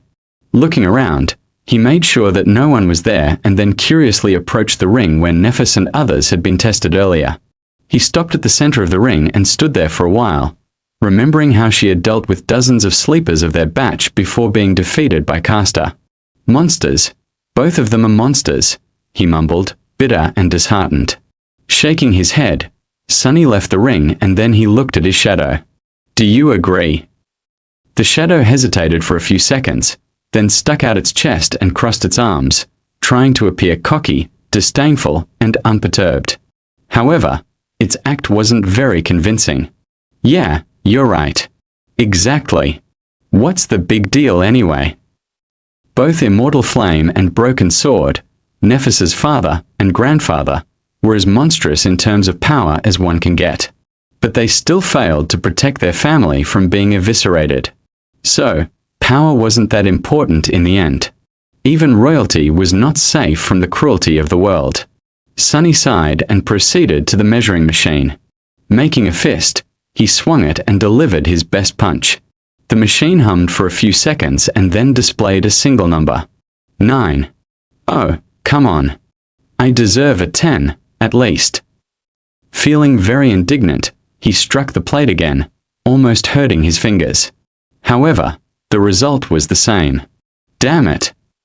Sunny paced for a bit, trying to control his anger. It seems he was destined to be a weakling. After all, the force of the strike depended on mass and acceleration. Acceleration could be improved with technique and exercise, but mass was something he had little control of. He was already done growing, and his height was not going to drastically increase in the future. No matter how hard Sunny trained, he was always going to be a lightweight. How is this fair? Suddenly filled with resentment, he punched the plate again, putting all of his frustration into this one strike. At that moment, a strange instinct suddenly awakened in Sunny's mind. Following the command of this instinct, his shadow flowed up and wrapped itself around his hand, sticking to it like a black glove. In the next moment, the punch connected. The machine trembled from the force of the strike. Sunny yelped in pain and took a step back, cradling his bruised fist. After a while, the result was displayed. However, it wasn't a 9 anymore. It wasn't even a 10. It was 18. He looked at the displayed number for a long time, expressionless. Then, a wide grin slowly appeared on Sunny's face. I see. So that's why. Of course. He clenched his fist again, looking down at the black, shadowy glove. Ah, what an invaluable helper indeed. Now we are talking. Volume 1 is available for pre-order at Barnes & Noble and Amazon. Days flew by. Sunny only had 4 weeks to prepare himself for the journey into the dream realm, so there wasn't even a minute to spare. He was relentless, pushing his body and mind to the limits in an attempt to absorb as much knowledge and skills as possible in that short amount of time. In the day, he studied with teacher Julius, slowly learning how to survive and take care of himself in the absence of civilization. Their lessons ranged from comparatively simple, like various ways to produce fire, to much more obscure and esoteric, like celestial navigation. What was so hard about celestial navigation? Well, as it turned out, the dream realm was not consistent in terms of star geography. Different regions had different stars and constellations, as well as a different number of moons. While the sun seemed to be the same, its behavior was highly unpredictable. Still, with sufficient knowledge, one could find ways to study the skies and subsequently navigate themselves. Most of these lessons were, supposedly, already included in the various school curriculums and known to the majority of sleepers. However, learning something from a textbook and learning the same thing from an actual awakened were two completely different matters. Teacher Julius had a habit of going much more in-depth when explaining his subject. Thanks to this time-consuming habit of his, Sunny not only learned about the what, but also often gained glimpses into the why. This nascent understanding of the underlying principles of the dream realm environments gave him the ability to face any situation with at least some measure of readiness. Even the lessons in dead languages, which Sunny had initially judged to be useless, turned out to be much more interesting than he could ever imagine. This was, in large part, because it concerned the spell itself. After all, the spell communicated with humans in one of those dead languages. By knowing the language, he was able to understand its various remarks and descriptions better. The simplest example of this was Nephis and her true name, Changing Star. While technically correct, this translation failed to properly convey the exact meaning. By understanding the grammatical structure of the rune language, it was easy to extrapolate and see that the more correct translation would have been Star of Change. More than that, there were different runes for change, each with its own connotation. Depending on what exact rune was used to relay the meaning of the name, it could also mean ruinous star or star of misfortune. A small change in wording and connotation could mean a world of difference in real life. Sunny, who had never seriously studied before, found the process of acquiring vast amounts of theoretical knowledge strange, numbing, and exhausting. However, in a sense, it was also exhilarating. After all, knowledge was something that only the privileged had access to. It was also this authority over knowledge that kept them in the position of power, creating a vicious circle of inequality. The poor had no opportunity to study, and without the advantage of good education, they had no way to stop being poor. The weirdest part about all of this was that Sunny was now one of those privileged people. More than that, he was at the pinnacle of social hierarchy. Not only had he gained access to an unlimited amount of knowledge, but even his basic needs like food and shelter were also taken care of by the government, allowing him to fully focus on the single goal of developing himself as an awakened. This sudden transformation would have sent him into a whirlpool of philosophical reflection if he had any time to spare. But he didn't, because teacher Julius also insisted on holding practical lessons every other day. Even if some of them had to be done in virtual reality simulations, he insisted on using the full immersion stations with enhanced physical feedback. As a result, Sunny was bone-tired and utterly exhausted. The good thing was that with such amount of exercise, coupled with his newly reforged body, Sunny had never been in better shape. Even without combat training, he could feel his strength, stamina, and agility improving by leaps and bounds. Basically, the peculiar rebirth he had experienced after completing the first nightmare had enhanced the innate potential of his body, bringing it to the peak of the human condition. However, it was up to him to realize that potential with sweat, effort, and a lot of hard work. Practical application of wilderness survival techniques provided him with the opportunity to do so. And as though this wasn't enough, Sunny secretly collected information about other sleepers and practiced shadow control every night. His shadow was independent enough to be sent on scouting missions without his direct control. It would sneak here and there, listening in on the conversations and observing different classes where sleepers had to demonstrate their aspect abilities. The only problem with this arrangement was that the shadow, despite its outward snarkiness, turned out to be rather naive. It didn't quite understand how the human world worked, and as such, often failed to distinguish between useful information and meaningless chatter. So, most of the time, Sunny would receive nothing of value or juicy gossip instead of important secrets. This is how he learned that in the sleeper center, romance was in the air. After all, there were 100 beautiful young people locked underground in close proximity to each other, with the added spice of a deathly threat hanging above their heads. Many felt that life was short and it was their time to seize the day. Passion bloomed in the shadow of approaching danger. Sunny was excluded from this whole side of the thing, of course. Firstly, he had already positioned himself to be perceived as an unlikable lunatic. Secondly, he simply had no time for anything except for his lessons and training. And lastly, he was wary of getting too close to anybody, afraid that a situation would arise where he would have no choice but to divulge his true name. Apart from gathering information and slowly learning about the scope and details of various aspect abilities, and, to a lesser extent, flaws, he was also experimenting with shadow control. The results were very promising. He quickly found out that his shadow was able to enhance various objects and not only his body. If it wrapped itself around a weapon, the weapon struck harder and deliver more damage. If it was applied to an armor, the armor would become sturdier and harder to break. The enhancement was rather substantial, too. It was roughly twice as much as the initial value. All in all, this ability, if used correctly, could make him a powerhouse among the sleepers. Many combat aspects could deliver more speed or damage, many could provide more defense and protection, but none were as well-rounded and versatile as Shadow Slave. With the added utility of Shadow Sight, Shadow Step, and Shadow Scout, it was truly incredible.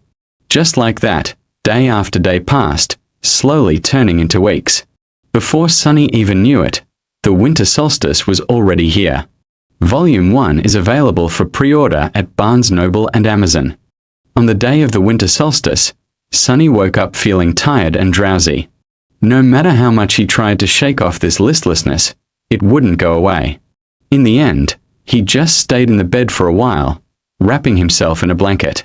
He was already familiar with this feeling of never-ending, ensnaring sleepiness. It was the same in the days before his first nightmare. It was also quite similar to what he had experienced while slowly dying of hypothermia on the slopes of the Black Mountain. Remembering the cold embrace of approaching death, Sunny couldn't help but shiver. This was his last day on Earth, at least for a while. By nightfall, the spell was going to take him away once again, this time to challenge the vast expanse of the dream realm. What was he going to face in that ruined magical world? Would luck be on his side this time, or would there be another disaster? There was no point in guessing. He had already done everything in his power to prepare for the inevitable. He studied hard, trained hard, and kept his secret safe. His aspect was better than most, and his will to survive was long tempered by the harsh reality of the outskirts and the even harsher ordeal of the first nightmare. All in all, he was ready. With a sigh, Sunny got out of bed and went along with his morning routine. If this was going to be his last hot shower in a long while, he was going to really enjoy it. If it was going to be his last scrumptious breakfast for the time being. Actually, he had no appetite. The cafeteria was full of sleepers, but no one was talking. Everybody was in low spirits and seemed to be uncharacteristically introspective. There was no usual laughter or boisterous conversations, only the legacies remained calm and collected. However, even they kept to themselves. Sunny thought about the last time he was preparing to enter the spell and, with a bit of trepidation, approached the coffee machine. During his stay in the academy, He had long discovered that a lot of people were in a habit of adding sugar and milk to their coffee. So, on this auspicious day, he decided to give it another try. After all, it was nice to have a tradition. However, as soon as he took the first sip of coffee, Cassia suddenly turned her head and stared at him with her beautiful, blind blue eyes. Unnerved, Sunny looked around, checking if someone else had attracted her attention, and, after making sure that there wasn't anyone standing behind him, asked, What? Cassia was silent, as though hesitating if she should reply, and then suddenly said, Happy birthday. What? Sunny frowned, trying to comprehend the meaning behind her words. Then, a flash of surprise appeared on his face. Oh, right. It's my birthday today. He had completely forgotten about it. He was turning 17 today. Wait, how did she know about this? Sunny gave the blind girl a strange look, opened his mouth, and then decided to let the issue go. She was just too creepy. Thanks. With a nod, Cassia turned away and seemingly lost interest in having a conversation once again. Which was for the better. Sunny returned to his coffee, finding it not too bad this time. Of course, sugar and cream were doing most of the work. However, he did feel a little bit more awake after drinking it. 17, huh? Sunny was never sure that he would make it to this age alive. And yet, despite everything, he did. Life was sure unpredictable sometimes. If anyone would have told him a year ago that he was going to celebrate his 17th birthday by drinking real coffee with real milk and sugar, he would have laughed in their face. But now it was a reality. Unwillingly, Sunny remembered all the people who used to celebrate his birthdays with him, a long time ago. Before his mood turned sour, he decisively dispelled these thoughts and forced himself to smile. This is not bad. Let's do it again next year, when I'm already an awakened. Cheering himself up like that, he finished his coffee and left the cafeteria. There were no classes today, but he still visited the wilderness survival classroom and said his goodbyes to teacher Julius. The old man got pretty emotional when sending him off. He gave Sunny one last tip a dozen or so times in a row and even promised to apply for a research assistant position to be opened after the young man had become a full awakened. Sunny left thanking him for his time and patience. After that, there wasn't much to do. When the sun was close to setting, Instructor Rock gathered them in the foyer of the sleeper center and led them outside. In the snowy parks that surrounded the white building, other awakened were leading their own batches of sleepers to the same destination. It was the Academy's medical center. The center looked more like a shrine than a hospital. Its interior contained both highly advanced technology as well as some of the best healers among the awakened. For the duration of their first journey into the dream realm, the bodies of sleepers would be kept safe in specially designed pods and sustained by the magical powers of those healers if anything unfortunate were to happen on the other side of the spell. Of course, whether or not they would wake up in the end wholly depended on the sleepers themselves. To Sunny's surprise, after entering the medical center, Instructor Rock did not take them directly to the wing-containing sleeper pods. Instead, he led them to a comparatively deserted floor and then opened the doors to a spacious gallery that was brightly illuminated by the beautiful crimson rays of the setting sun. There, they saw rows and rows of wheelchairs. In each wheelchair, there was a person with a blank, strangely peaceful expression on their face. All these people were completely silent, motionless, and still. They did not show any reaction to the appearance of guests. They all seemed to be empty. In the eerie silence, Sunny felt his hair standing up and a creeping terror seeping deep into his heart. Instructor Rock looked at the empty people with solemn eyes. There is a reason I've brought you all here. Look well and remember. Some of you may know who these people are. For those of you who don't, they are called Hollow. He gritted his teeth. Each one of them was once either a sleeper or an awakened. Some of them were weak, some of them were strong. Some were even incredibly powerful. All of them have perished in the dream realm. Their souls are gone, Sunny realized, horrified. If you're lucky, once your spirit is destroyed, your body dies with it. But if not, You'll become just like them. Hollow. Instructor Rock glanced in the direction where Caster and Nephis stood, and then added, "So don't die out there." Half an hour later, sleepers had been led to their personal rooms and were preparing to enter the pods. In one of the rooms, the blind girl, Cassia, was helplessly trying to orient herself in the unfamiliar space, touching the walls and strange pieces of machinery with her hands.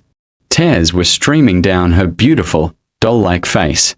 In the other room, proud Legacy Caster was staring listlessly at the floor.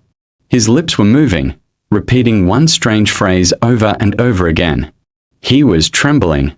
Somewhere else, Changing Star Nephis, the last daughter of the immortal Flame Clan, was looking down her hands. Underneath her skin, soft white radiance was slowly growing brighter and brighter.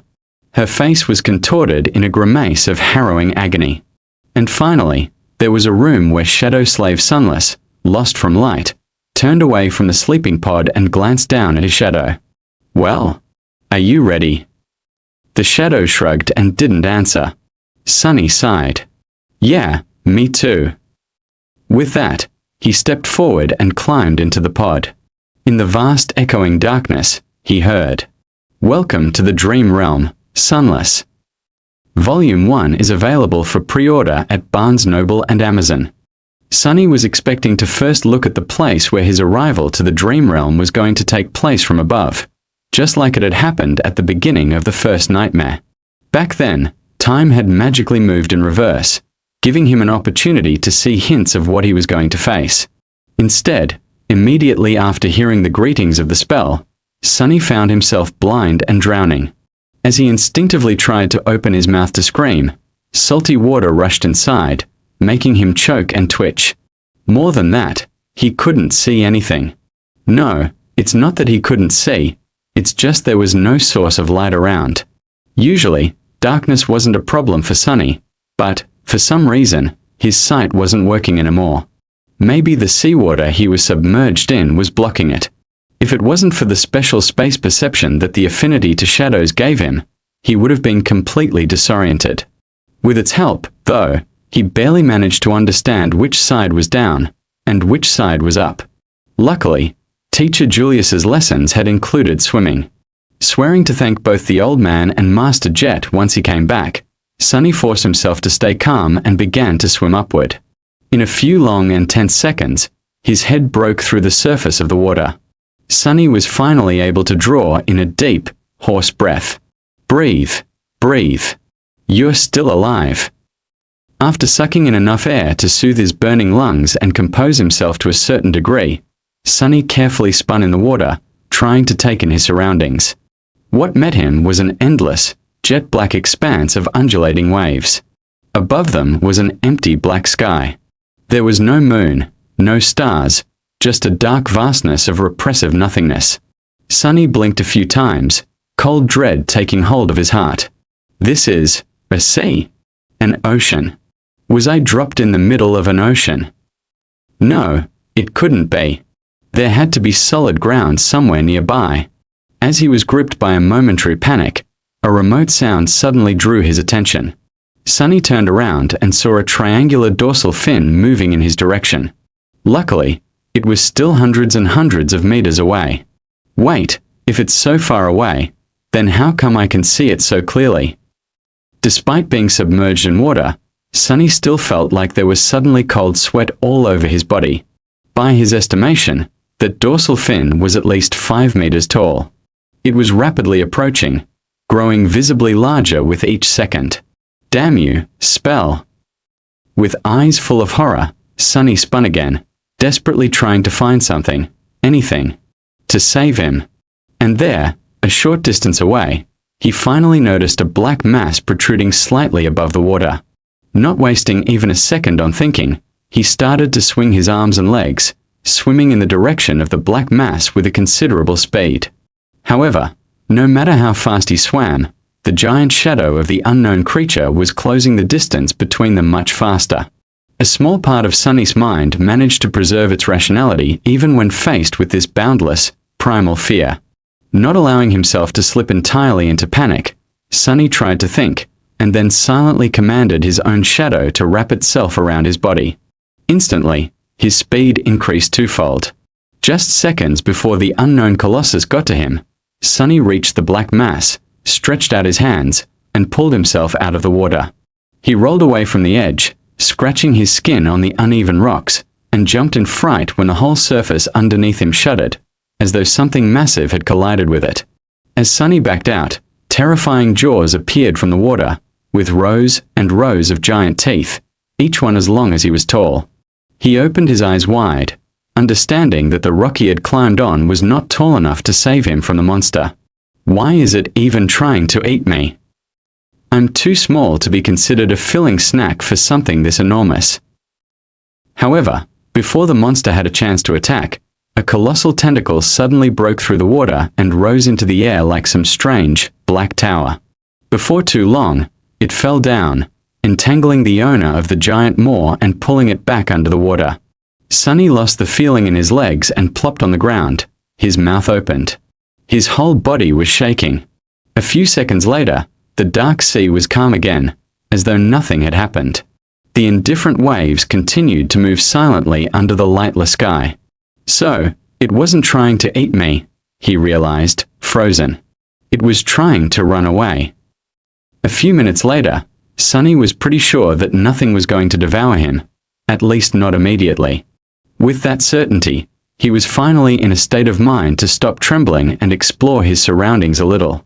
The black mass he climbed onto turned out to be a single stone platform of around 12 meters in diameter. Its surface was mostly flat, covered with grooves, and somewhat dry. Due to the regular shape of its edges, it seemed more like something man-made than a natural formation. But then again, here in the dream realm, it was hard to be sure that something man-made was actually made by humans, as opposed to. Better not to think about it. The platform wasn't connected to anything, existing as a tiny island in the sea of darkness. There wasn't anything else above the water for as far as Sunny was able to see. After discovering that fact, he also realized something else. It was that he was wet, cold, and completely naked. In his defense, the clothing situation was the last thing one would think about when trying to save themselves from abyssal monsters. Also, it's not like someone was here to witness his stark paleness and private bits. Still, it was sort of cold. Sunny summoned the puppeteer's shroud and watched as dark grey garments covered his body. It even came with a pair of high, soft-soled leather boots. Clad in grey fabric and lusterless leather, he suddenly felt much safer. Not to mention, warm. After that, Sunny sat down in the middle of the platform, as far away from water as he could, and tried to remember the unique characteristic of every explored region of the dream realm he could think of. Unfortunately, none of them matched this starless, dark void. Of course not, he thought with a bit of resentment.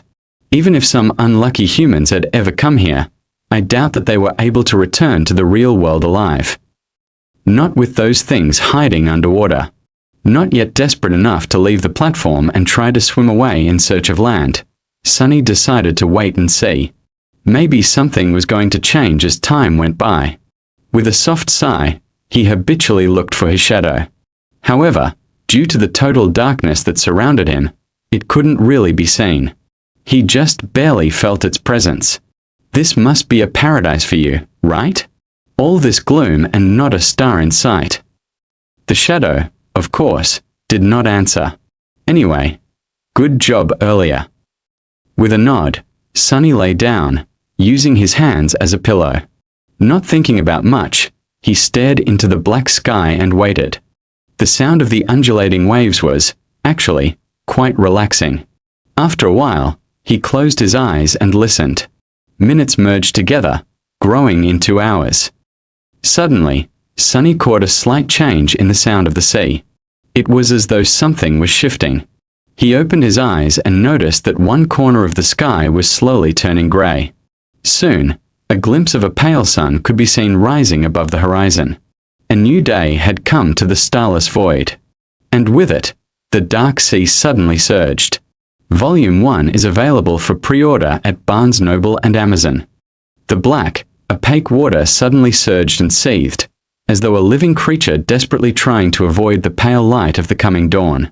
Sunny slowly rose and, after some thought, carefully approached the edge of the stone platform. Looking down, he blinked and then kneeled to make sure that what he saw wasn't an illusion. The sea seemed to be receding. Slowly at first, and then faster and faster, the water level was dropping. The circular stone formation he had been taking shelter on used to barely protrude out of the waves, but now there were meters and meters of wet rock between him and the restless surface of the sea. As the sun climbed up, the monstrous ebb tide continued. Soon, Sunny found himself standing on the edge of a tall cliff, with 100-meter drop separating him from the churning waters. Beneath him, the rock formation broadened and changed shape. However, from his vantage point, it was hard to determine what that shape was, exactly. At that time, the dark surface of the water began to be punctured here and there by sharp crimson blades. As it dropped even further, it was as though a crimson forest was slowly rising from the black depths. The trees were made of something resembling coral, growing chaotically into each other and stretching toward the sky. They were colossal in size, with irregular protrusions entwining and merging together, looking monumental and eerie in the black and red reality of the sunlit void. The labyrinth formed by this strange reef stretched as far as Sunny could see, broken here and there by protruding cliffs, sudden chasms, and distant natural features. Half an hour later, utterly shocked, Sunny stared down and realized that the sea was completely gone. If not for the black seaweed left hanging on wet rocks and scarlet pillars of coral, he would even doubt if it was ever there. His small circular island had turned into the peak of a strange, towering, irregularly shaped cliff. Looking down, he felt his head spinning. By then, the night had already fully retreated, letting morning finally take its place.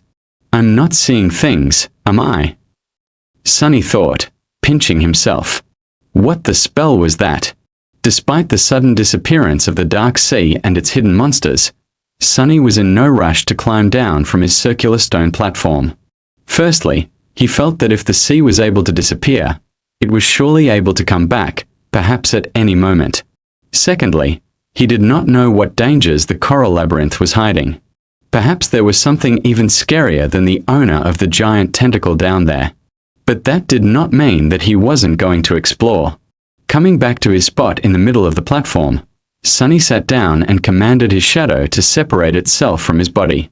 Then, taking control of it, he approached the edge of the platform and nimbly slid down. Habitually moving from one shadow to another, he began the descent. At this moment, Sunny was glad that shadows had no weight and were not affected by gravity. While the shadow was busy climbing down, Sunny yawned. Say, don't you think that you need a name? Plus, its temper wasn't that great. How about Shameless? No. What about Shady? Also no. What about something simpler, like What? Well, do you have suggestions then? All right. We'll shelve this conversation for later. By the time he was done with this short monologue, the shadow had already reached the bottom of the cliff. The range of shadow control was not limitless, but it was just barely enough to explore their nearest surroundings. Entering the labyrinth, Sunny found it to be extremely disorienting and convoluted. The paths between coral pillars were sometimes broad, sometimes narrow. They twisted and turned without any logic, often leading to dead ends or even back to where he started. More than that, some paths entered inside the coral mounds, turning into dark tunnels. The labyrinth was vast and multi-layered, making Sunny's head hurt after multiple fruitless attempts to memorize the layout of the nearest pathways. In the end, he sent the shadow up, forcing it to climb on top of the crimson forest and start jumping from one sharp coral blade to another, knowing full well that he himself would not be able to do the same. Soon, he circled the strange cliff and froze, scared by the sight of what was happening in its shadow. There, the corpse of the giant shark-like creature that had briefly pursued him the previous night was laying on the ground, the pillars of coral around it shattered and broken. More precisely, half of it was there, with grotesque innards spilling out of the terrible wound and stretching far away into the distance. The other half was gone, as though it had never existed. Around the corpse, hundreds of smaller monsters were scurrying, tearing away and devouring its flesh bit by bit. Each of them was about 2.5 meters tall, looking like a weird mix of a demonic crab, a centaur, and a nightmare. They had 4 pairs of long, segmented legs that ended in scythe-like protrusions. At the front, a human-like torso was protruding from the carapace, also clad in thick chitinous armor. The head, if it was even the appropriate word, was situated directly on top of the torso, with no neck in between. It had 2 narrow eye slits and a vicious-looking mouth with several slimy mandibles. Instead of hands, the monsters had 2 enormous pincers. Currently, they were all using those pincers to tear off chunks of meat off the desiccated corpse and stuff them into their mouths. From time to time, a fight for an especially juicy piece of meat would break out, ending up in a few monsters being torn apart and quickly devoured by the victors. Sunny swallowed, both because the sight of heavily armored, powerful monsters made him nervous and because looking at them feasting, he suddenly felt very hungry. Each of them seems like trouble. And there are hundreds of them. His luck, like always, was awful. At least I don't have to wonder why the labyrinth feels so empty.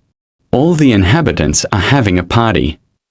Feeling a little bit apprehensive about turning his shadows back to the monsters, Sunny commanded it to look back and study the cliff he was taking shelter atop of. Something about it was making him feel uneasy. The shadow turned around and looked up, taking in the sight of the strangely shaped cliff. It took Sunny a few minutes to shift his perspective and recognize it for what it was. That's a finger. That's a hand. That is a sword. He blinked. It's a statue. Indeed, the cliff was man-made. It was an ancient, colossal statue at least 200 meters tall. The scale of it was so massive that it boggled the mind.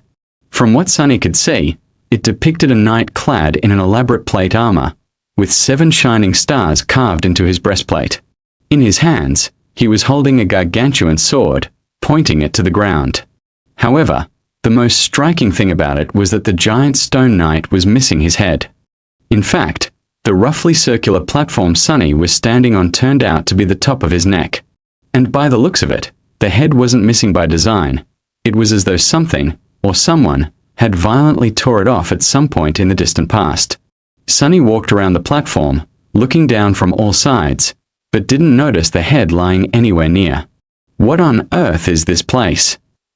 Without any hints to find the answer, he led his shadow back to the giant's neck and settled at the western edge of it, studying the feasting monsters. He didn't move until the sun was about to set. Just as Sunny expected, as soon as the sun touched the horizon, a deafening rumble could be heard coming from somewhere below. The monsters instantly stopped their feast and scurried away, some hiding inside the coral pillars, some simply burying themselves in the soft soil. A few minutes later, the first streams of black water appeared in the labyrinth. Their volume quickly grew, and soon an apocalyptic flood devoured everything around. The sea was returning with the approach of the night. Sunny stared at this unimaginable process, thoughts churning in his head. In an hour, the circular platform was the only thing above the dark waters once again. Volume 1 is available for pre-order at Barnes Noble and Amazon. With an empty stomach and a head full of thoughts, Sunny returned to the center of the platform and sat down. After a while, he beckoned to his shadow and said, "Wake me up if anything happens." Then, he closed his eyes and tried to fall asleep. His consciousness quickly slid into the sweet embrace of darkness, giving Sunny some well-needed rest. In the middle of the night, however, a sudden impulse stirred him awake. Sunny jumped to his feet, his groggy mind full of tense apprehension. He was afraid that the owner of the giant tentacle had come back to finish the job. Or maybe some other horror from the depths had sensed him and decided to snack on human meat. However, the sea was quiet and calm. He didn't hear any abnormalities around the night statue. "What is it?" Sunny whispered, addressing the shadow. The shadow silently pointed him in a particular direction. Turning his head, Sunny squinted. He quickly understood why it was a good idea to wake up. Otherwise, he wouldn't have been able to see. Out there in the distance, a few kilometers away, a small orange light was shimmering in the darkness. Its reflections were rising and falling with the movement of waves. It was too far away to make out any details, so Sunny just stared at it for a while. Pretty soon, the light disappeared. Other sleepers? Natural phenomenon? Or some monster laying a trap? Memories of nightmarish deep-water creatures immediately came to his mind. Shaking his head, Sunny lay back down and attempted to return to his slumber. However, this time sleep was escaping him. Pangs of hunger were still not unbearable, but slowly becoming more and more intense. The thirst, however, was worse. In the end, he remained awake up until the sun rose again, sending the dark sea in retreat. As soon as the morning came, the pincer monsters crawled back from their hiding spots and rushed to the giant carcass to continue their feast. Sunny watched them for some time and then walked to the opposite side of the platform to take a look in the direction where he had seen the mysterious light the previous night. At a considerable distance from the headless statue, 5 or 6 kilometers away, the ground rose naturally and formed something akin to a hill. On top of that hill, an especially massive coral pillar rose to the sky. From the looks of it, its upper branches were just high enough to stay above water in the night. Various ideas stormed into Sunny's head, but at the end of it, only 2 questions were really important. First of all, would he be able to find the way through the labyrinth and cover that distance during the day? And more importantly, should he even attempt to do it? After all, there was no indication that the source of the mysterious light was something beneficial, as opposed to dreadful and deadly. Not having enough information to make a choice, Sunny settled back to study the monsters. He did, however, send the shadow to investigate as far into the labyrinth as the range of shadow control allowed, hoping to chart at least the beginning of the path that could potentially lead him to that hill. Logically speaking, he was as safe atop the headless statue as he probably could be in this strange place. The only problem was, he was going to die soon because of thirst or hunger. Both problems were solvable if he were to venture down. He could desalinate the seawater in a number of ways taught to him by teacher Julius, with materials that were present pretty much everywhere in the dream realm. He could also prepare traps and hunt a pincer monster to eat. With their massive size, just one of them would be enough to feed him for weeks. He could easily see such a routine, hunting by day, returning to the statue at the approach of the night. It was probably his safest choice. However, this way of doing things lacked one vital element, the potential for improvement. It was well suited for keeping Sunny alive, but had no way of giving him hope. If he was destined to spend the rest of his life in the small area surrounding the headless statue, devouring monsters and trembling at night in fear of being devoured by something bigger in turn, well, he would rather just jump down and end it right now. That pretty much meant that the only choice left for him was to try and reach the source of the orange light. And if Sunny was really trying to attempt it, he had to do it before the pincer monsters were done consuming the giant carcass. That way, at least, the surrounding segment of the labyrinth was going to be free of them. Firm in his choice, Sunny decided to leave the headless statue the next morning. He would spend the rest of today exploring paths through the labyrinth and preparing himself mentally. With that, he closed his eyes and concentrated his perception on the moving shadow. In the night, a sudden storm descended upon the dark sea. Sunny was stirred awake by the shadow in time to prepare himself for the crushing winds and the pelting rain. Usually, rain always put him in a bad mood. But this time he was too thirsty to think about anything except for fresh water. Staying low so as to not be blown over the edge of the platform, Sunny cupped his hands and waited until they became filled with rainwater. Then he raised them to his mouth and greedily drank. Strikes of lightning illuminated everything above the churning sea. If anyone were to see Sunny now, they would have noticed a wide grin on his face. The storm continued to rampage for several hours. Sunny crouched in the middle of the platform, enduring its rage. More than once, a tall wave would crash into the headless knight's neck, threatening to wash him away. But Sunny held tight to the deep grooves in the stone surface of the platform, sticking to it like glue. By morning, when the storm finally dissipated, all of his muscles were sore. But there was no time to waste. As soon as the monsters came back to the carcass, with a few stragglers quickly following behind, he slid over the edge of the platform and began to nimbly climb down. Sunny had to thank wilderness survival classes once again, since he had been taught the basics of rock climbing as well. Teacher Julius was adamant about giving his student a crash course in all possible forms of traversal. Additionally, Sunny had already scouted the optimal way down and memorized the best holds and indentions to grab onto with the help of his shadow. Soon, his feet finally touched the ground. Despite the fact that leaving the safety of the headless statue was going to put him in considerable danger, Sunny instantly felt his mood improving. Remaining passive for the last couple of days did not suit his character well. Now, even if his plan were to end in failure, at least he was going to go down doing something that he had decided to do. Trying and failing was better than not trying at all. The black mud was deep enough to slow him down, but not to the extent he had been afraid of. With some practice, Sunny was soon able to walk at an acceptable speed. What's more, as long as he stuck to the shadows, his steps were light and silent, producing no squelching noises from the mud. He headed for one of the paths that were supposed to lead him to the distant hill and entered the cool shade of the Crimson Labyrinth. Immediately, a strange feeling enveloped his mind. It was as though the world beyond the labyrinth did not exist anymore, and all that was left were its twisting, dark paths. This thing almost seems endless. Shaking his head, Sunny sent the shadow to scout ahead, hoping to be notified of any latent danger in advance, and began to move forward. His life now depended on whether or not he would reach the distant hill before the sun began to set. He didn't even want to think about what would happen if he was still inside the labyrinth once the dark sea came back in an unstoppable flood. The shadow moved ahead of him, not meeting any hurdles. Sometimes it would climb high to scout the direction of different paths, allowing Sunny to choose the optimal route most of the time. However, he still had to backtrack a considerable distance once or twice, ending up either in a dead end or on a path leading in the wrong direction. Despite that, everything seemed to be going smoothly.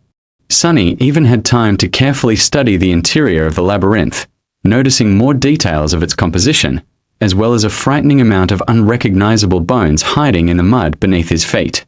Because of how well things were going, he lowered his guard a little. His arrogance was also to blame. With his extensive preparations and skillful control of the Shadow Scout, Sunny subconsciously patted himself on the shoulder and assumed that everything was going to be fine. That's why, when the mud directly in front of him started to move, he was a fraction of a second late to react. In the next moment, a massive pincer shot out of the ground and tore through the air, threatening to cut his body in half with one crushing strike. Volume 1 is available for pre-order at Barnes Noble and Amazon. Crap! This was the only thought in Sunny's head as he awkwardly fell backward, allowing the pincer to close right in front of his face with a loud clack. The jagged, chitinous blades were so close that he could clearly see bits of mud sticking to their surface. Just as this realization dawned on Sunny, he desperately rolled to the side. In the next moment, the pincer lunged down, sending small tremors through the mud. If not for his quick reaction, Sunny's chest would have been caved in by that blow. He was just beginning to stand up when the pincer swiped sideways.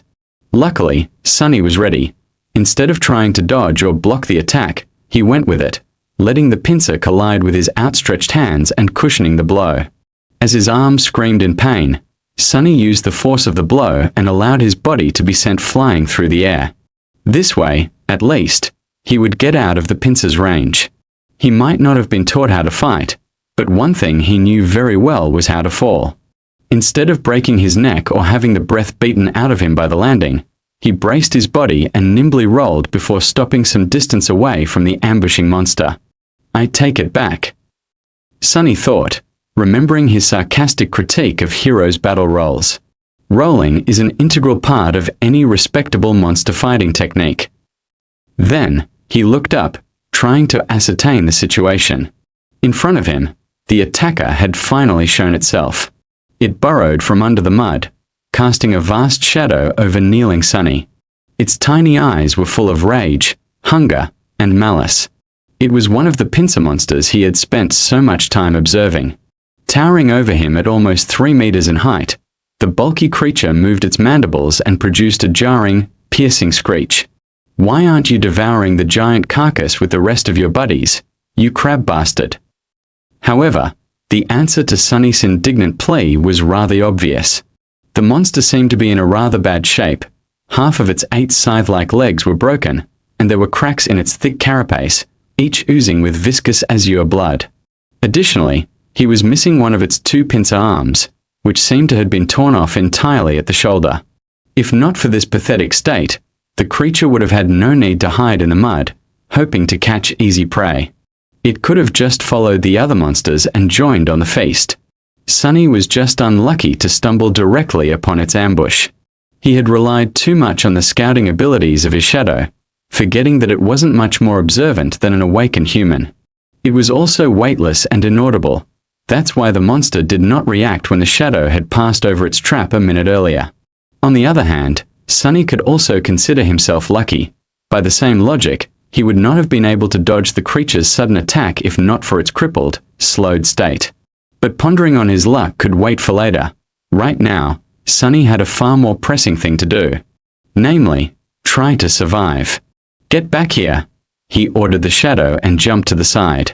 In the next second, the space he occupied a moment before was torn apart by the attacking monster. Its heavy pincer crashed into the side of a coral pillar, sending crimson shards flying in every direction. Sunny caught his balance and continued moving. He was hoping that the bulky, heavily armored, wounded creature would not be able to match his speed, but unfortunately, it turned out to be surprisingly agile. Its scythe-like legs pierced the mud behind him, and the pincer was already flying through the air again, threatening to decapitate the young man at any second. Sunny ducked, dodging the pincer, and finally caught a second of reprieve. His eyes darted around, desperately searching for something to use as a weapon. Almost instantly, he noticed a long, smooth, sharp bone left behind by some unknown creature sticking from the mud. Without slowing down, he bent down and grabbed the bone, pulling it out with one forceful tug. The bone was almost 1.5 meters long, ending in a narrow, sharp tip. It was almost like a spear. The problem was, even with the added length of this makeshift spear, Sunny's range of attack was still shorter than the monster's. He also doubted that it was capable of piercing the hard carapace. In short, he had to get close and aim for one of the cracks in the creature's armor. However, he didn't dare to. At that short of a distance, the monster could easily crush him into a paste by using just its weight and hulking frame. A crazy idea entered Sunny's mind. A bit shocked, he momentarily couldn't decide whether it was the product of audacity or foolishness. Either way, he wasn't insane enough to actually consider it. At that moment, the pincer lashed out again. This time, Sunny was a little late to evade, and as a result, a sharp pain pierced his left leg. It was grazed by the edge of the pincer. The puppeteer's shroud held, not allowing the monster to draw blood, but the force of the impact was enough to throw Sunny tumbling to the ground. There was no time to recover. As his eyes opened wide, Sunny understood that it was time to act crazy. So, instead of trying to dodge, he stopped moving and allowed the monster to grab him across his torso with the pincer. Immediately, a terrible pressure descended on his ribs. Sunny felt as though he was going to be split apart, but his armor, received from defeating an awakened tyrant, resisted the crushing bite of the monster's pincer. Every muscle in his body tensed, delaying the moment when his insides would be turned into mush.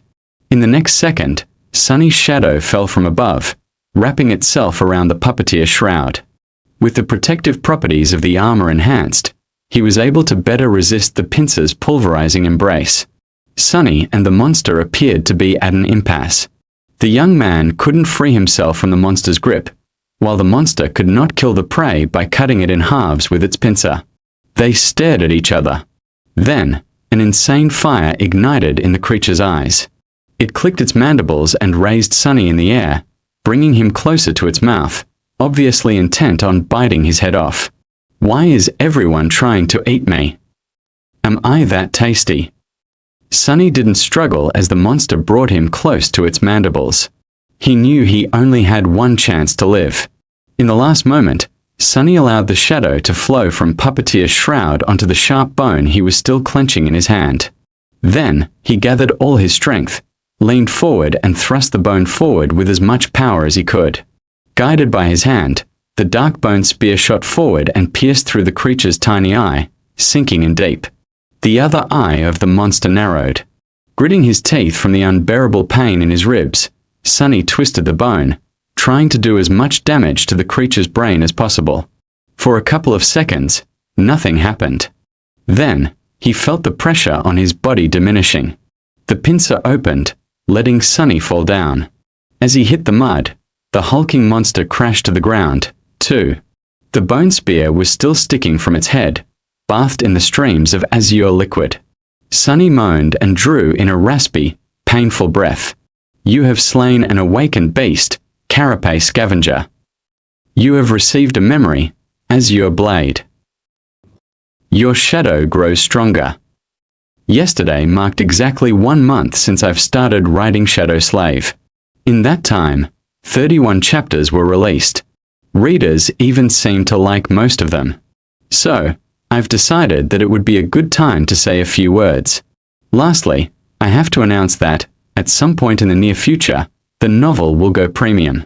It will most likely happen in a few weeks, a month at most. Thank you for your time. Volume 1 is available for pre-order at Barnes & Noble and Amazon. Sonny was sprawled in the mud, trying to catch his breath. The subtle voice of the spell echoed in his ears. "Your shadow grows stronger." Immediately, he felt a slight change. His body grew a little bit stronger, his vision a little sharper, his skin a little smoother. The change was minimal, but apparent. What was that? He had a guess, and it was easy to confirm. Sonny summoned the runes. Shadow fragments, 14,000. Previously, he only had 12 of the mysterious shadow fragments, with no knowledge on how to acquire more. Now it seemed that the process was automatic. He only had to kill an enemy to absorb a part of their shadow and enhance his own core. More than that, the number of fragments he was able to receive wasn't directly correlated to the number of slain enemies. After a bit of thinking, Sonny came to a preliminary conclusion.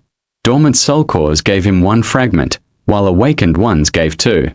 However, only enemies he defeated directly, more or less, counted.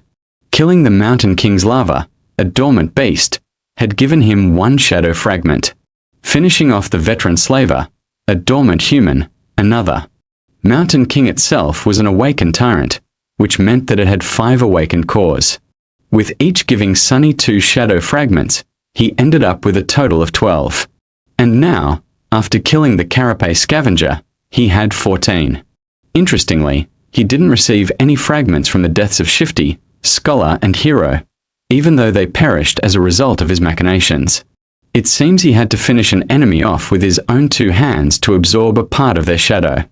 Well, or at least by summoning an ancient dead god. The process was quite similar to how normal awakened increased their power, with the only difference being that the steps of extracting and consuming the corresponding material, soul shards, were skipped in favor of instant absorption. That meant that shadow fragments could not be stored, and subsequently could not be bought or traded. He won't have an opportunity to receive them as a reward for completing missions, providing services, or selling various spoils. If Sonny wanted to grow stronger, his only option was to fight and kill. No peaceful life for me, I guess. Previously, Sonny thought that he at least had the choice to choose a relatively safe path. Many awakened never left the confines of human citadels and never faced nightmare creatures, choosing instead to perform various jobs in the dream realm just as they would in the real world. They received payments in the form of soul shards, which was simultaneously the fuel of one's progression and the universal currency inside the citadels. Sonny was never set on pursuing such a life, but not even having a choice was sort of irritating. Luckily, there was a bright side, too. Without the need to use soul shards to strengthen his core, he would be able to spend everything he earns freely and without concern. After all, after he kills an enemy and absorbs the shadow fragments, the soul shard would still be there, ready to be collected and exchanged for something Sonny might need in the future. That would effectively make him twice as efficient in terms of earning and spending, which was not a small advantage. Additionally, there was the matter of the shadow core. Since both Sonny and his shadow were tied to it, strengthening the core would not only increase Sonny's power, but also enhance the shadow. So, if he were to use it to further empower himself, the actual effect would be stacked, producing a twofold enhancement. So, for each shadow fragment he collected, Sunny would actually be able to reap twice as much benefit as an awakened would from a soul shard. Not bad. Not bad at all.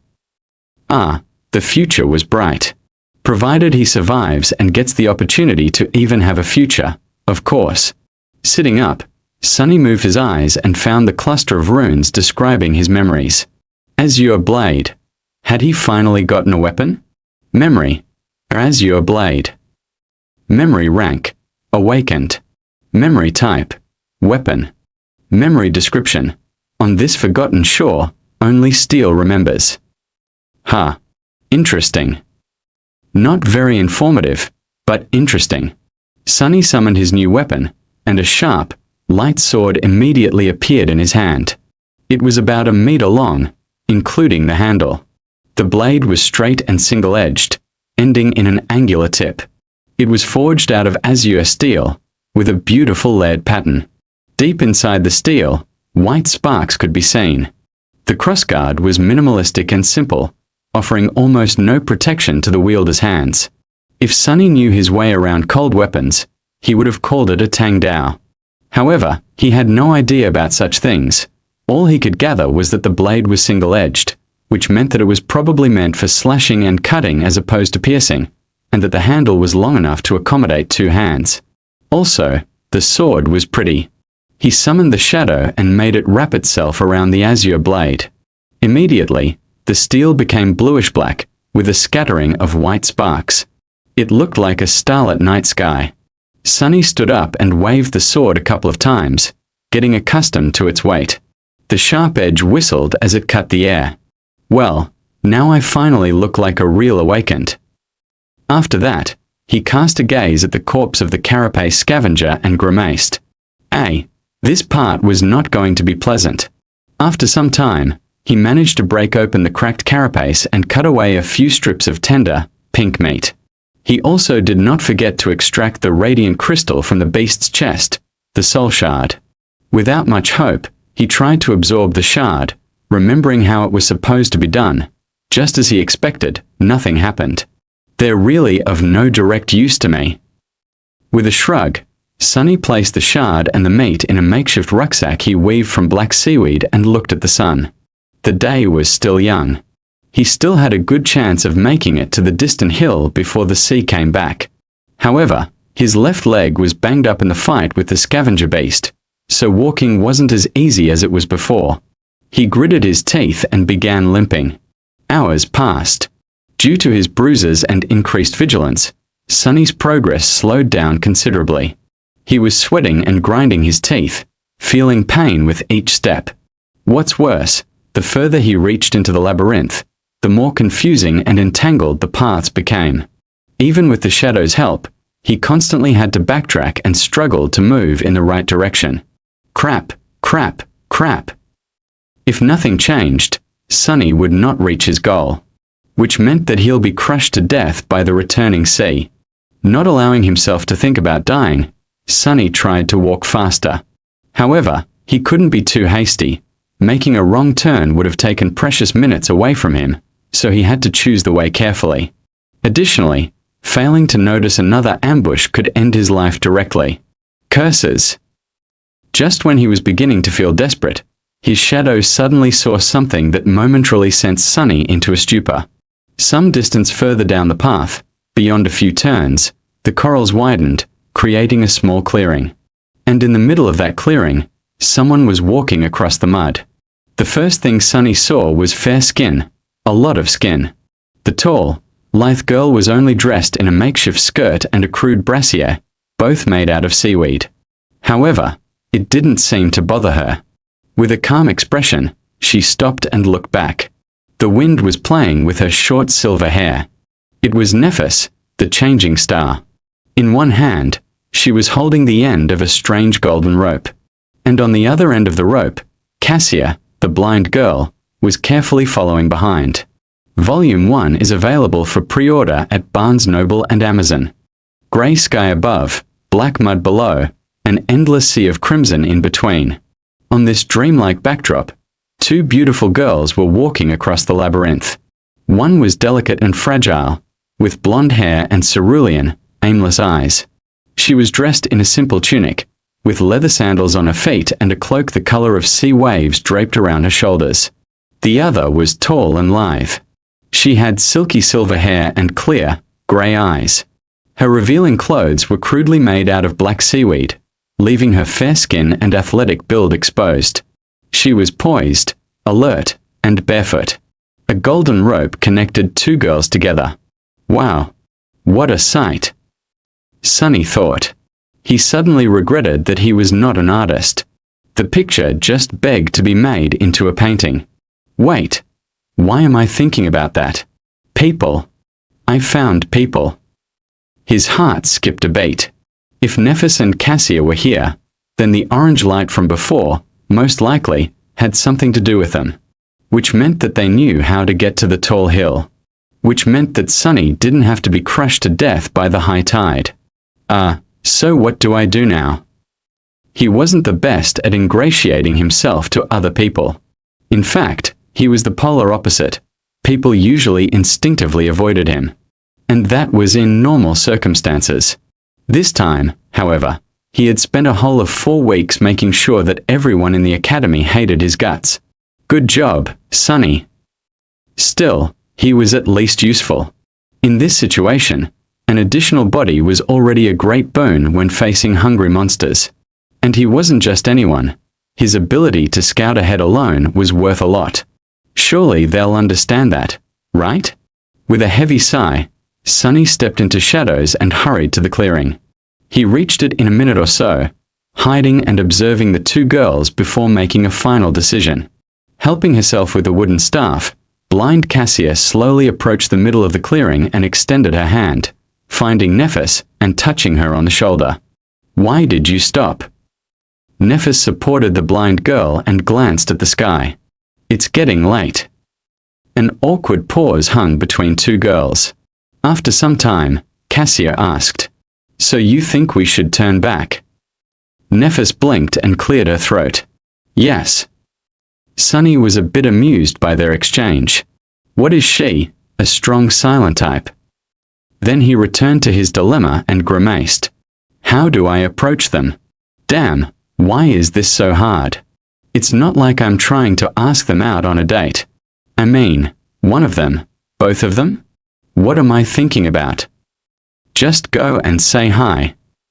But then, if he suddenly appeared out of the shadows, not at all like a creep, how high was the probability of them getting spooked and attacking him before noticing that he was not a monster?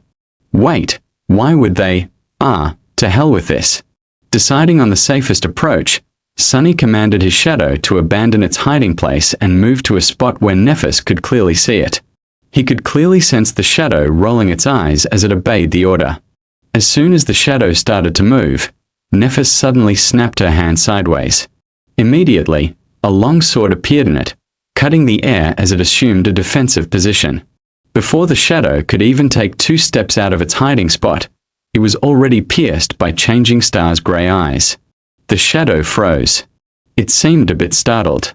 Cassia took a step back. Neph. What is it?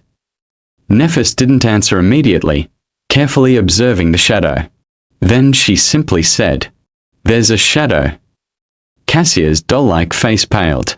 A shadow. Scavengers. The tall girl tilted her head a little. No. It's a human shadow.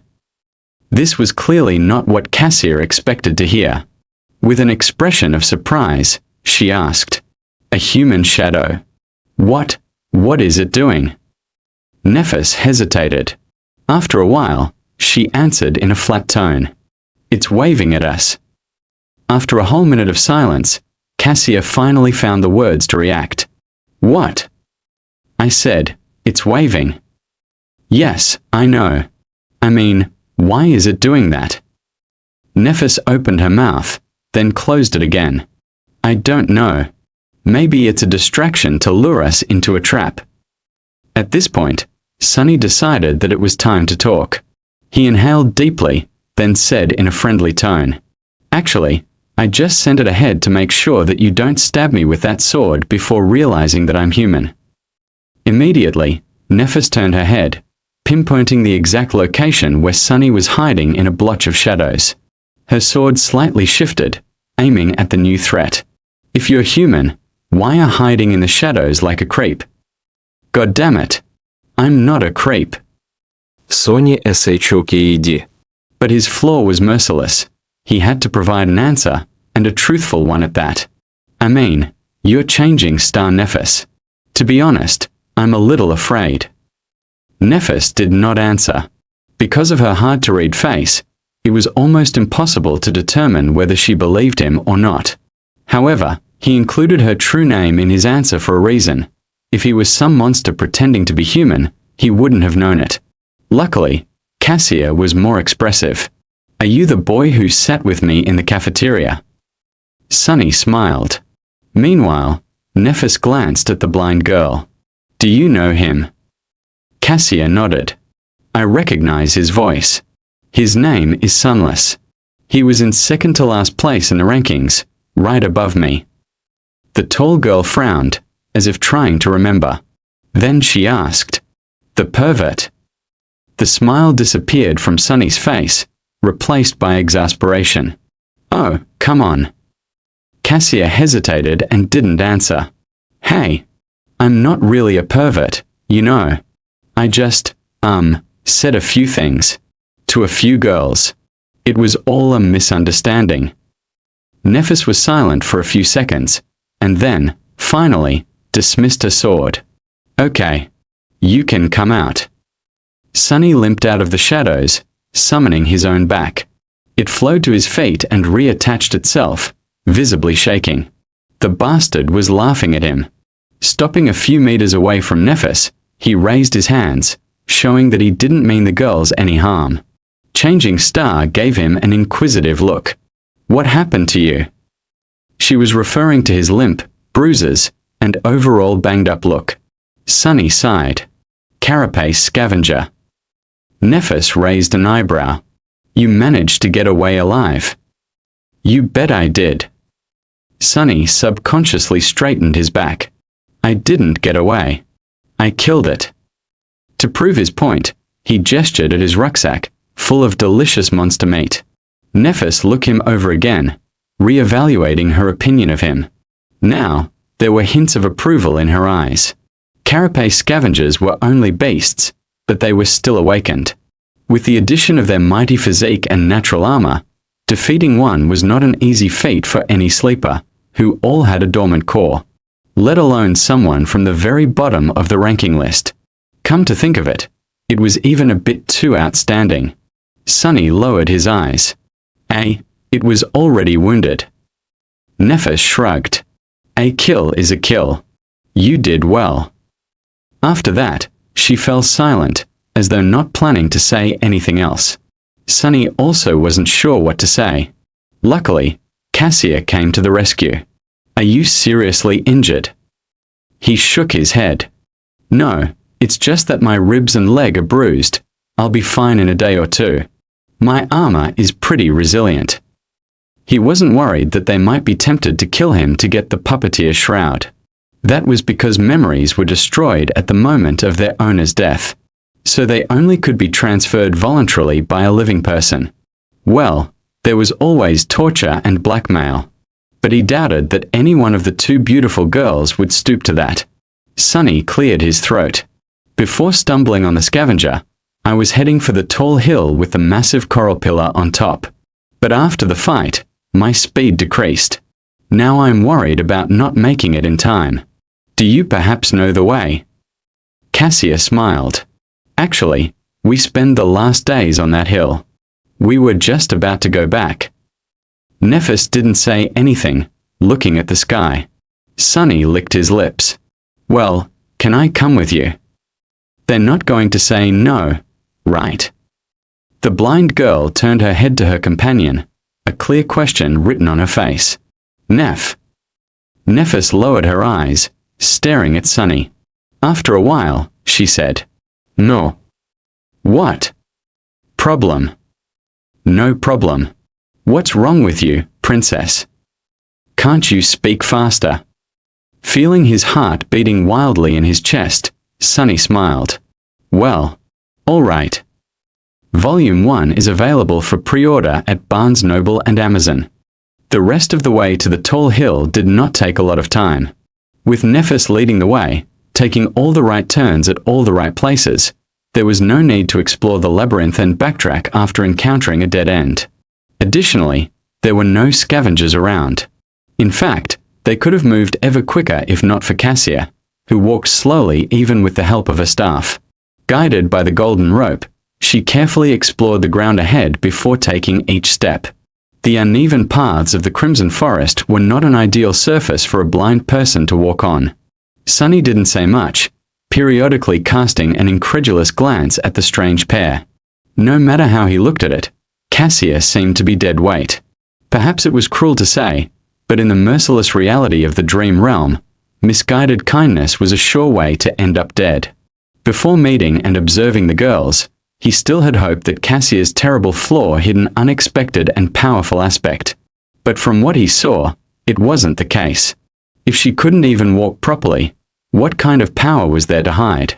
Nothing could outweigh the ruthless fact that the blind girl couldn't protect herself, and thus would only drag her companions down. One had to be a fool or not fond of living to allow that to happen. So, which one of these descriptions suited Nephis? Somehow, he felt that neither did. The sunset was not far off when they reached the hill. After climbing it and approaching the massive growth of coral, Nephis dismissed the golden rope and immediately summoned it again. This way, it was untied and appeared in her hands in a neat bundle. Ah, so it's a memory. Sunny wondered what qualities the magical rope had. Soon, his curiosity was satisfied. Right in front of his surprised eyes, the length of the rope suddenly began to increase. Soon, it was thrice as long as it was before. Nephis calmly tied both ends of the rope into loops and then threw one of them into the air, accurately coiling it around a prominent protrusion near the top of the coral pillar. Then, she tested if the rope would hold, swiftly climbed up and waved from above, giving Sunny the signal to follow. After hesitating for a second, Sunny approached the rope and grabbed it. He couldn't help thinking that this would be the perfect opportunity to cut his head off. With him helpless while climbing and Nephis standing on the top of the pillar. Yeah. The vivid picture appeared in his mind. Stop being paranoid. Sunny thought, trying to calm himself down. It's not that he was sure of Changing Star's impeccable moral qualities. Instead, he was certain of one thing. If Nephis really wanted to kill him, she wouldn't have needed to wait for an opportunity. She could have just cut him into ribbons whenever. Simultaneously scared and reassured by this thought, Sunny nimbly climbed up and joined Nephis at the top of the coral mound. He then turned around and watched curiously, wondering how Cassia was going to get to them. The blind girl dismissed the wooden staff and approached the rope. Then she caught it in a hand, traced it down to the loop at the end, and placed her foot inside. As soon as she was done, Nephis grabbed the rope and started pulling, lifting Cassia little by little until she had reached the top. She only had to grab Nephis's hand and make a step to join them. Ha! Efficient. The coral mound was much larger than the circular stone platform of the giant knight's neck. In fact, it was almost like a small island. At the highest point of the island, hidden behind some coral blades, the girls had made a little camp. There were piles of seaweed to sleep on, strips of scavenger meat drying under the sun, and a fire pit. Sunny pointed to the makeshift fire pit. Was it you 2 nights ago? I've seen an orange light in the distance. Cassia's face darkened. Yes, this was the first time we made a fire. But it turned out to be a really bad mistake. Nephis sighed. Sunny raised an eyebrow, surprised. Why? The blind girl touched her hair and turned her head to Nephis. At night, any light will attract monsters. We were attacked by scavengers first. And then. She paled and didn't finish. But she didn't have to. The memory of the colossal tentacle was still fresh in Sunny's mind. It seemed that he was lucky to meet these two when he had.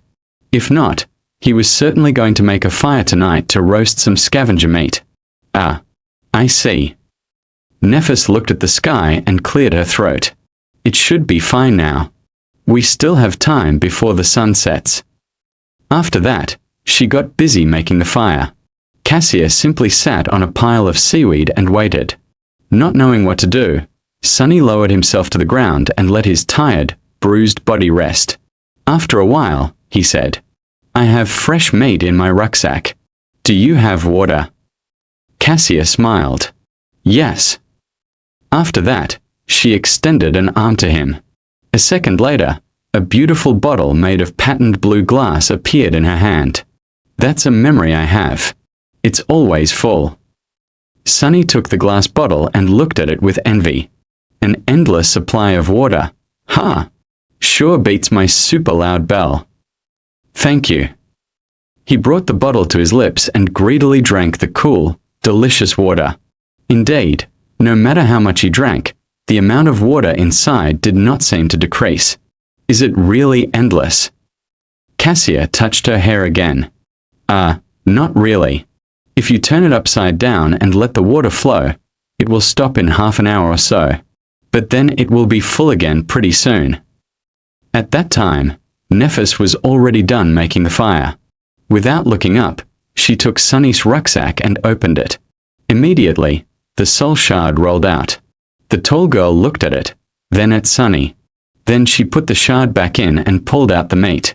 Sunny became tense, preparing a misleading answer. But Nephis did not ask. So, he pretended like nothing had happened and continued his conversation with Cassia. It's still a great memory. Getting drinkable water is not an easy task. Cassia nodded and smiled, pleased by his words. Soon, the rich smell of roasting meat permeated the air. At the same time, the sun was beginning to approach the horizon. A loud rumble came from somewhere beneath, and first traces of the black water began to appear between crimson walls of the labyrinth. Sunny looked east, where the skies were already growing dark. Then he uncomfortably shifted. Do scavengers come all the way up here? Nephis turned the meat and nodded. Yes, but only at night. In the day, most of them seemed to disappear. Sunny grinned, having an idea of why there weren't a lot of monsters in the labyrinth in the day. That's because they all gather near the place I had been spending my time recently. You should have seen it, the tall cliff to the west of here. Well, it's actually a statue. Cassia opened her eyes wide. A statue?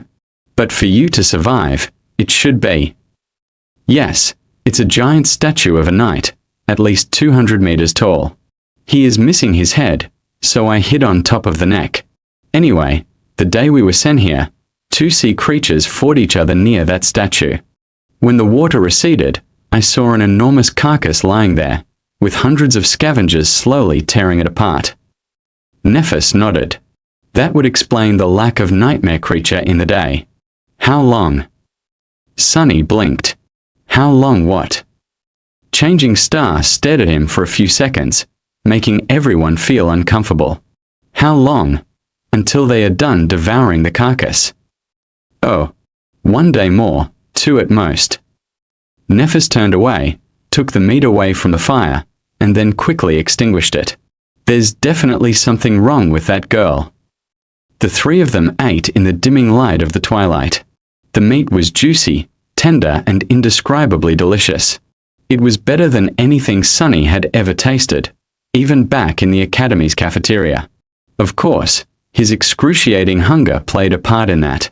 From time to time, they would pass the glass bottle to each other.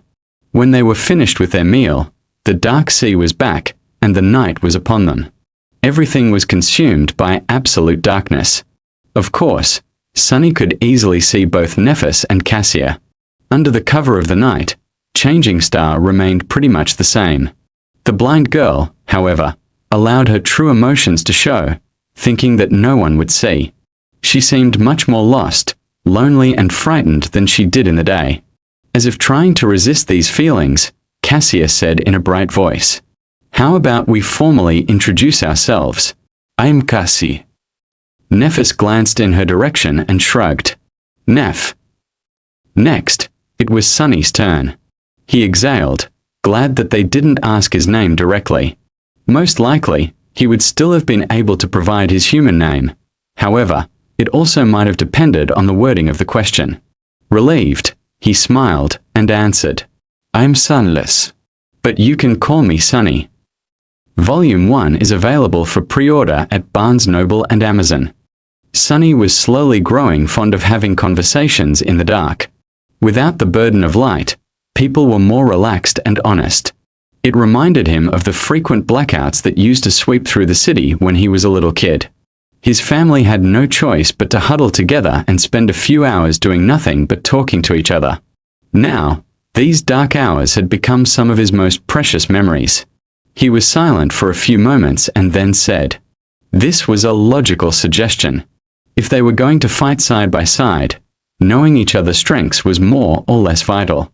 Still, he noticed Nephis glancing in his direction with a guarded look on her face. Luckily, he was obscured by darkness. "I'll start," Sunny said, both to show his sincerity and to reveal information about himself in a controlled manner. If he took the initiative to talk, he still had to tell the truth, but how much and to what extent was still for him to decide. If they were to ask and he had to answer, however, things would become unpredictable.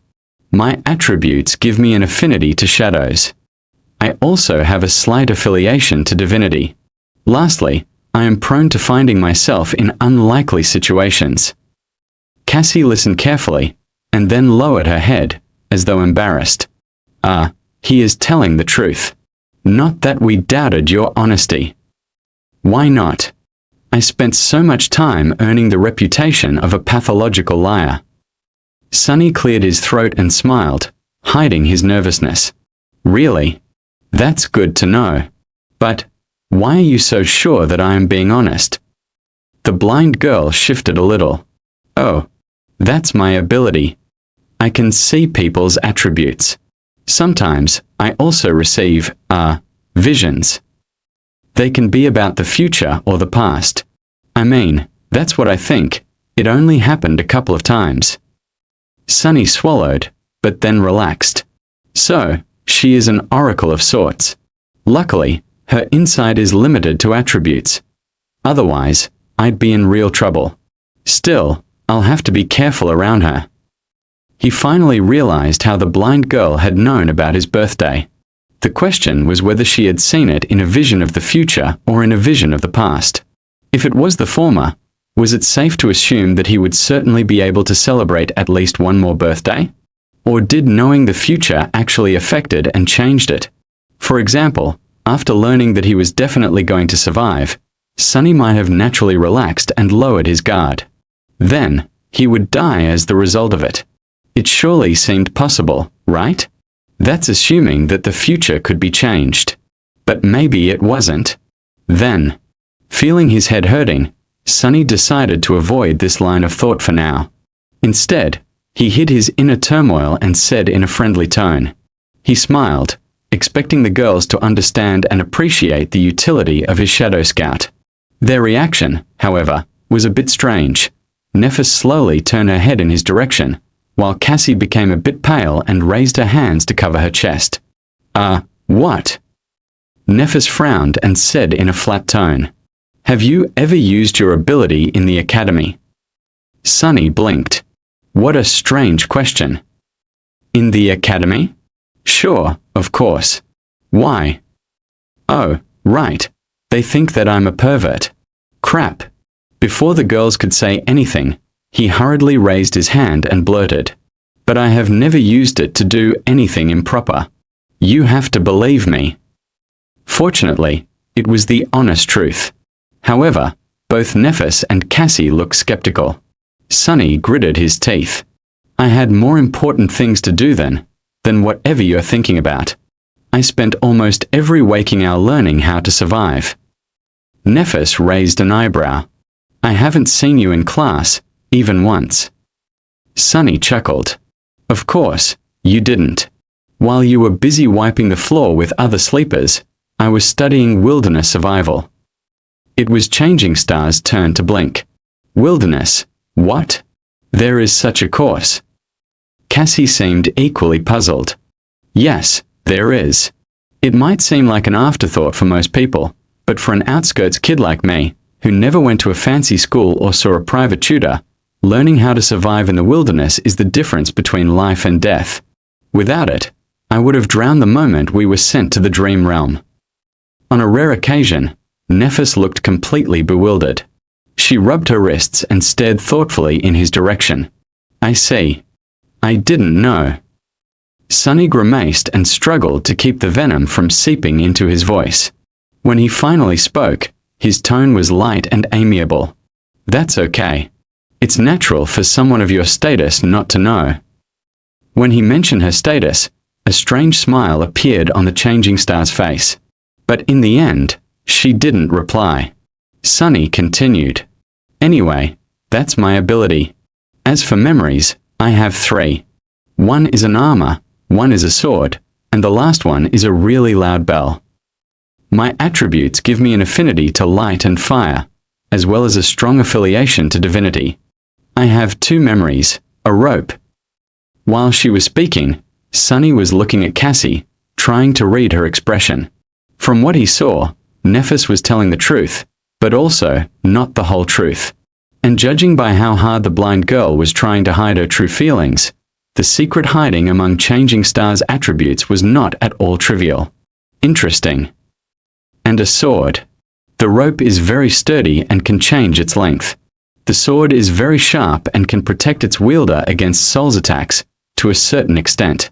My ability can be used to heal. Sonny didn't miss the wording of the last part. Can be used to heal. Does this mean that its main purpose was something else? He was pretty sure that Nephis would not reveal all of her cards, just like him. However, healing abilities were extremely rare. Having one that could heal, but was not limited to healing, that would be simply unheard of. But then again, she was Changing Star, one of the few people in history to receive a true name in the first nightmare. If Sonny were to consider his own aspect ability, nothing seemed impossible. I wonder what her aspect rank is. Outwardly, he pretended to be excited. You're a healer? That's great. Having a healer among us is incredible luck. Cassie nodded and smiled. Neph is also an amazing fighter. You should have seen her dealing with those scavengers. Well, I also did not actually see it, but it sounded very scary. Sonny didn't need anyone to tell him how formidable of a warrior Nephis was. He had seen it with his own 2 eyes. Sort of. Actually, they were his shadow's eyes. Well, whatever it had instead of eyes. Meanwhile, Cassie sighed. So, she's not only carrying Cassie on her back, she even gave away her only clothes? An awakened rank armor, at that? What is Nephis thinking about? The blind girl turned away and added after a while. I used to be a pretty decent fencer. Before. Now I can't really fight. The last 2 sentences were obviously related to her flaw. Sonny and Nephis, however, both chose to keep their secret. Despite the fact that knowing your companion's flaw was also important for cooperation and having each other's backs. Sharing something like that demanded a very high level of trust. After a while, he said, Good. That's good. I think we have enough tools to survive, provided we use them right. I guess it's time to sleep. In the darkness, Nephis tilted her head, listening to his words with a distant look. All right. I'll take watch first. Sonny decided to be helpful and said, Actually, my shadow doesn't sleep. It can wake us up if something happens. Changing Star slowly smiled. I'll take watch first. Feeling a bit of coldness in her voice, Sonny sighed and shrugged. Suit yourself. What are you going to watch, huh? You can't even see anything. Whatever. Just don't blame me when something giant swallows us in the middle of the night. Then he suddenly shuddered. Wait. That was not a death flag, right? Right, of course not. No way. Volume 1 is available for pre-order at Barnes Noble and Amazon. Sleep was avoiding Sonny. For a while, he sat silently in the darkness, listening to the calming rumbling of the waves. In this rare moment of respite, Memories of the past few days came flooding into his mind.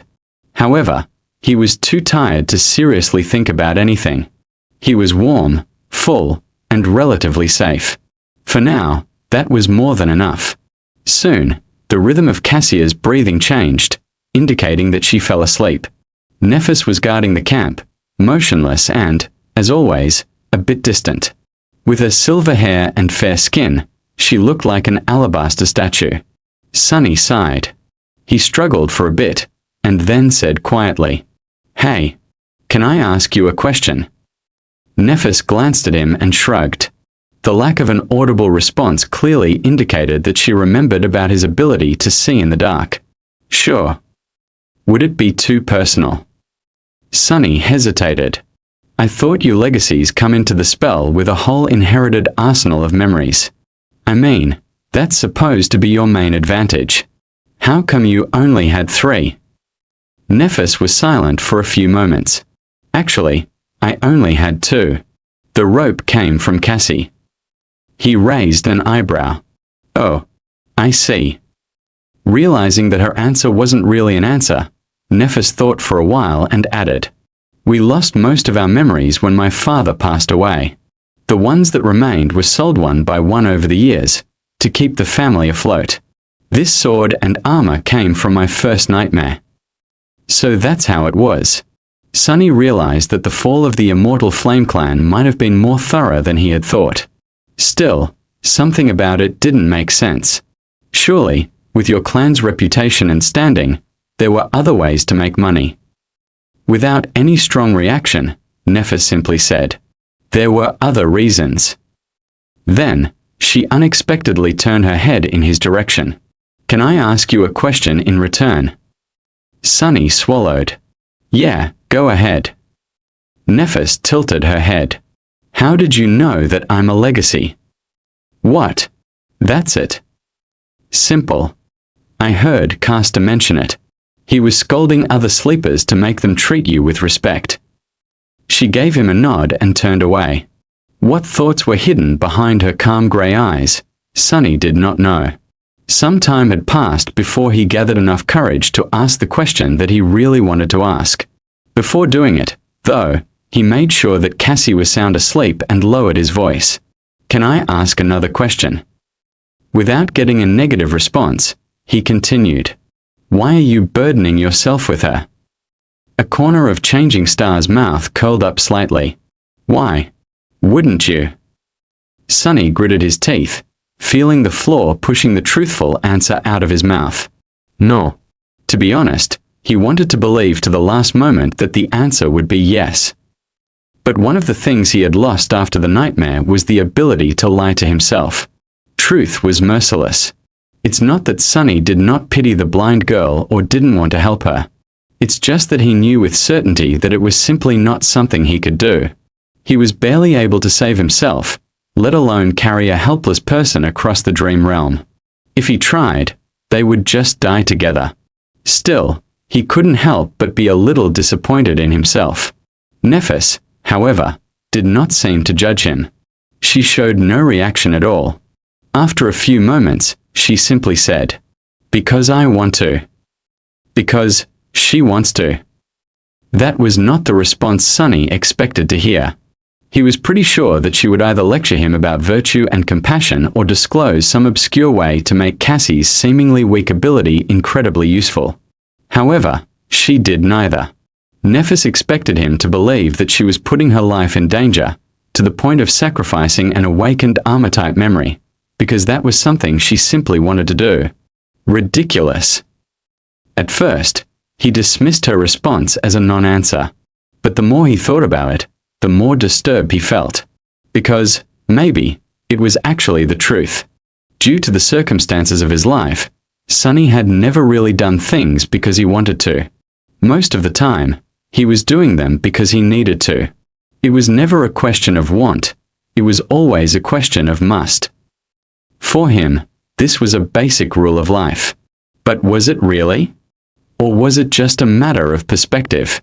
Nephis had certain advantages in her upbringing, but they weren't as ample as he had imagined. She had no wealth and no arsenal of relics to empower her. However, she did have a mentality that was different from Sunny's. It wasn't impossible for her to have the audacity to disregard need in favor of something as frivolous as desire, and do things that a normal person like Sunny would never do. Like helping a blind girl simply because that was what Nephis wanted to do. Perhaps, that mentality was the greatest advantage of all. Perhaps, that was the real barrier that separated legacies from the rest of them. That was a lot to think about. However, before Sunny could gather his thoughts, Nephis suddenly spoke again. My turn. Does she mean it's her turn to ask a question? Indeed, that was what she meant. Changing Star once again turned to Sunny and, after a long pause, suddenly asked, Do you know the legend of Odysseus? A what? Who? What sort of a weird question is that? Bewildered, Sunny shook his head. Then, remembering that she couldn't see him, he said, No. Nephis sighed and turned away. A few moments later, she softly said, Odysseus was a hero in an ancient war. In the legends, some humans back then had powers akin to the awakened. Achilles with an aspect of indestructible body, Diomedes that was so ferocious even the god of war was wary of him, Ajax who was as strong as a giant. Odysseus was not the strongest, and not the bravest.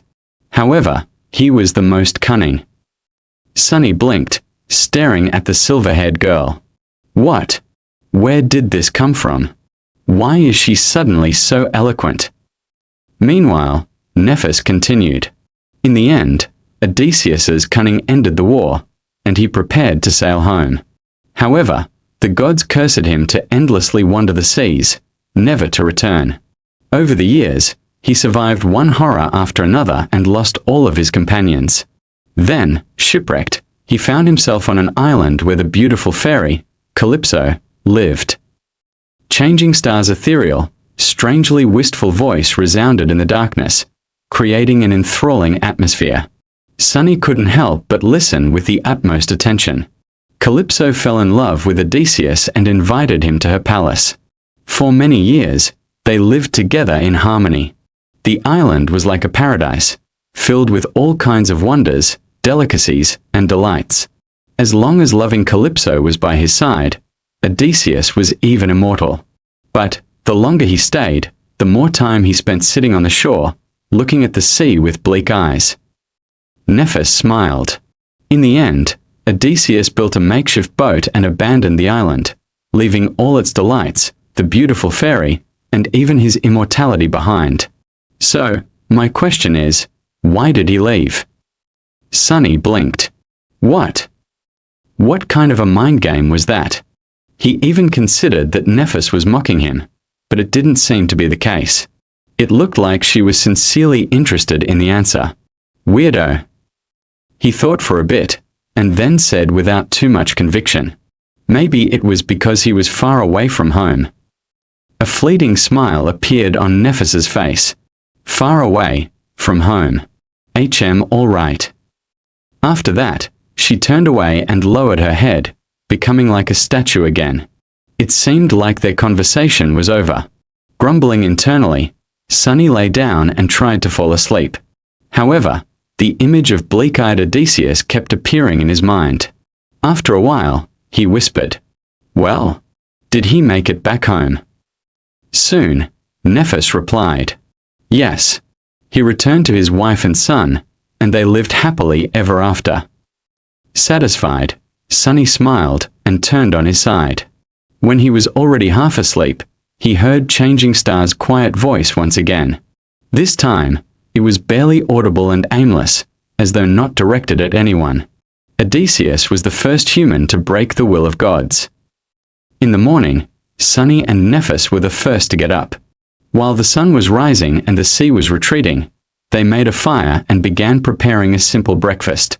With Cassia still asleep, they did not talk to each other much. It was like the last night's conversation did not happen. However, after some time, they somehow ended up discussing the plan for the next few days. Nephis had some ideas. With what you told us about scavengers crowding to the west, the logical step would be to start moving east as soon as we can. Of course, north and south are also acceptable, but that won't put as much space between us and the enemy. Sunny nodded, agreeing with that logic. We have explored to the east a little, but not enough to confidently make it to the next high point in a day. That's why the best course of action would be to spend today scouting a path to that group of cliffs over there and move the camp tomorrow. He sighed.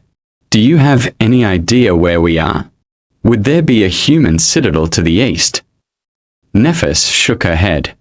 I've never heard of a region that fits the characteristics of this place. In any case, we have to move to find out more. We'll either find a citadel, encounter an unconquered gateway, or die. East is as good of a direction as any. Plus, it's the safest, because there's a horde of monsters to the west. At that point, Cassie suddenly sat up straight. Her eyes were wide open, and her face was a little pale. She looked nervous and excited. Nephis frowned. Cassie, what's the matter? The blind girl turned to them and smiled. A vision. I had a vision. Like a prophetic dream. Sunny thought, trying to come to terms with this new reality of someone being able to see the future. Or the past. Meanwhile, Changing Star stretched her hand, as though prepared to summon her sword. Are we in danger? Cassie energetically shook her head. No, it's not that. People. I saw a castle full of people. She smiled and pointed with her finger. I don't know how far it is, but I'm sure that it's in that direction. Sunny and Nephis looked at each other, not knowing whether to be glad or petrified. Cassie's small, delicate finger was confidently pointing west. Volume 1 is available for pre-order at Barnes Noble and Amazon. In the ensuing silence, the smile slowly disappeared from Cassie's face, replaced by confusion. Feeling the sudden tension, she asked, what's wrong? Sunny sighed. No, nothing is wrong. It's just that that direction is the one we wanted to avoid. After some thought, he added, that's where I came from yesterday. There's a lot of scavengers down there.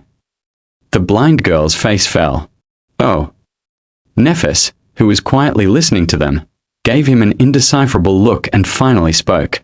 Tell us more about the castle. A shadow of the previous excitement returned to Cassie's eyes.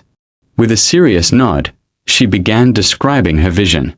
I dreamt of a vast, ruined city built of weathered stone. It was surrounded by tall, impregnable walls. Various monsters were wandering its narrow streets. In the center of the city, there was a hill, and on that hill stood a magnificent castle. She smiled. But there were no monsters in the castle. Instead, it was full of people. I'm sure that they were awakened. Some were guarding the walls, some were going about their lives without a care in the world. There was food, safety, and laughter. Well, that sounds great.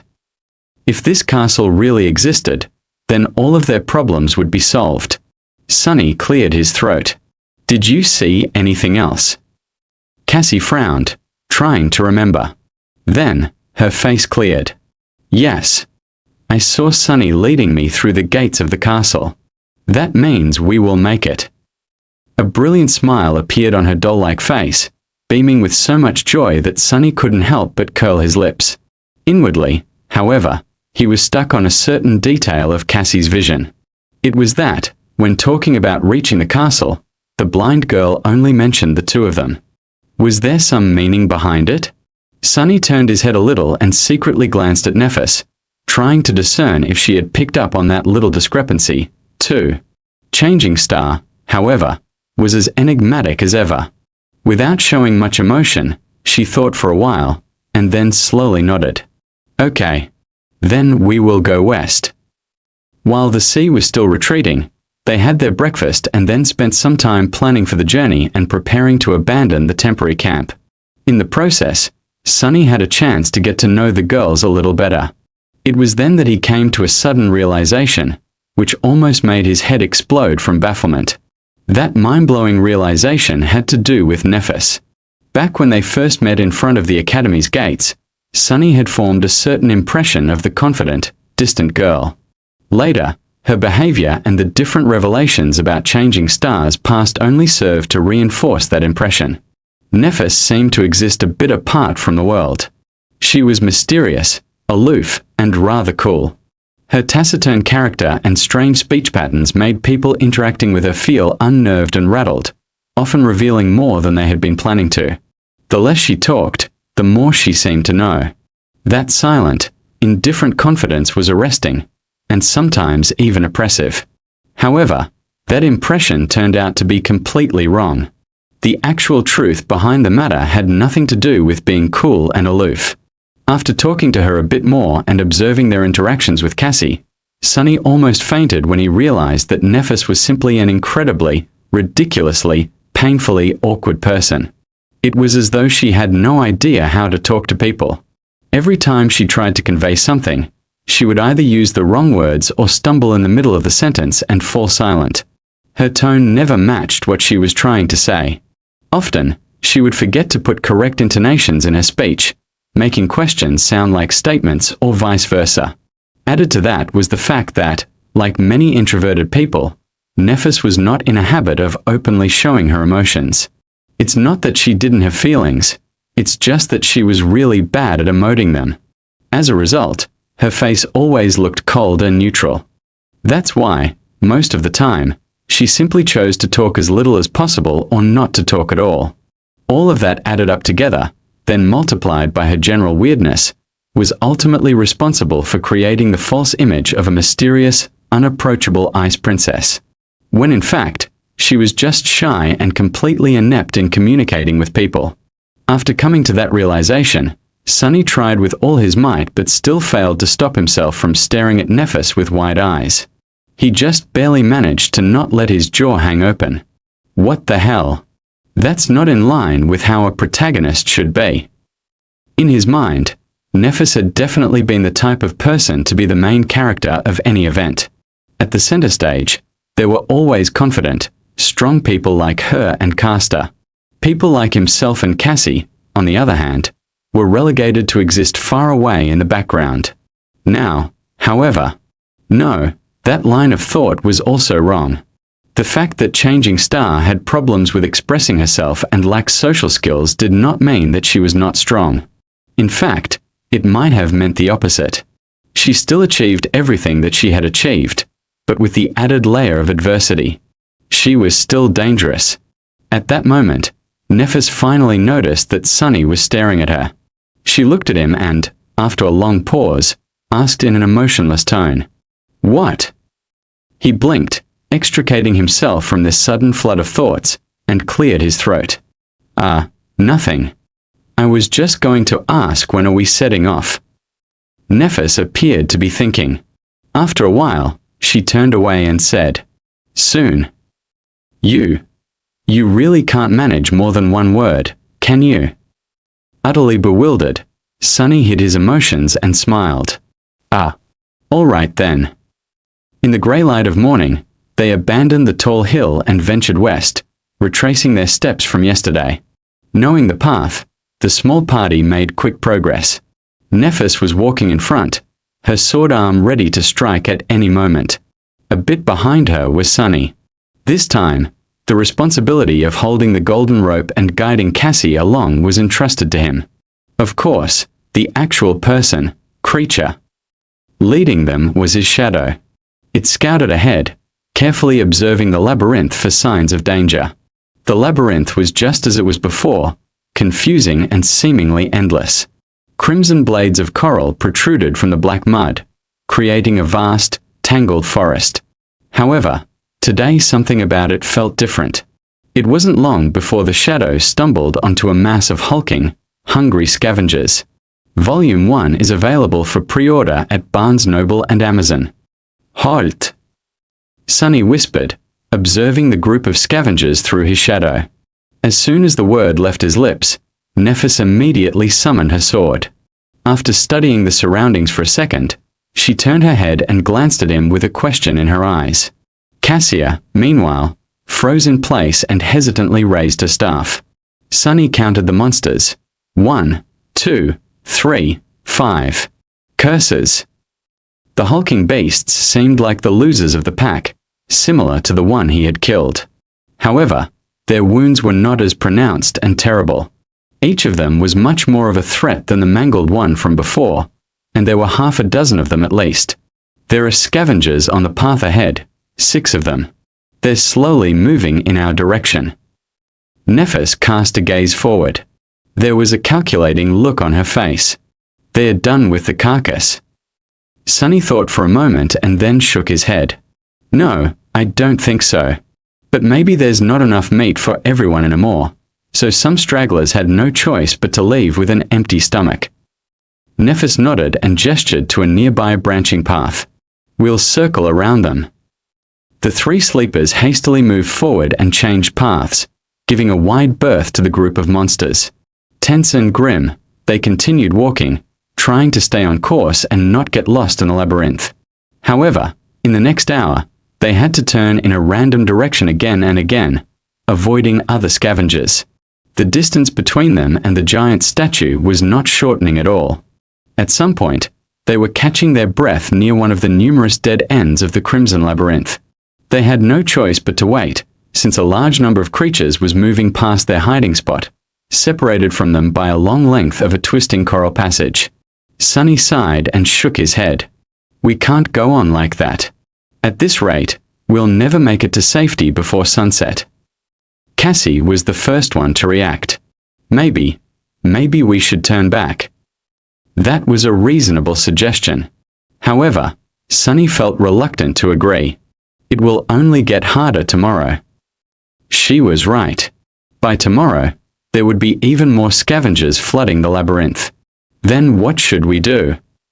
Changing Star tilted her head, thinking. After a while, she turned to Sunny. Fight. Fight. Fight against dozens of those monstrosities? Was she crazy? Sunny tried to hide his derision as he spoke. I know that you are skilled with the sword, but have you forgotten that each of those things is a whole rank above us? We won't survive in a fight against many. Nephis nodded. We avoid large groups. Cut down smaller ones. After a moment, she added, if there's 1 or 2 of them, there's a chance.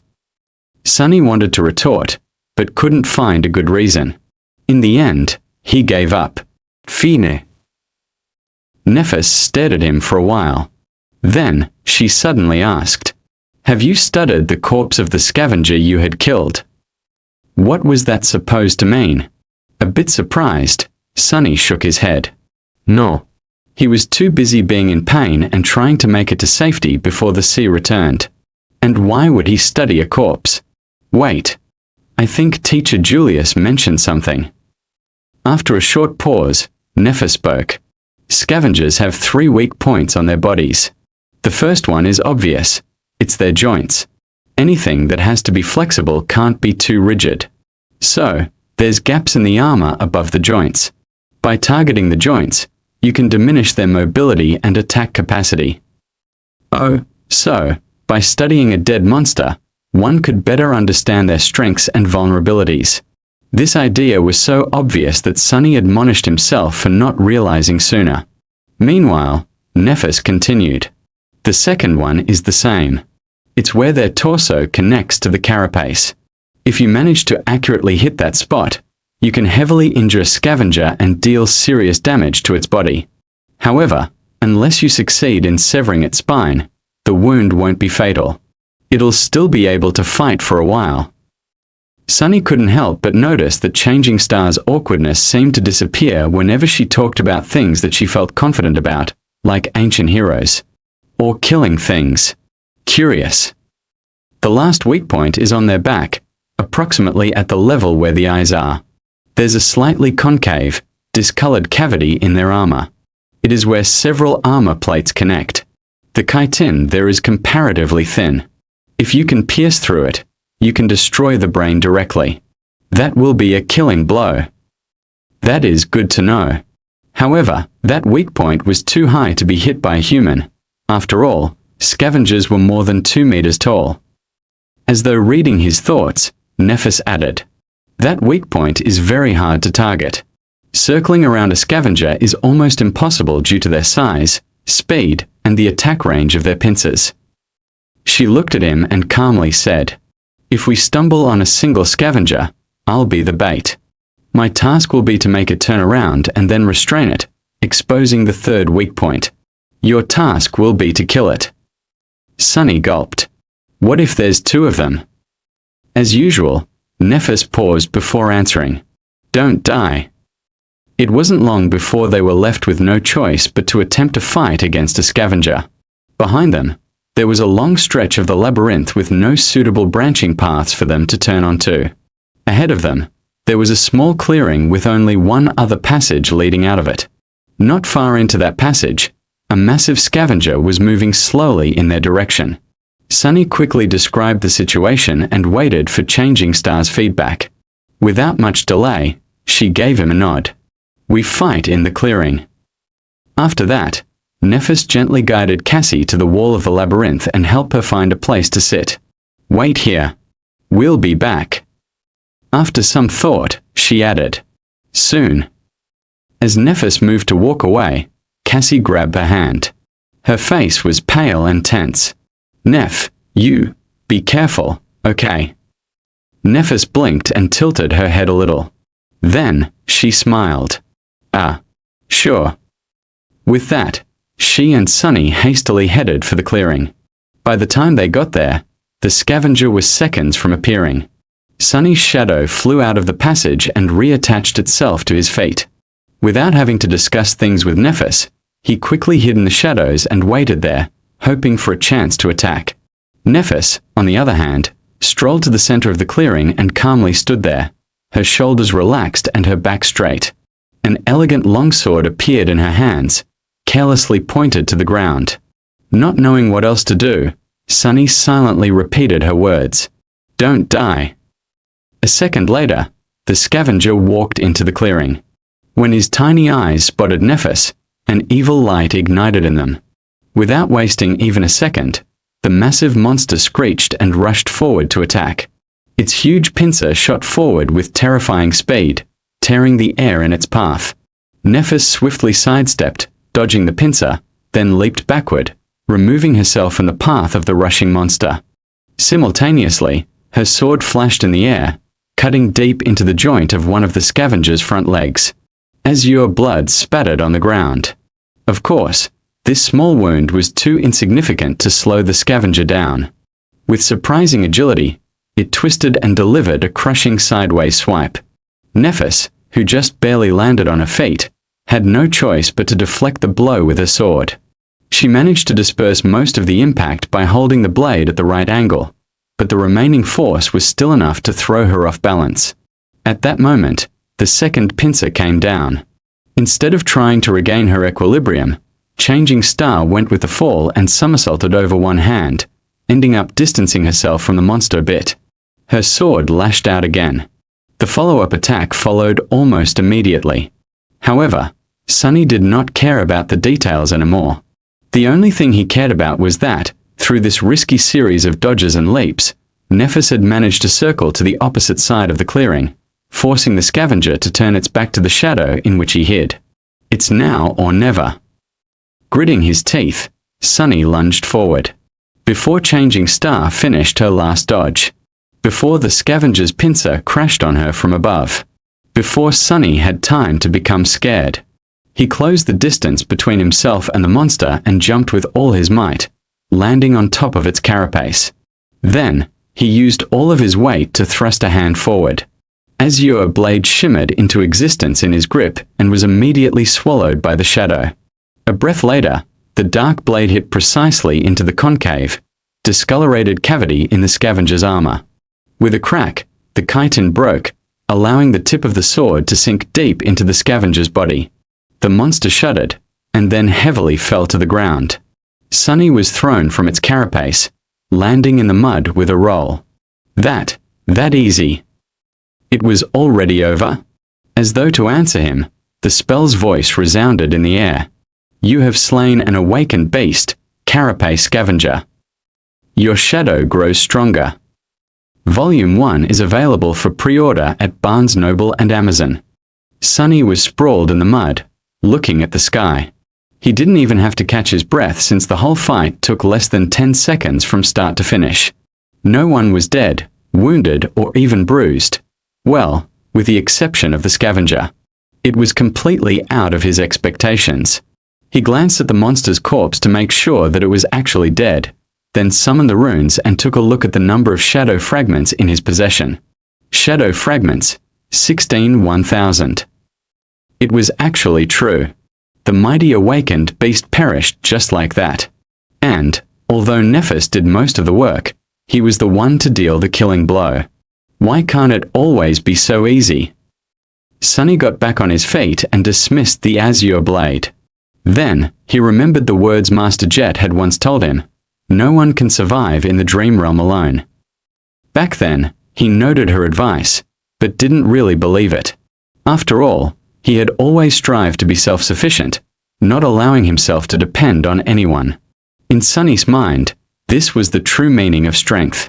Similarly, even though Nephis was far more skilled than Sunny, it would have been extremely hard for her to defeat the armored monster alone, being that its weakest point was out of her reach. But together, they had accomplished it with relative ease. The whole was greater than the sum of the parts. In other words, there was strength in numbers that surpassed individual power. In that sense, being able to depend on a group was not a sign of weakness, but, on the contrary, an important facet of personal strength. Lone wolves would always be at a disadvantage. That was another lesson to learn. It's not like I had much of a choice. He walked over to Nephis and checked if she was okay. Apart from slight damage to her makeshift seaweed clothes, everything seemed to be all right. She glanced at Sunny. Memory. He shook his head. Nephis sighed. It seemed that she was a bit impatient to get herself a suit of armor of her own. If Sunny was a gentleman, he would have suggested to loan her the puppeteer's shroud for a while. But alas, he wasn't. That armor was extremely valuable and had cost him a lot. Plus, unlike Changing Star, the picture of Sunny wearing nothing but a seaweed loincloth would have been more disturbing than aesthetically pleasing. So, he said nothing. Meanwhile, Nephis headed for the dead scavenger and said without turning her head, "Bring Cassie." With a sigh, Sunny turned around and left the clearing. Soon, he approached the place where the blind girl was waiting patiently for their return. Hearing his footsteps, she flinched and raised her head. Sunny. How did she recognize me? Ah, must be the way I walk. Yeah, it's me. Everything is over. Come on, I'll bring you to Nephis. Using the wooden staff, Cassie stood up and turned to him. Ah, are you guys all right? Sunny smiled. Of course. We dispatched that critter in no time. Didn't even get a scratch. Cassie smiled with visible relief. Good, that's good. Oh, right, the rope. Sunny took the rope and guided the blind girl back to the clearing. On the way, he felt a bit weird. With the delicate girl walking behind him, he couldn't help but think of his little sister. As a toddler, she used to follow him around too, as though they were glued together. As the familiar pain stabbed him in the heart, Sunny gritted his teeth and tried to think about something else. It was all in the past anyway. Back in the clearing, Nephis was done breaking apart the scavenger's carapace. The shimmering soul shard was already in her hand. Without saying anything, she tossed it to Sunny. He caught the crystal and looked at her with surprise. Why are you giving it to me? Nephis blinked and stayed quiet for a few seconds. Then she said as a matter of fact, I don't have pockets. Oh. Still a bit bewildered, Sunny put the soul shard into his rucksack. But why wouldn't she just absorb it? He opened his mouth to ask the question, but she seemed to realize something and added, We'll divide the spoils later. Ah. All right. Nephis, meanwhile, turned to Cassie and said after some deliberation, I was careful. Then, she smiled. Your shadow grows stronger. Your shadow grows stronger. Your shadow grows stronger. Sunny was feeling somewhere in between of being ecstatic and peeved. Throughout the day, they managed to kill 3 more scavengers, each time with not much risk to anyone except for Nephis. The process was largely the same. After discovering the monster, he would hide in the shadows, while Nephis would act as bait. Then, when the time was right, Sunny would stealthily approach and finish the fight with a precise strike of the azure blade. He was wondering if that was what being in the main hero's party felt like. To anyone else, maybe with the exception of Castor, dancing around a deadly awakened beast would have been a tall task, most likely ending with the dancer's death. Nephis, however, had managed to do it over and over again seemingly without too much strain. What's more, her performance was based solely on skill, with no aspect ability involved. In that regard, even Castor couldn't have done better. She was swift, calm, and precise. Every move she made was calculated and perfectly timed. She seemed to innately understand the flow and logic of combat, which gave her the ability to roughly predict what actions the mindless beasts would perform in the next seconds. Then it was just the question of physical prowess to evade and even manipulate them to a certain degree. Sunny had always known that skill and experience were more important than raw power, but by watching Nephis, he vividly understood just how vast the difference between them was. Even though his divine aspect allowed Sunny to exert more strength and speed than Changing Star, in an actual fight, he would never stand a chance. Of course, he was also an important part of every encounter. His role as the finisher was not trivial, and not just anybody would have been able to accomplish 4 kills with 4 strikes. Even though Sunny was not taught any elaborate techniques, he was still a somewhat experienced fighter. He had good physical coordination, combat intuition, and, most importantly, a cool-headed mentality. Not to mention the fact that they were only able to ambush the scavengers so effectively due to his shadow scouting them out in advance. All in all, it was an almost equal cooperation. Still, watching Nephis fight was nothing short of sobering. Trying not to get too dejected, Sunny summoned the runes. Shadow fragments, 22 or 1000. 8 fragments today. Pretty excellent. Currently, they were waiting on the edge of the labyrinth path leading directly to the giant statue of the Headless Knight. There was a group of scavengers between them and the statue, moving past without any haste. The sunset was near, but they still had time. Slowly, minutes flowed by. At some point, Nephis gave the command to move. Helping Cassie along, Sunny followed Changing Star and quickly traversed the open space between the labyrinth and the statue. Now, they only had to get on top of it. However, it wasn't that easy. Scaling the 200-meter-tall monument would have been hard in normal circumstances, but now they also had to somehow pull Cassie up. Leaving her behind until they were at the top would not have been safe. In the end, Nephis and Sunny took turns pulling the rope every 20 meters or so. Cassie would hold onto the rocks and wait until they climbed higher, and then the process would repeat. It was slow and torturous, and by the end, Sunny's muscles were sore and almost on fire. But they managed to get to safety before the dark waters washed them away. As the night began to descend, the 3 sleepers sat in the center of the circular stone platform and rested. As they did not bring any materials to make a fire and it was already too late, there was no way to cook food. They ended up chewing on the strips of dried meat, passing the bottle of limitless water around. After some time, Nephis gave Sunny a sign to take out the spoils of today's journey. He took out the 4 shimmering soul shards and put them on the ground. Without any discussion, Changing Star moved 2 crystals in his direction and took 2 for herself. Then, she gave one of hers to Cassia. Sunny watched it in silence. By the time Nephis and Cassie had absorbed their soul shards, he still didn't make a move to take his. After a while, he took another crystal out of the rucksack and moved all 3 to Nephis. The silver-haired girl looked at him with surprise. "Don't you want to grow stronger?" Sunny grinned. "Of course, I do. But these won't do me much good right now. It's no secret that you are the main fighting force of our group." He sighed. "The stronger you are, the better our chances of survival will get. Plus, it's not a gift. It's a trade." Nephis raised an eyebrow. "A trade? What do you want?" Sunny deliberated for a few seconds before answering. It's rather simple. I will give you these soul shards, and all other soul shards I earn on the way to that castle. Then, he looked her in the eyes and said, in return, you will teach me how to fight. Volume 1 is available for pre-order at Barnes Noble and Amazon. Nephis looked at him and contemplated. This time, she remained silent longer than usual. Sunny felt a bit nervous under her gaze, knowing that he was being evaluated. With Changing Star's skill and insight, it wasn't hard to imagine just how much she had gleaned from his battle performance. Both his current level and future potential must have been pretty much laid bare in front of her. Were they enough to make teaching him worth her while? After some time, she took the soul shards and nodded. Okay. So when do we start? Nephis shrugged. Now. Now. Sunny glanced at the sun, which was already almost gone. Were they going to train in complete darkness?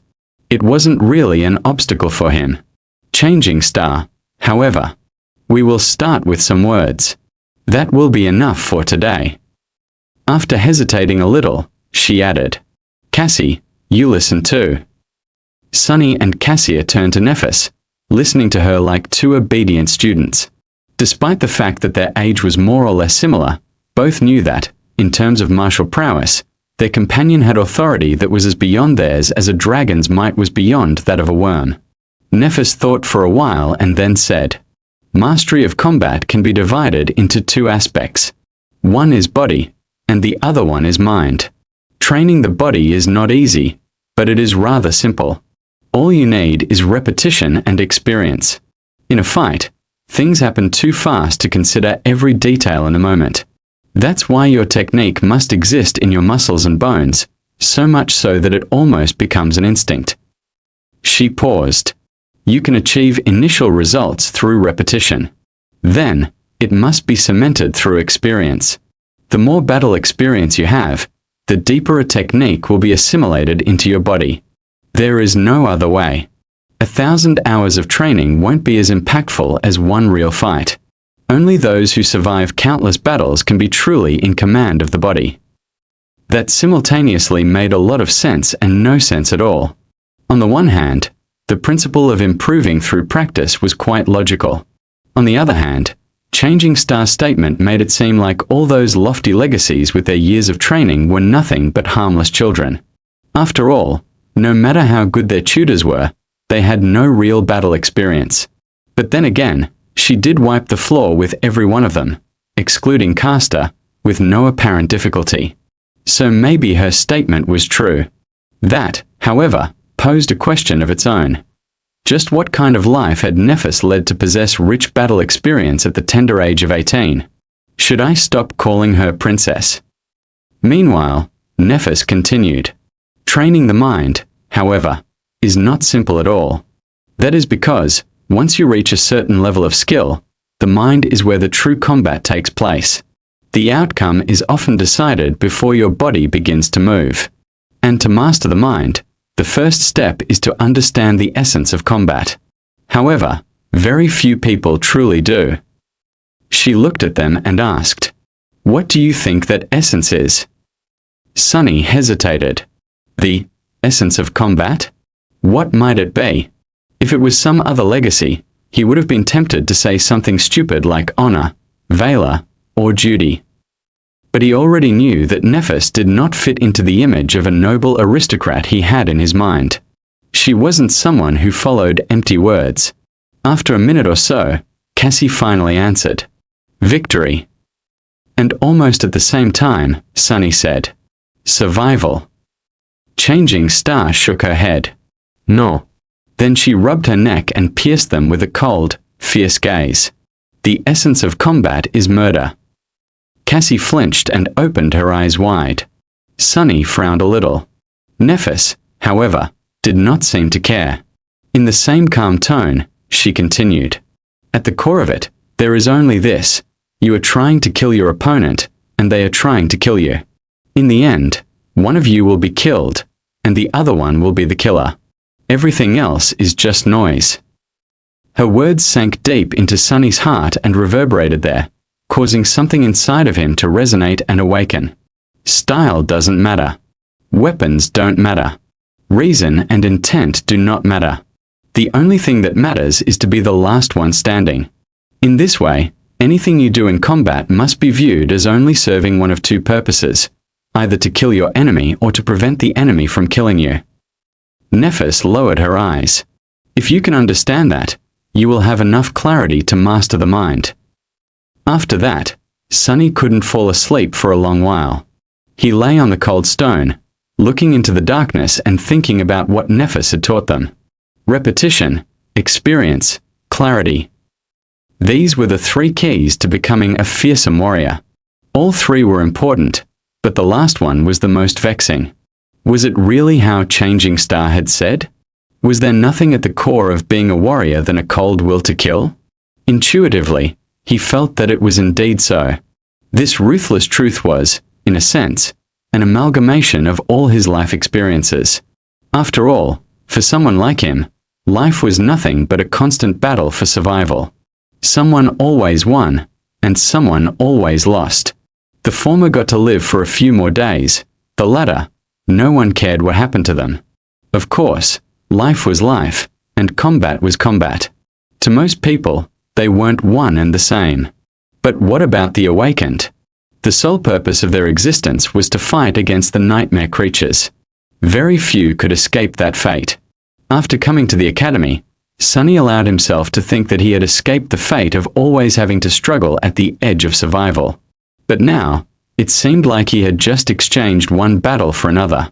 This was an uncomfortable thought. However, if he looked at it from a different perspective, did it actually mean that he always had a crucial advantage? Most of those chosen by the spell were forced to somehow adjust to this merciless way of life. But he had always lived like this. Was he actually one of the few perfectly suited to be an awakened? With this thought, Sunny fell asleep. In the early morning, he was awakened by a piercing scream. Volume 1 is available for pre-order at Barnes & Noble and Amazon. Sunny was on his feet even before fully waking up. Somehow, Azure Blade was already in his hand.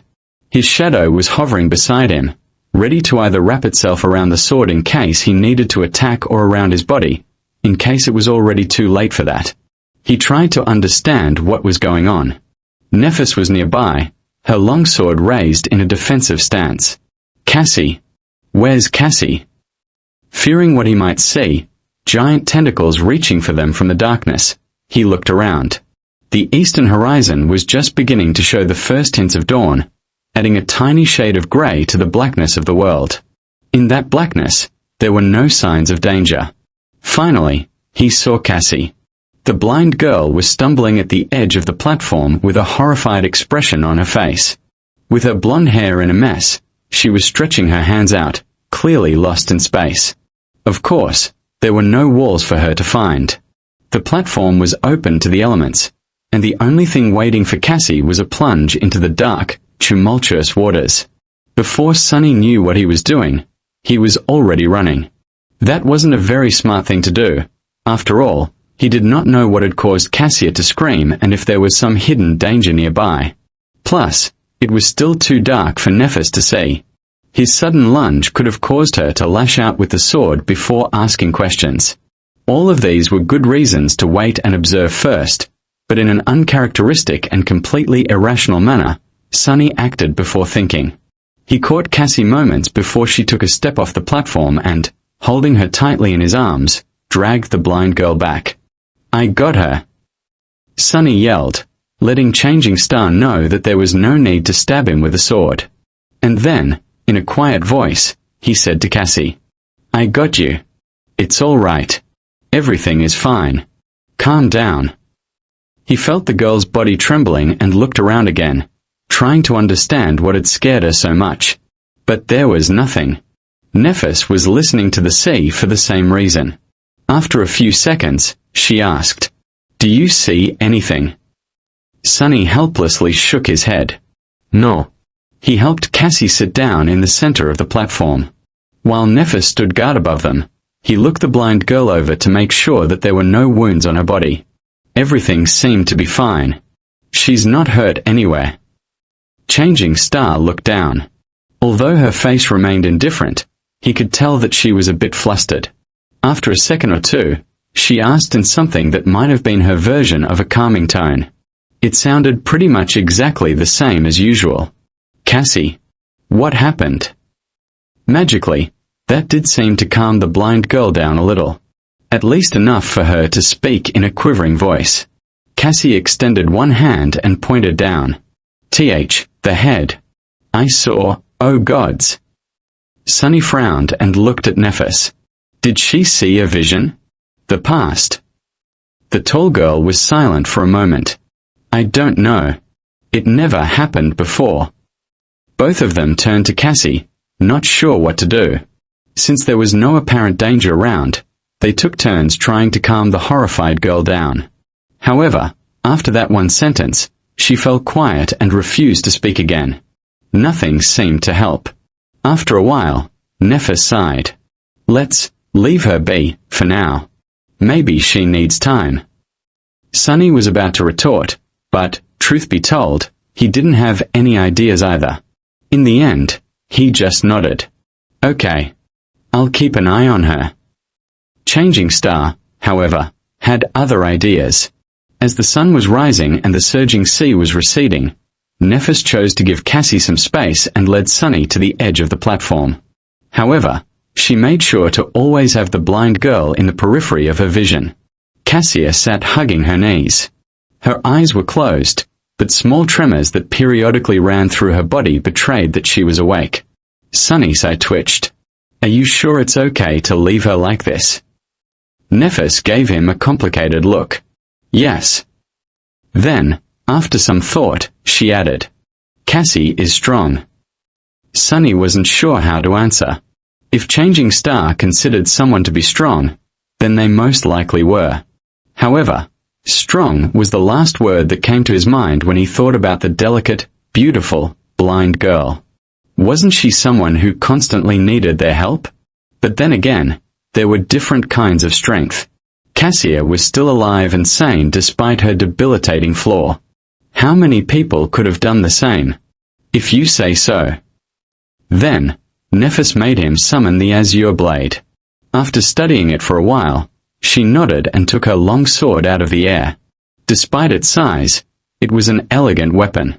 The narrow, double-edged blade was much longer than that of the Azure Blade, with an incredibly sharp, symmetrical tip. The whole blade, as well as the simple cross-shaped guard and the pommel, seemed to be made out of silver and reflected the pale morning light. The handle was tightly wrapped in black leather. Putting the two swords side by side, Nephis spoke. Then she gestured to hers. She took the sword in both hands, placing one near the guard and another near the pommel. Then, she performed a downward slash. They are both leverage-based weapons. When held with two hands, one hand pushes. She pushed the sword down with the hand near the guard, while the other hand pulls. The hand near the pommel simultaneously pulled the handle up, giving the blade a tremendous boost in speed. This is how you generate force and perform powerful strikes. Now, your turn. Sunny looked at his sword and gripped it with both hands, mimicking Nephis's pose. Then, he raised it and slashed down, making sure to enhance the force of the strike with his lower hand. Changing Star observed him. You need to understand that a strike doesn't come from the hands. It comes from your whole body. Power comes from your feet, your hips, your core, your shoulders, and is only then transmitted to your hands. Like this. She demonstrated the downward slash again.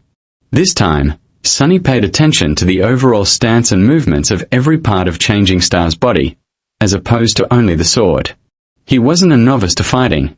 Instinctively, he already knew how to deliver a proper punch, even if, before, there wasn't a lot of strength in his body. The principles of striking with a sword were largely the same, so Sunny quickly understood the overall concept. He performed the simple downward slash a few more times. After each time, Nephis gave him pointers and corrected his mistakes. Sometime later, she was finally satisfied with his form. Good. Sunny smiled, proud of his achievements. Nephis looked at him thoughtfully and nodded. Now, do it 1,000 more times. The smile froze on Sunny's face. 1,000? Did she say 1,000? He blinked. Sorry. How many times? Changing Star tilted her head and thought for some time. Well, we don't have much time today. So, yes. Only 1,000. Only 1,000, eh? Sunny forced himself to sound polite. I see. All right. As Nephis walked back to sit with Cassie, he turned to the sea and raised his sword. 1. The azure blade whistled as it cut the air. He raised it again. 2. Push and pull. This is how you generate force. 3. Strike with your whole body, not just your hands. 4. As Sunny raised his sword and slashed down, over and over again, only one thought eventually remained in his mind. Repetition, experience, clarity. Repetition. By the time he was done performing 1,000 strikes, Cassie was finally ready to speak. Volume 1 is available for pre-order at Barnes & Noble and Amazon. With pretty much every muscle in his body sore, Sunny walked over to the girls and fell on the ground. After catching his breath, he looked at Cassia. Cassie, do you feel better? Several seconds later, the blind girl slowly nodded. That's a relief. He shifted and hesitated for a bit. Cassia didn't look too well. Her face was still very pale, with a distant, dazed expression on it. Her body at least was no longer trembling. Sunny wasn't very good at talking to people, let alone placating them. He wasn't sure what to say. He cast a gaze at Nephis and sighed inwardly. Who knew that one day he would turn out to be the most sociable person for as far as the eye could see? What a joke. Can I have some water? Cassie turned to him and scowled, as though confused by the question. Then, she suddenly gasped and opened her eyes wide. Oh, sorry. Yes, of course. She summoned the limitless water bottle and offered it to Sunny. He took it with a grateful smile and greedily drank a few gulps before giving the bottle to Nephis. Eventually, it returned to Cassie. You drink some too. After she did, he awkwardly patted the blind girl on the shoulder. Everything seems to be fine now. Did you dream of another vision? You can tell us, if you want. Cassie hesitated for a bit before saying, I don't know. Maybe it was just a nightmare. Sunny and Nephis exchanged glances. They both doubted that what Cassie saw was a simple nightmare. After all, people usually did not dream in the dream realm. The blind girl, meanwhile, continued. I don't really remember. It's all in fragments. Sunny carefully considered his words, not wanting to pressure Cassie too much. You can just tell us what you remember. Maybe we'll be able to make sense of it together. Cassia sighed and tentatively nodded. After a long pause, she finally found the courage to speak. At first, I saw a boundless darkness locked behind 7 seals. Something vast was churning in the darkness. I felt like if I directly saw it, I would lose my mind. As I watched, terrified, the seals broke one after another, until only one remained. And then that seal broke, too. She trembled a little. After that, I don't know.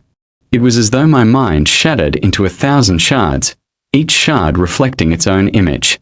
Most of them were dark and scary. Some I have already forgotten. The other. Cassie fell silent, remembering.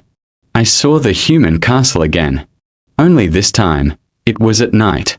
There was a lonely star burning in the black skies, and under its light, the castle was suddenly consumed by fire, with rivers of blood flowing down its halls. I saw a corpse in a golden armor sitting on a throne, a woman with a bronze spear drowning in a tide of monsters, an archer trying to pierce the falling sky with his arrows. Finally, she looked up, her face full of horror. In the end, I saw a colossal, terrifying crimson spire. At its base, 7 severed heads were guarding 7 locks. And at the top, a dying angel was being consumed by hungry shadows. When I saw the angel bleed, I suddenly felt as though as though something so precious that it can't be described with words was taken from me. Her voice became quieter. Then, I felt so much sorrow, pain, and rage that what little remained of my sanity seemed to disappear. That was when I woke up. I think. Nephis and Sunny remained silent for a while, trying to make sense of what Cassie had told them. Even if Nephis had an idea, she didn't show it. Sunny, however, was totally lost. He couldn't even begin to decipher the hidden meaning behind the vision, if it even was one. Previously, Cassia's vision about the castle was pretty much straightforward. It showed her a human fortress and even the direction in which it was situated. This time, however, her dream was disjointed, full of weird symbolism and vague, uncertain images, much more like a charlatan's prophecy than a vision gained through an aspect ability. Finally, he sighed. Maybe it actually was just a nightmare. Your previous visions weren't like this, right? Cassie silently shook her head.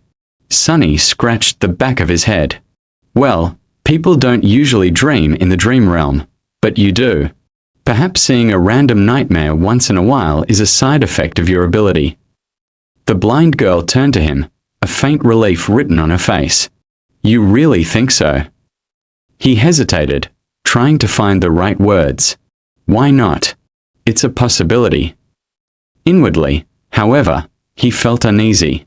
A dying angel being consumed by shadows. Why does it sound so ominous? I should try and stay away from angels in the future.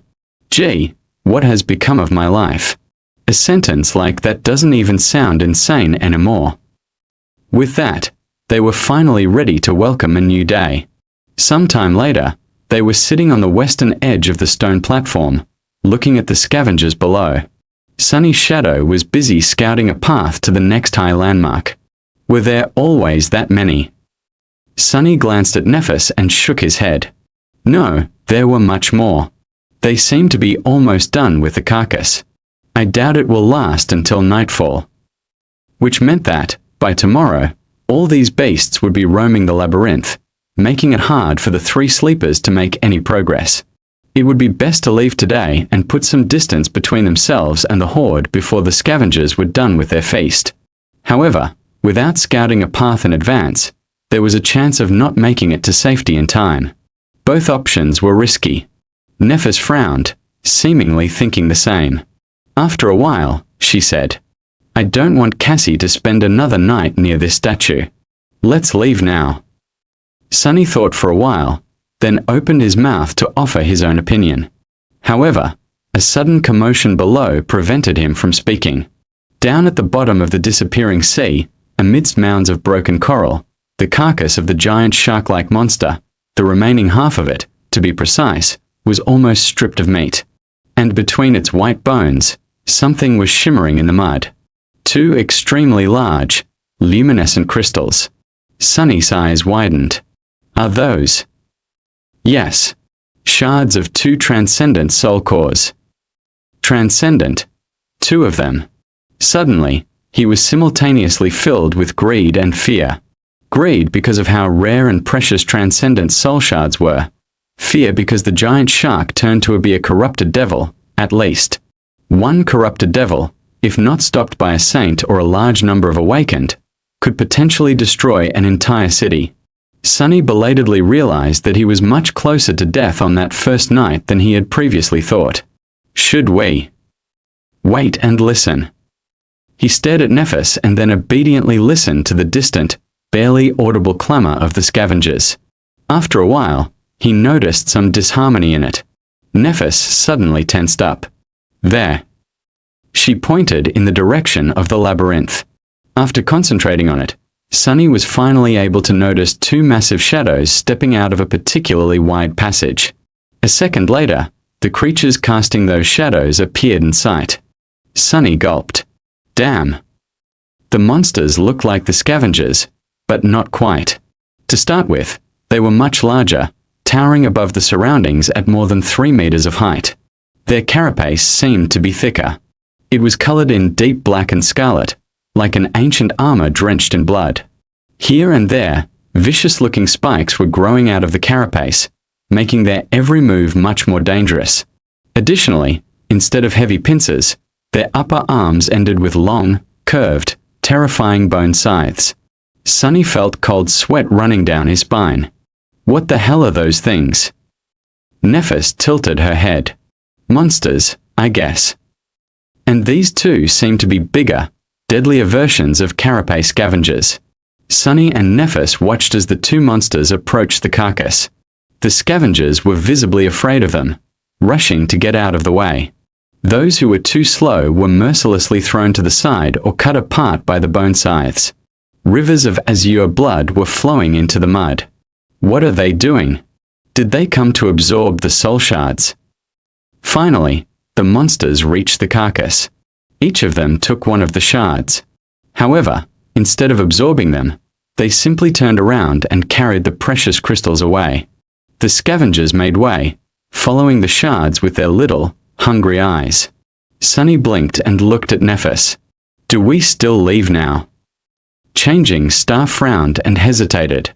A few moments later, she shook her head. No. We'll go tomorrow. Then, she turned west and observed the retreating monsters. Get your shadow to follow these two back. Volume 1 is available for pre-order at Barnes & Noble and Amazon. Because of the shadow fragments Sunny had absorbed in the last few days, the range of shadow control has increased a little. However, it was still far from being enough to explore deep into the labyrinth. He only got the general direction in which the two large monsters were moving. They were going west. After telling this to Nephis, there was pretty much nothing else for him to do. In the end, Sunny decided to simply rest. The next day was promising to be full of hardships and danger, so it was in his best interest to let his body recover as much as it could. Some time later, Sunny was lying on his back, staring at the grey sky. Cassie was sitting beside him, lost in her thoughts. Nephis was meditating. At least, that's what it looked like. She might as well have been asleep, for all Sunny knew. After a while, Cassie turned to him. Sunny. He tilted his head to look at her. Yeah. The blind girl hesitated. Do you think we'll be able to return home? Sunny glanced at her and furrowed his brow. A few seconds later, he turned away and looked at the sky again. Sure. Cassie smiled. You really think so? Why?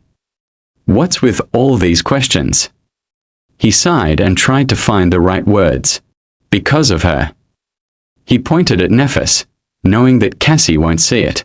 There was no one else on the stone platform, though, so it was pretty obvious who he was referring to.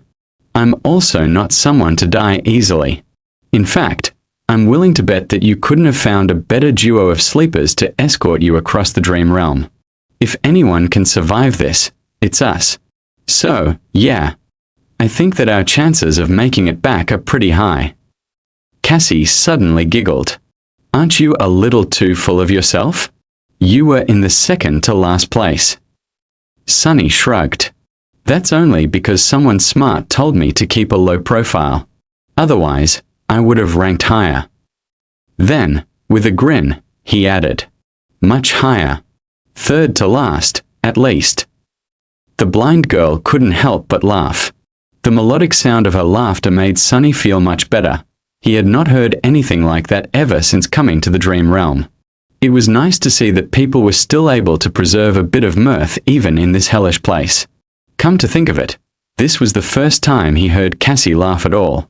Back in the academy, she was always dull and bleak. After this sudden outburst, Cassia's expression slowly turned wistful. A few seconds later, she asked, What do you miss the most about home? Sunny tried to think of something, but failed. He wasn't sure that he even had a home in the real world. The tiny room he had been renting previously was nothing but a temporary shelter from the rain. As for the real world as a whole, his life there wasn't that pleasant either. Finally, he said, I don't particularly miss anything. Cassie was very surprised. Really? Don't you miss your family? Sunny smiled. I don't have a family. Well, I guess I have a sister somewhere, but we haven't seen each other in many years. Oh. The blind girl fell silent. Several seconds later, she said quietly, "I miss my family the most." There was longing and sadness in her voice. Sunny didn't know what to say, so he stayed silent. Mom and Dad must be really worried about me right now. No, actually, they wouldn't be worried. They would be heartbroken. They must think that I'm as well as dead already. Sunny glanced at her and sighed. You seem to care about them a lot. Cassie turned to him in confusion. Of course. Isn't it normal? Sunny stared at the grey sky. The wind smelled of rain. After a while, he said, I wouldn't know. In the evening, Nephis made Sunny perform the 1,000 strikes again. After that, they ate the last strips of dried scavenger meat and took turns sleeping, so that one of them could always keep an eye on Cassie. Thankfully, nothing happened during the night. When the morning came and the dark sea retreated, they prepared to leave the giant statue. Nephis was the first one to climb down. Before that, she had a few words to say. She looked at Sunny. If anything happens, your job is to bring Cassie away. We can retreat by using passages that are too narrow for the scavengers. If we get separated, proceed to the high point by yourselves. Don't wait for me. Do you understand? With a somber expression, he gave her a nod. Nephis returned it. Good. Time is of the essence, so let's go. Soon, they reached the ground. Entering the labyrinth, the trio moved forward with haste. The shadow was ahead of them, scouting for monsters and optimal paths. Despite that, their progress was slow and chaotic. They had to constantly change direction to avoid groups of scavengers, often ending up in dead ends or moving further away from their destination. Sunny, who played the role of the scout and navigator, felt his brain slowly starting to boil. At some point, however, they inevitably ended up in a situation where a fight was unavoidable. There was a large group of scavengers at their heels, and a pair of them blocking the path ahead. Neither of the two groups had noticed the sleepers yet. However, since there were no other passages to turn into, it was only a matter of time. Nephis considered their options for a few seconds. There was a scowl on her face. Finally, she said, If there's only two, we can take them. Sunny looked at her with uncertainty in his eyes. But there's no time to set up an ambush. He wasn't quite sure how they could fight two scavengers at once. Despite how good of a teacher Nephis was, he only practiced with the sword for a day. Facing against a scavenger alone was risky. Changing Star shrugged. It's almost the same. I'll attack first. You follow behind in the shadows and finish one off once they turn. Then, we kill the second one together. The whole plan was based on the assumption that Nephis could survive under the onslaught of two scavengers, both attacking her simultaneously. Sunny was very impressed by her prowess, but he wasn't sure that it was possible. There was a large probability that Nephis would die. He still remembered that she wasn't present in Cassie's first vision. But what else could they do? A bit rattled, Sunny gritted his teeth. All right. After a short pause, Nephis summoned her sword. Then, she stepped forward. Volume 1 is available for pre-order at Barnes Noble and Amazon. After finding a good hiding spot for Cassie, Sunny and Nephis proceeded forward to face the scavengers. Soon, they saw two hulking silhouettes in the distance. With her lips pursed together, Nephis threw over her shoulder. Keep up. Then, like a runner preparing for a race, she got down on one knee, inhaled deeply, and lunged forward. Damn! Sunny dove into the deep shadow cast by the wall of the labyrinth and followed, running as fast as he could. However, the distance between them kept growing. Suddenly, he remembered walking behind Nephis as they crossed the bridge to the academy. Was it his fate to always follow behind her? Changing Star's running speed was incredibly fast. She was practically flying through the air, like an arrow let loose from a bow. One of her arms was stretched backward, holding the sword with its point to the ground. The other was cutting the air with each stride. It took the two scavengers a couple of seconds to realize what was happening after noticing her. By that time, she was almost upon them. With madness burning in their eyes and viscous saliva dripping from their mandibles, the monster screeched and charged forward. Nephis did not slow down, as though planning to ram them with her body. Sunny's heart skipped a beat, for terrifying pincers shot through the air. At the last moment, Nephis fell backward, falling on her side. The inertia carried her forward as she slid through the mud, passing between the scavengers. Then, she twisted her body and stopped herself by plunging the sword into the ground. A bit slower, and she would have been impaled by one of the scavengers' legs. Crazy. She's crazy. By the time Changing Star got back to her feet, one of the scavengers had already turned around. However, Sunny couldn't see what was going on as his sight was blocked by the bulky carapace creatures. He only heard the sound of chitin striking against steel. There was no time to worry about that anyway, since he had his own problems to solve.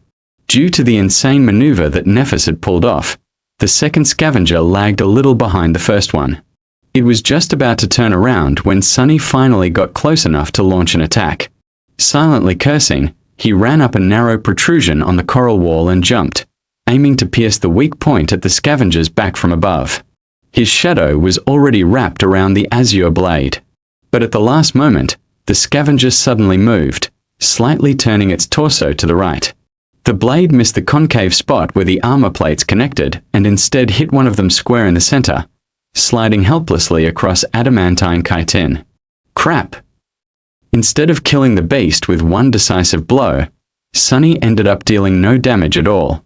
What's worse, he landed right on top of the scavenger, practically hugging it from behind. In the next moment, the scavenger shook its carapace, throwing the irritating human off. Sunny flew sideways and crashed into the labyrinth wall, feeling breath being knocked out of him.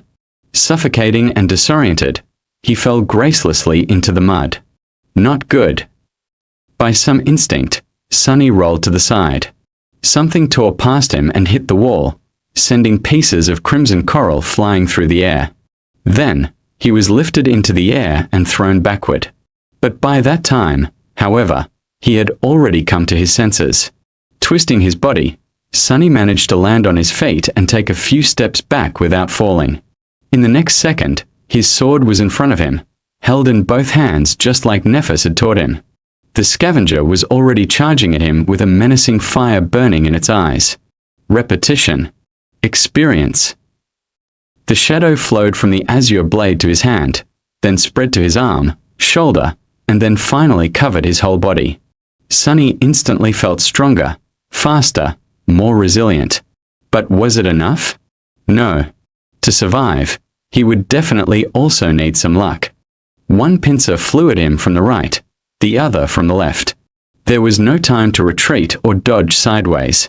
So, instead, Sunny did something that made every instinct in his body scream in protest. He jumped forward, closing the distance to the charging monster.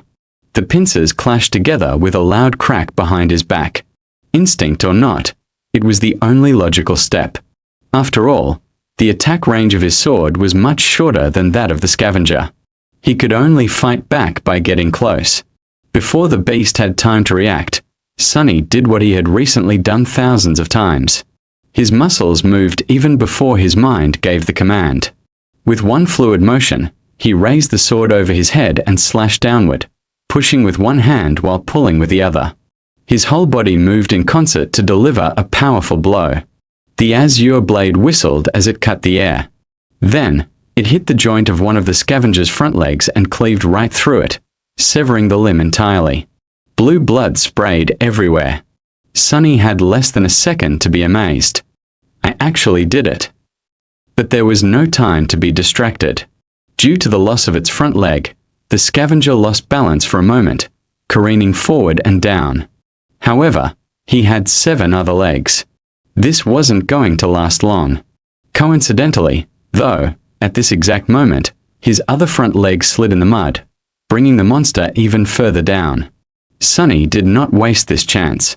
Taking a step forward, he thrust the azure blade up, pushing it into the scavenger's mouth. A severed mandible fell to the ground as the monster impaled itself on the sword with its own weight. The massive body of the nightmare creature convulsed before falling still. It was dead. Sunny slowly exhaled, only now feeling the pain in his chest and at the back of his head. He carefully touched it and grimaced. His hand came back wet with blood. At least I'm alive. You have slain an awakened beast, carapace scavenger. You shadow grows stronger.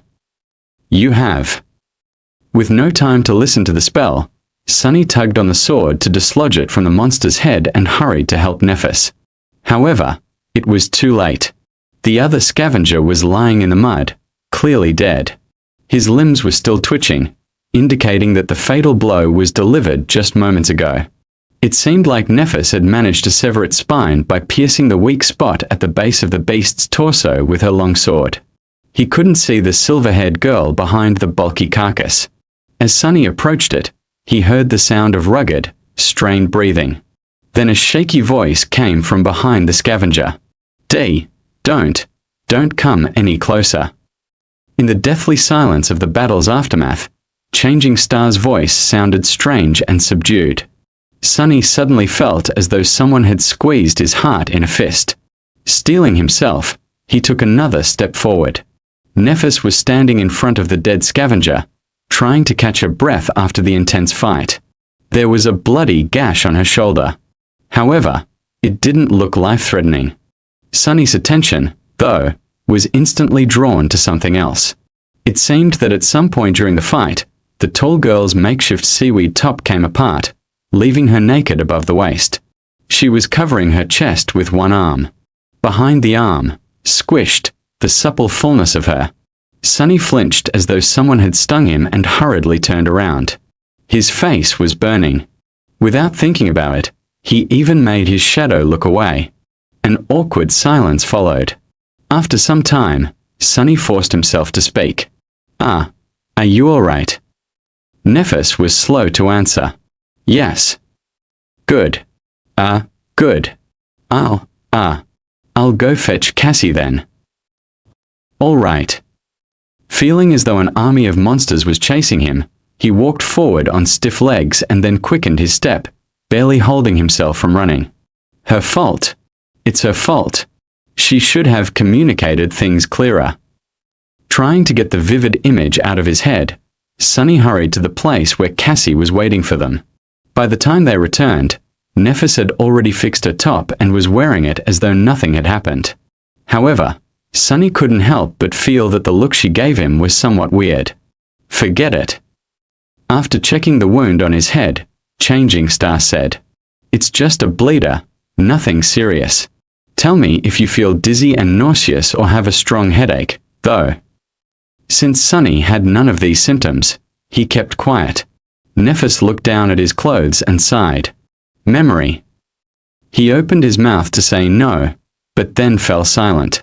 Come to think of it, when he killed the scavenger, the spell did say something else after informing him about the absorbed shadow fragments. At the time, he was too busy to pay it any attention. Let me check. He summoned the runes and quickly found the cluster representing his memories. Memories, Silver Bell, Puppeteer Shroud, Azure Blade.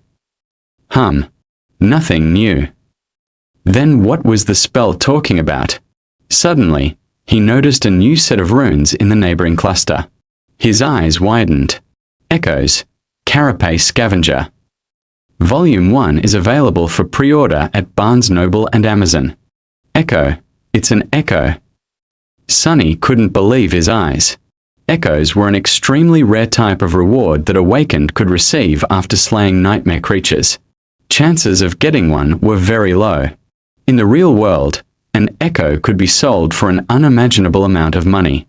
That's because they were much more precious than memories. Without delaying it much further, he dove into his sea of soul. There, very few things had changed. A lonely black sun was still hanging above the calm, silent waters. It was orbited by spheres of light that represented his memories. This time, there were 3 of them. Just like before, Sunny couldn't get rid of the feeling that something was stealthily moving just beyond the periphery of his vision.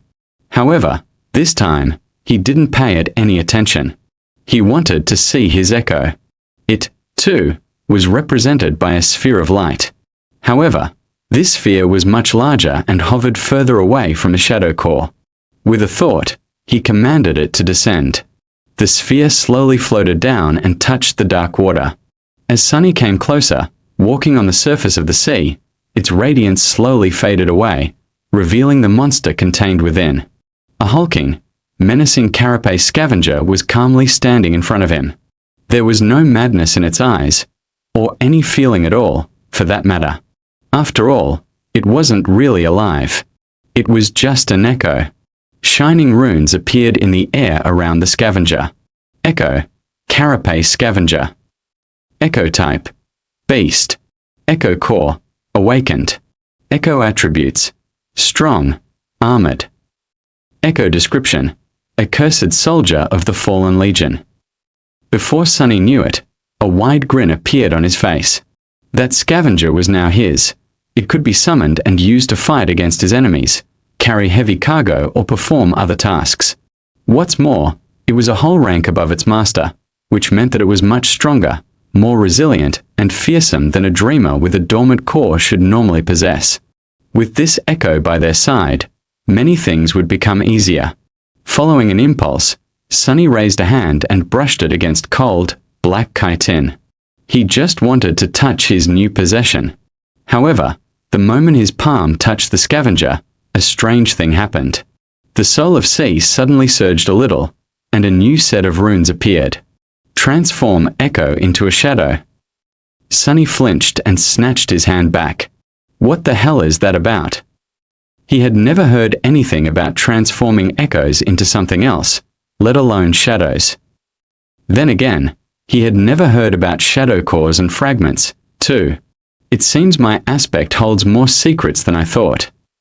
Sunny licked his lips and hesitated. Then, he cautiously said, "Yes." However, nothing happened. A moment later, the runes changed. Not enough shadow fragments to perform a transformation. Shadow fragments required, 24,100. He frowned, disappointed. I see. So there is another use for the fragments. They can either enhance my own core or do something weird to echoes. How do I know which use is more beneficial without knowing what a transformation actually does? An echo was plenty useful by itself. Sunny felt that it would be wiser to concentrate on strengthening himself, at least for now. I'll experiment with it later. With that, he left the Sea of Soul. Since he had spaced out for quite a bit, Nephis was looking at him with a silent question in her eyes. Sunny grinned. I got an echo. Her pupils slightly widened. Cassie, on the other hand, was more expressive. An echo. You actually got an echo? Yes. Since the larger group of monsters was now minutes away from catching up with them, Sunny didn't waste any time and summoned the scavenger. The hulking beast immediately appeared in front of him, seemingly sewn together from tiny sparks of light. Soon, its black chitin became fully corporeal. Following Sunny's command, it shifted a little and raised its mighty pincers. Nephis observed the echo with an unreadable expression. Then, a corner of her lips slightly curled up. Good. Sunny looked at her with a smile. I think we can task it with carrying Cassie. Outside of battle, it will help us the most. The blind girl's mouth fell open. Carry me. Like a mount. He chuckled and slapped the scavenger on its carapace. This bad boy can fit a petite girl like you with no problem at all. Trust me. I've been clambering these things a lot for the past few days. It's actually quite spacious on top of them. Especially if they're not trying to kill you. Cassie hesitated. Well, okay.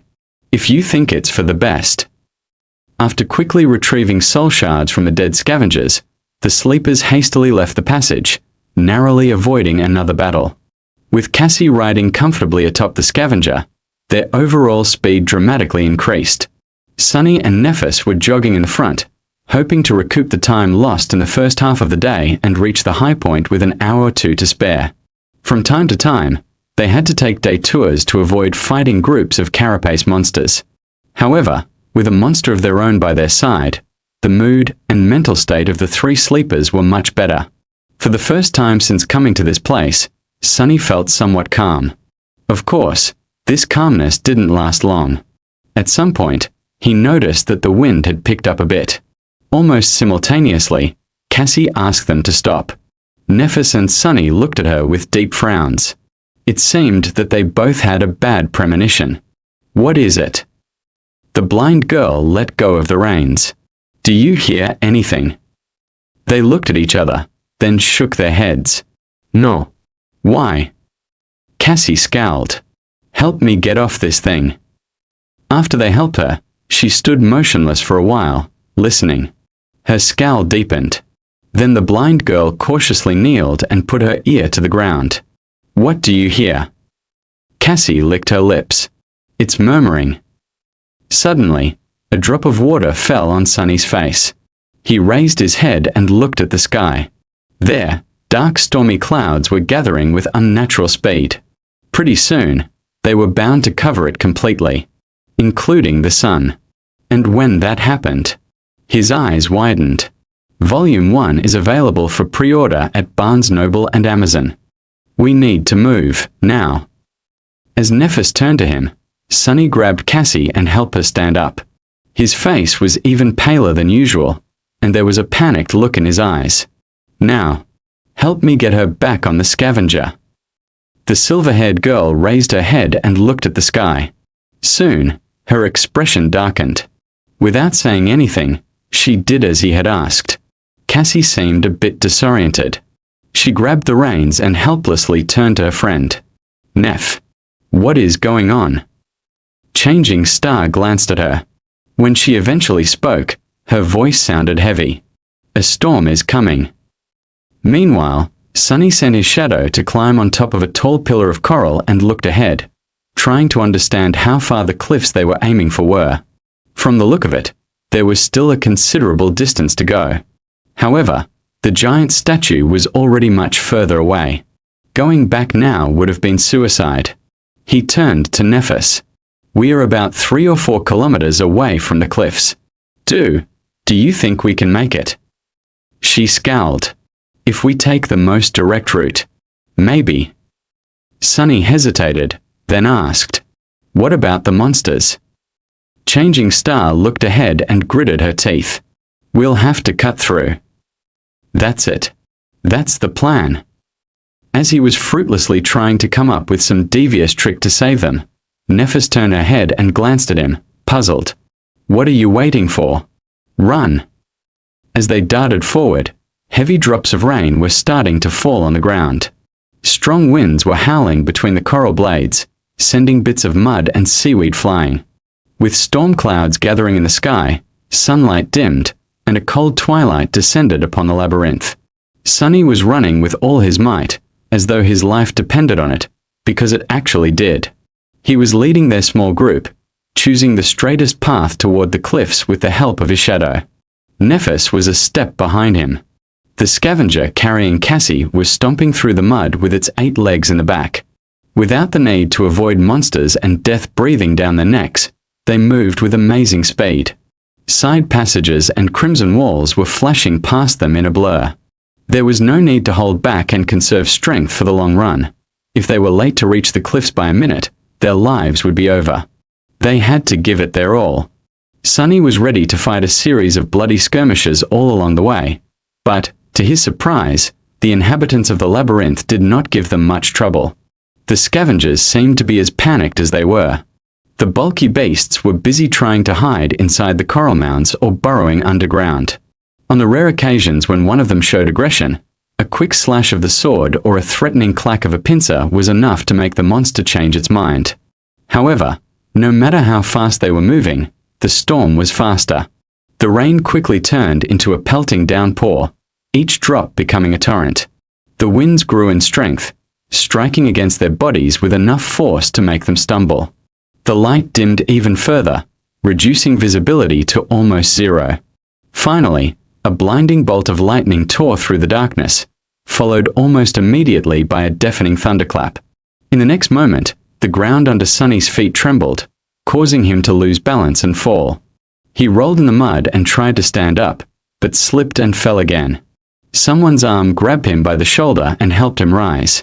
In the darkness of the storm, Sunny saw Changing Star's face. She opened her mouth and shouted, "Don't stop! Run!" He almost couldn't hear her behind the roaring wind and rain. By the time Sunny began to move, the dark, salty water was already as high as his shins. He gritted his teeth. The sea was coming back.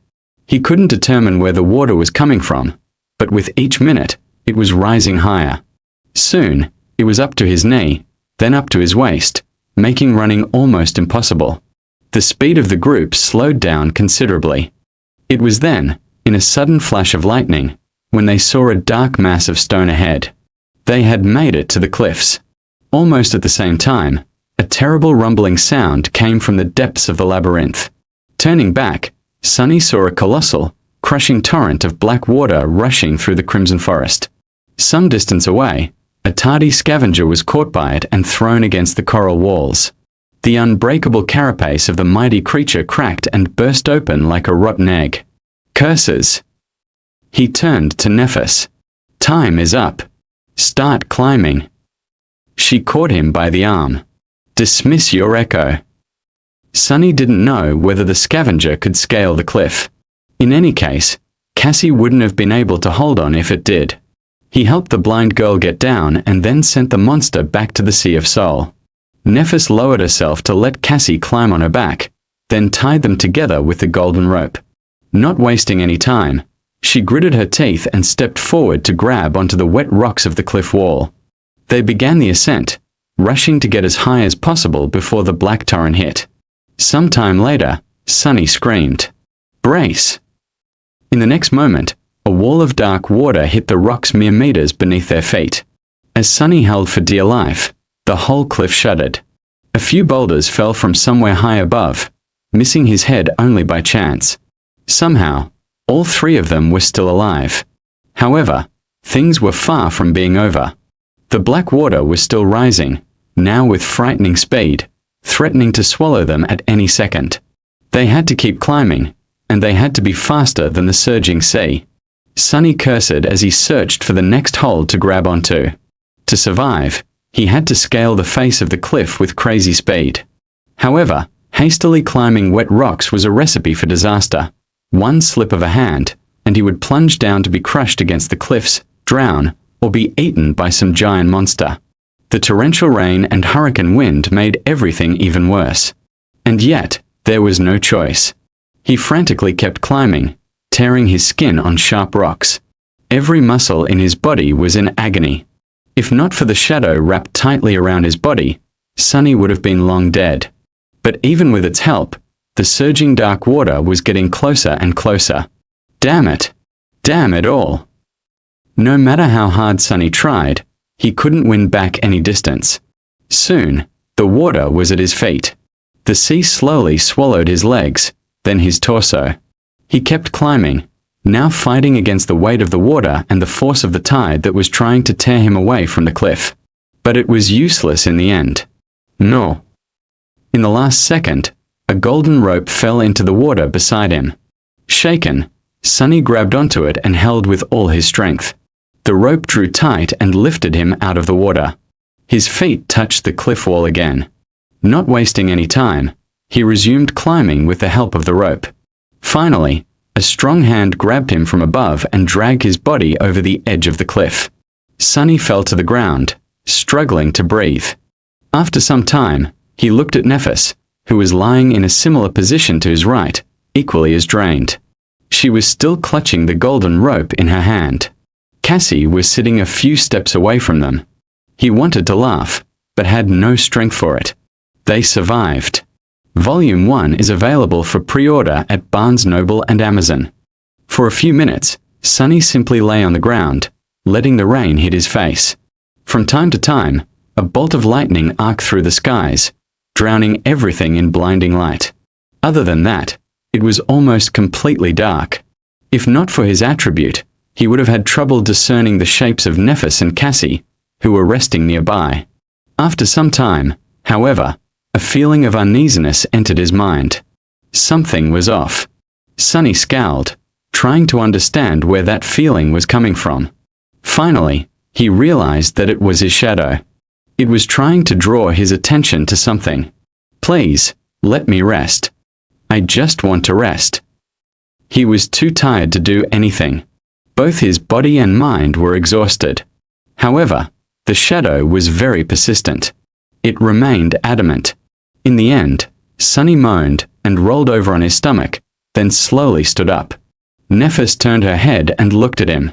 What is it? He grimaced. I don't know yet. Something feels wrong. Cassie shivered and got closer to Neph. Following his shadow's warning, Sunny looked around, trying to find any sign of danger in their surroundings. Even with his vision, he couldn't see anything out of place. The upper part of the cliffs was well above the stormy sea, forming a small island. Its surface was rugged and uneven, with several protruding ridges breaking the line of sight. There was a large space between their group and the nearest ridge. That space was littered, seemingly at random, with piles of dirt and tall boulders. Nephis got up and summoned her sword. Do you see anything? Sunny frowned. Not really. At that moment, another lightning flashed, briefly illuminating the small island. His eyes widened. The tall boulders surrounding them were massive and irregularly shaped. They were black in color and motionless. That's why Sunny had not recognized them for what they were at first glance. All around them, scavengers were silently lying on the ground. Sunny froze, suddenly consumed by terror. The hairs on the back of his neck bristled and stood up on ends. 1, 2, 3. He lost count because of panic and gritted his teeth. 7. No, 8 of them. It seemed the 3 humans were not the only ones who thought of taking shelter from the dark sea on these cliffs. He trembled. These cliffs were a death trap. Noticing something on his face, Nephis tensed. Sunny. He slowly turned his head to her and whispered, Don't speak. Don't move. Just stay where you are. She followed his instructions without asking for the reason. However, a silent question appeared on her face. Cassie did the same. Sunny closed his eyes and breathed in, trying to calm his panicking mind down.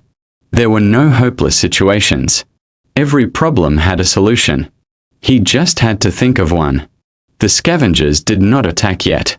Maybe they were asleep or patiently waiting out the storm, trying not to move in fear of attracting more terrifying monsters. Maybe they simply did not notice the humans. After all, it was unknown how well these creatures could see. Were they able to see in the dark? Probably not, or at least not as well as he could. There was still hope. Sunny opened his eyes and looked at the small island again. But this time, his perspective was different.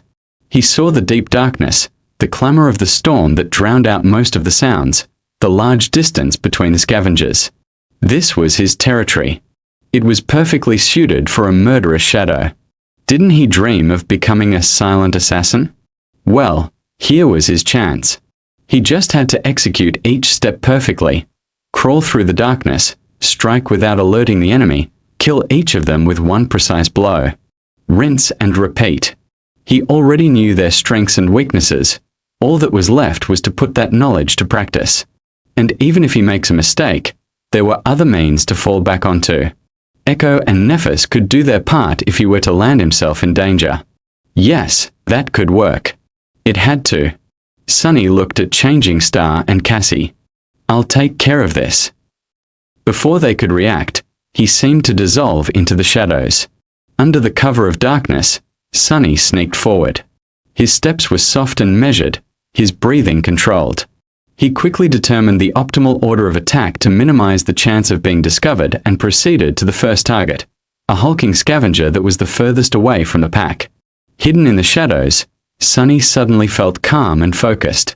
He felt as though he was finally in his natural element. As the looming silhouette of the scavenger approached, he slowed down and circled around his target. The monster did not move, oblivious to the lurking threat that was drawing closer with each second. Sunny held his breath and prepared to attack. He only had one chance. Do it right.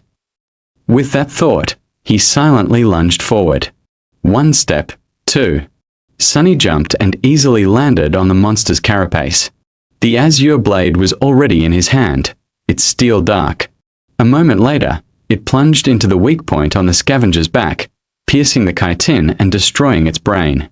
The quiet crack of the breaking carapace was quickly washed away by the rain. It was done.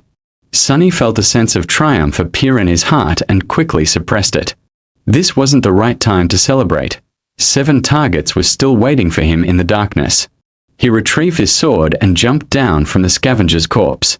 Then, Sunny frowned. Why was the spell silent? It didn't announce his kill, nor the absorption of the shadow fragments. Feeling his skin crawl, Sunny turned around and looked at the scavenger.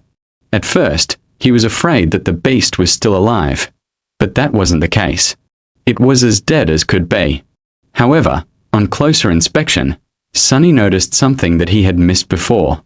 And when he did, his face paled. Volume 1 is available for pre-order at Barnes Noble and Amazon. The scavenger was dead. However, it wasn't Sunny's blade that killed it. While circling the target, he was focused on staying unnoticed and not alerting the enemy to his presence before reaching the optimal position for an attack. After that, he only saw the monster's back. That's why he didn't notice the terrible wound that ran from the top of the creature's torso to its segmented legs, obscured by the rain. The unbreakable carapace was cut open like a tin can. The scavenger's flesh and mangled organs could be easily seen through the large gap, oozing azure blood. It streamed down only to be washed away by the storm. Sunny gulped. He might have felt awkward about performing a perfect ambush on a long-dead monster if not for the fear of whatever had killed it in the first place. Looking around, he hesitated and summoned the azure blade back, then wrapped himself in the shadow. The small island was silent except for the howling of the wind. The rain was still falling down, forming a constant veil that hid away all details and distant objects. A rare flash of lightning sometimes flooded this bleak world with stark whiteness. Then, a thunderclap would come, making the skies tremble.